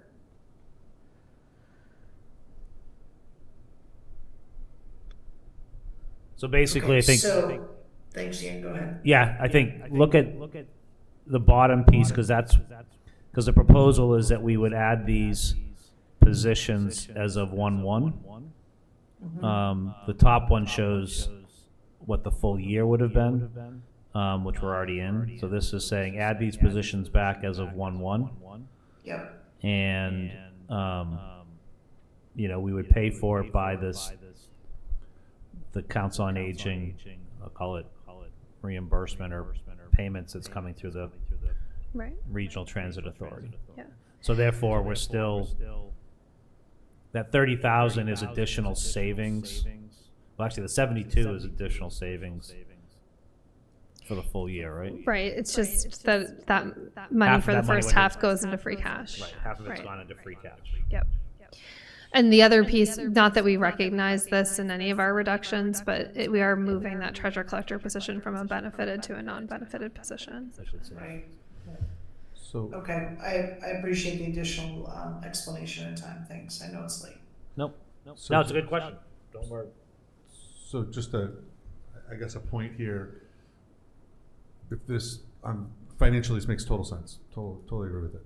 My question is this locks us in, right? So to your point, Ian, in January, we hire these positions, 30,798 less the 118 remaining, we're locked in. Should we expect that we will get a report back in regards to the busing service and its effectiveness? Because this locks us in based on the savings from that program. And I just want to make sure we understand how that program is going before we lock something in that's related to it. Because basically we're hiring people as a result of the savings. It's good for the positions and the services we need. Yes. So Yeah. No, it's a good point, and it's something that will come to you for sure. But yes, you should hear the report of how it's going, because again, I think the reason that this particular offset makes sense is because it's anticipated to be multi-year, as long as it's going well. So yes, I think that makes sense. I'd just say, I think we want to hear a report on how it's going no matter Anyway, what. but I'm just Yeah. I'm just tying that together, right? Right. Yeah. Nope, Absolutely. good point. Very good point. Any other comments? I think you got the support. Great. For the Thank you. articles. So 2 articles there, revolving fund, so we can pay for it, and the budget adjustments. Okay. Not to give you any time, but town manager report. I don't really have a report except for that, as you know, our new executive assistant is going to begin on August 25th. Oh, sorry, I skipped over that. Very excited. Yeah, they wouldn't. I was rushing through. That was my fault. It's late. We're going a back. little drowsy. No, that was I think 8:15. We covered that. You just violated the code of conduct. Yeah. Item 11, code of conduct. Yes, this was, I apologize, but this was, as we know, we had the first draft of the code of conduct that was presented at our last meeting in July. At that meeting, we had consensus on what I'll call the enforcement section, that we're removing 2 of the lines. So we just basically were leaving it basic, that it was the board that basically would determine what any enforcement would be. And then we had, asked each of us with any comments, to provide those back to Christy in advance of this meeting. And she's incorporated those comments that she received into what we have. And it also, I believe this has been now reviewed by town council as well. Not this new version, the last version. The old version was, Yes. okay. So with that, I will just open it back up to the board for questions and discussion.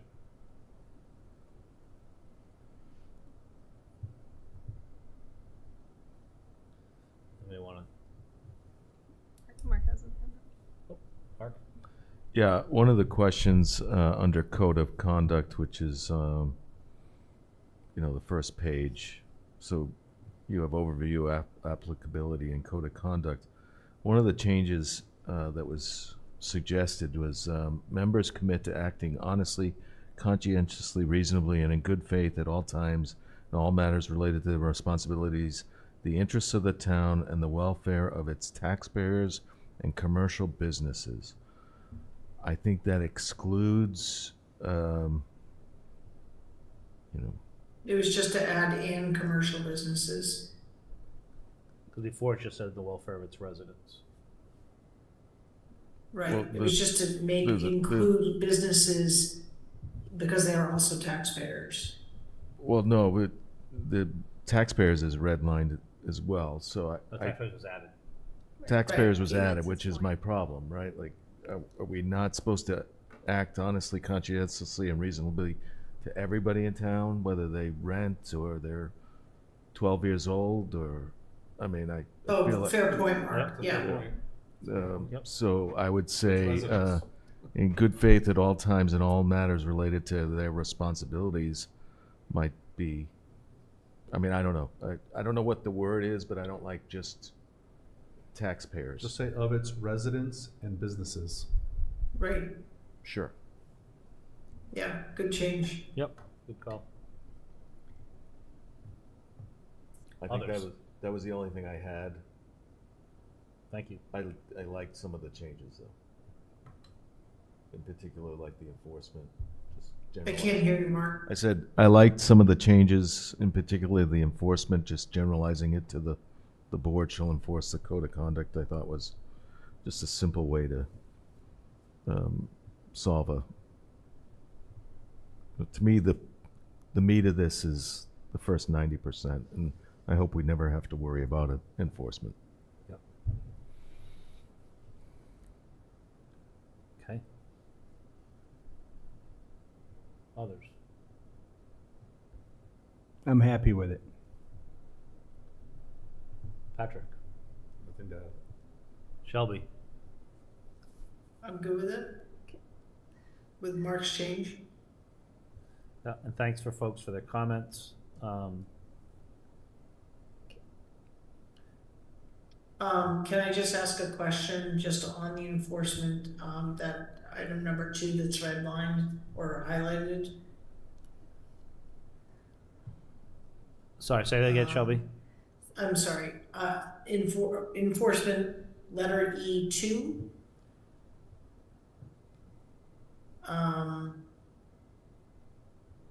Do we, again, we would hope to never need this. I've been thinking about this in the lens of a new board member, understanding kind of how this, how we conduct ourselves. That's the only reason why I would encourage this to be, that it should remain. But I'm not gonna die on the hill if you guys want to know. I'm sorry, I missed part of that. So if you look at 1 through 3, what was just said was that there was consensus reached at the last one to remove 2 and 3. In looking at it further, Shelby's saying we could actually leave 2, so that's the discussion. Right. Sorry if that wasn't clear.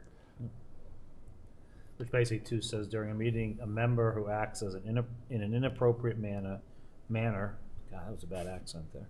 Inappropriate manner is unruly or disorderly, may be ruled out of order by the chair. Don't you have that authority anyway? Authority anyway, I think so- it's redundant. I Yeah. don't think it's necessary. But we can leave it in there. I don't mind leaving that in there. I'm glad we. But where is it, I guess, where is it redundant, you guys? It's the role of the chair. Can call anyone out of order. For any reason they deem, really. Yeah, fair point. Yeah, okay, I'm fine to strike it if you guys, I was just thinking of this as. I'm also a fine play- leaving it in. I mean, it's. Yeah, I'm it doesn't fine leaving add it or- in, yeah. It doesn't add or detract anything, so. Yeah, I'm indifferent, to be honest. I think it can be done already, but if we want to put it in there. Shelby, if you have a strong feeling, it sounds like we've got Yeah, consensus here. I'm fine. I mean, I think part of what we were doing before, that if I remember it correctly, just there was some question about putting the power in the chair, even though it's kind of already there versus the board, and that's why we're leaving it as. I would hate to say, just rule Shelby out of order on this so we can move on. No, But I don't think I'm she's fine being leaving it. I'm trying to figure out whether you're inappropriate, unruly, or disorderly. Yes. So what's the consensus? Well, if someone wants to make a motion, they can determine. I would agree with Shelby. Leave it in. So it's in there right now, so I think, the motion that I think we would need would be a move to approve the select board code of conduct as presented with Mark's amendment included. So I think it was actually Patrick who suggested the language, but I give credit to where credit's due. Whatever it is. With the one amendment included, which was basically in the code of conduct section to basically remove taxpayers and just makes it welfare its residents and businesses. Yep. So move second. Moved and seconded. Roll call vote. Shelby. Marshall, yes. Silverberg, yes. Keo, yes. Abstain. Abstention. Johnson, yes. So that's 4 in favor, 1 abstention, 5 being present. Okay. Town manager report. We mentioned our new. I still don't have one. We gave you time. Come on. I know. Should be printed Sorry. I mean, she was pretty much the whole office this week, so. Okay. And then for minutes, I think you only have in your package July July 15th. 15th. The only one was in our package, correct? I move to approve the meeting minutes of July 15th, 2025. Second. Okay, roll call vote. Shelby. Marshall, yes. Silverberg. Keo, yes. Welch, yes. Johnson, yes. I should have asked if any comments, corrections, but it sounded like there were none, so those pass, 5-0, 5 being present. Issues and correspondence of the select board. Patrick, I'll start with you. Sure. So first of all, I would like to thank our resident that earlier tonight called me out in regards to my updates to the board. So I look to do a better job. We should always hold our representatives accountable. So I appreciate that. So therefore, I do have an update on both the Sustainable Westborough and the wastewater treatment plant. First, on the Sustainable Westborough. Sustainable Westborough has appointed a new chair, Peter Flynn, and vice chair, Jeff Levine.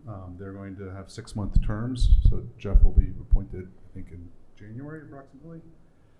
They are eagerly awaiting the new coordinator position to be filled, which I know Christy and team are working on to get that position filled. They are also continuing to work heavily in regards to the specialized code, the decarbonization roadmap, and the ZEV policy, and are looking at school committee meetings and other board meetings to be presenting that over the next coming months. And they are also actively working on the EV car show, and you can expect to see lawn signs out on starting August 24th in regards to the EV car show for more information. And certainly if anyone in the community would like to be involved in the EV car show and help out, there's help is always appreciated. You can contact Jeff Levine at JEFFLEVINE123 if you have any interest. In regards to the wastewater treatment plant, first of all, I'll just share some data. Westborough has been, over the last 7 years, has averaged 2.3 million gallons of wastewater treatment plant, which is 74% of Westborough's allotment over that time period. So that's a good number. The trigger point is 80%, so we're below that, which is a good thing. They are continuing, as you heard earlier tonight. They've been very interested in the BWALT and a lot of communications in regards to their meeting in regards to the BWALT, and just like all of us, want to understand what's going on and how it's going to impact the wastewater treatment plant. Tomorrow they have their monthly meeting, and after that meeting there is going to be a working session where they're going to be discussing with town staff, the DPW staff, wastewater regulation feedback that they've given, as well as the household calculation information. And then there was also a request made by the wastewater treatment board to both Shrewsbury and Westborough for wastewater pump station data. Shrewsbury has provided their data, or responded at least with some information. Last I heard, Westborough has not provided that data, so that would be something to look for. Yeah, when and appropriate, unfortunately, so. they didn't send it to Public Works staff, so, Oh, okay. so I did forward that along to them, so. Okay. So then that's it. Very much. Great. Sean? Sure. Library Building Committee met on July 29th. I was unable to attend but watched on award-winning Westborough TV. Demo is moving along. Abatement is coming up, since this was 2 weeks ago. But there's been a significant amount of work done internal to the building. One of the things they did discover when removing the drop ceiling in the front was a 1908 skylight that had appeared. And I would say it's no longer a skylight per se, because it was also covered from the roof, but this was a nice discovery, and they're trying to figure out, doing some analysis, looking at some cost to see within the project if they can try and preserve it in some way in the front of the building. So that was a nice discovery that was made. But otherwise, the project is moving forward quickly. And there should be a sign up shortly in front, sort of discussing the project. They usually you see, and they've screened everything off, but they don't have that out there yet. But it should be out there shortly, and on target so far. So that's it. Great. Mark? Attended a meeting of the Affordable Housing Trust. 3 Baylor Ave is being marketed. I think I've mentioned that before, but the application deadline is August 29th. So if anybody watching knows anyone who might want to apply for the affordable housing at 3 Baylor Ave, you would go to mcohousingservices. I think it's .com. I hope it's .com. So the Affordable Housing Trust also voted to send somebody to the auction on the DCAM property on Lyman Street with authorization to bid up to $750,000 for that property, which we'll see. And then we're also working on a rental tax exemption for landlords who might commit to creating affordable rentals in units that would not otherwise be required to be affordable by statute, law, or zoning. Other than that, I've got a few events that I wanted to remind everybody about. The rescheduled Old Fashioned Bike Parade. If you remember, that was scheduled for the spring, but got, I believe, rained out. That is on August 19th. Westborough Connects is sponsoring that if anyone's interested in biking. Actually, running that. I think they have other sponsors, but sorry, I don't have all the information. Public Library tomorrow is sponsoring Song on the Lawn, which if you're just leaving petty larceny tonight, I guess it's been over for several hours, but you can go back to the not the rec center, but the temporary library for Song on the Lawn and compete in music trivia tomorrow night. Yeoman's on Saturday is hosting a event for the Westborough Pet Food Pantry. So between 11 to 4, you can go get ice cream and bring your pet food donations. And I believe you can get a free bandana from Yeoman's for your dog or cat. I don't know. And then on Monday the 18th, the Assabet Valley Master Singers is doing a summer sing where, Sean, you'll love this. You can go sing along with Gloria and Lux Eterna. So I don't know. Well, because you're a musical guy. Yeah. Thank you. Thank you, Mark. Shelby. Always a hard act to follow. So Cable TV Advisory, I'm an appointed member of the board. Quick update, Spectrum negotiations continue. They are moving at a snail's pace, but they are continuing. So no significant update, but tracking to hopefully close that out. Maybe by the end of the calendar year, we'll see. Our current contract is in force at this point. EDC, there was no August meeting, so no update there. I do want to ask that at some point, I mentioned this earlier, that we have a road striping kind of discussion. And I'll follow up with Christy and I guess through Ian as chair as to my thoughts on how we might bring that conversation forward. So no discussion obviously here. I would appreciate at some point, and maybe this is through you, Mark, an update to the board, maybe at open forum by the Westborough Affordable Housing Trust. There was a report of fraudulent activity with the rental assistance program.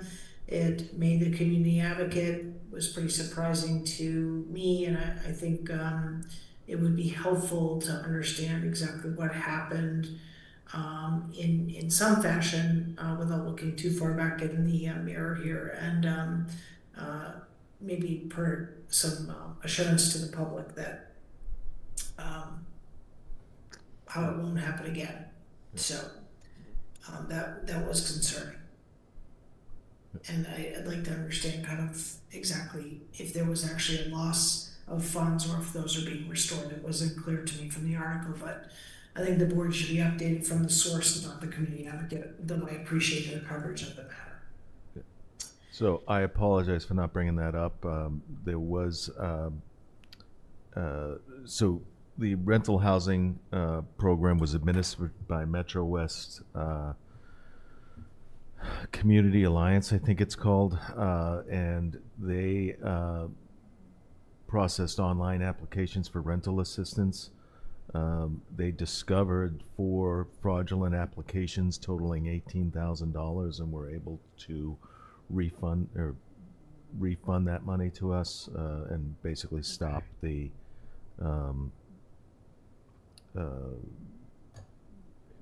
payments. So we didn't lose any money, and there is $18,000 back in that program. And the safeguard now is that any rental application needs to be referred by one of, I want to say 5 or 6 local, including Youth and Family or Shrewsbury Youth Services. I don't have the list in front of me. There are some. So they actually have, Center, they actually have to be personally referred by, Really, the online application has been changed in a way that they have to have a proper referral. So it should, I would think, again, knock on wood, it should prevent any, I say prevent any future loss, but we didn't lose any money. So that was the good news. Yep.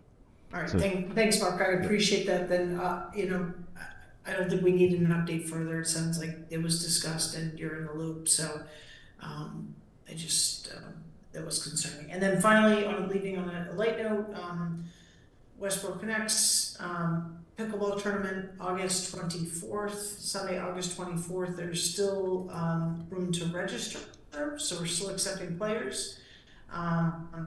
Strongly encourage folks to register. Taco Borough will be there. There will be an ice cream truck that comes through as well. Some good music, lots of good time, and 50-50 raffles. So come out and support an organization that continues to give back to the community in many ways. Shelby, can you go to that even if you don't play pickleball? Absolutely. You can eat tacos. And ice cream. Go support. It's actually a great day. A lot of fun, and you don't have to be a great pickleball player to play. It's friendly, competitive, and you'll be bright. If someone's like, should I play or not? if you know the basic rules of pickleball, go ahead and sign up, and they'll even match you with a partner. We will match you with a partner. Thanks. Great, thanks. Not much from my side, real quick. I guess the one update is from the trustees of Soldiers Memorial. We had hoped that and had contracted that for August 15th we would have the new monument for the Nurse Street Cemetery installed. There's been delays in shipping and whatnot, so the contract was just extended, but we did see pictures. It's kind of on its way, and that will be in place hopefully by early fall. We did have discussions about kind of a dedication ceremony on that. It's still kind of in discussions, but thinking of a potential for Veterans Day, but of course working with the veterans on that as to a way to basically call it a ribbon cutting, for lack of a better word, but anyways, more to come. I think it's definitely moving forward. It'll be a nice addition to that new cemetery. This again is in conjunction with the DPW. The funding of this came from the cemetery funds and been unordered, so it's really a coordination between trustees that's been going on actually for a few years now in terms of this, but finally coming to its final stages and installation in the next month or so. Ian? Yep. What is the progress on the naming of the cemetery, and could we possibly do those, like turn it into more of an event where we dedicate the veterans or should those be done separately? I don't know. Yeah, it's something that we have talked about. Yeah. But we also said that they're not, well, part of it was thinking that we might have the cemetery ready prior to that with a name, but I don't know what the update is on what was the deadline for? The deadline was back in June, and we received 2 petitions. So we need to get those publicly noticed and have Historic Commission complete their review. Okay. So in process. I would just say I think the cemetery needs to be open before we do a memorial dedication.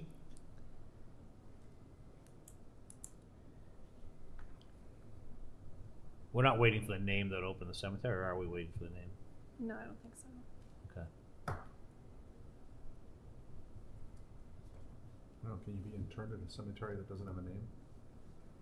I don't know. The Nurse Street Cemetery. Another agenda item, future meeting. Yep. Yeah, exactly. Okay. Great. So that's all I had. Moving forward, we do have an executive session need. Just to note, I was just trying to go back from a minutes perspective. We don't have, I don't believe we have all the minutes for executive You have session. June 24th. Right. Yeah. Okay, June 24th, okay. Am I reading all of them? No.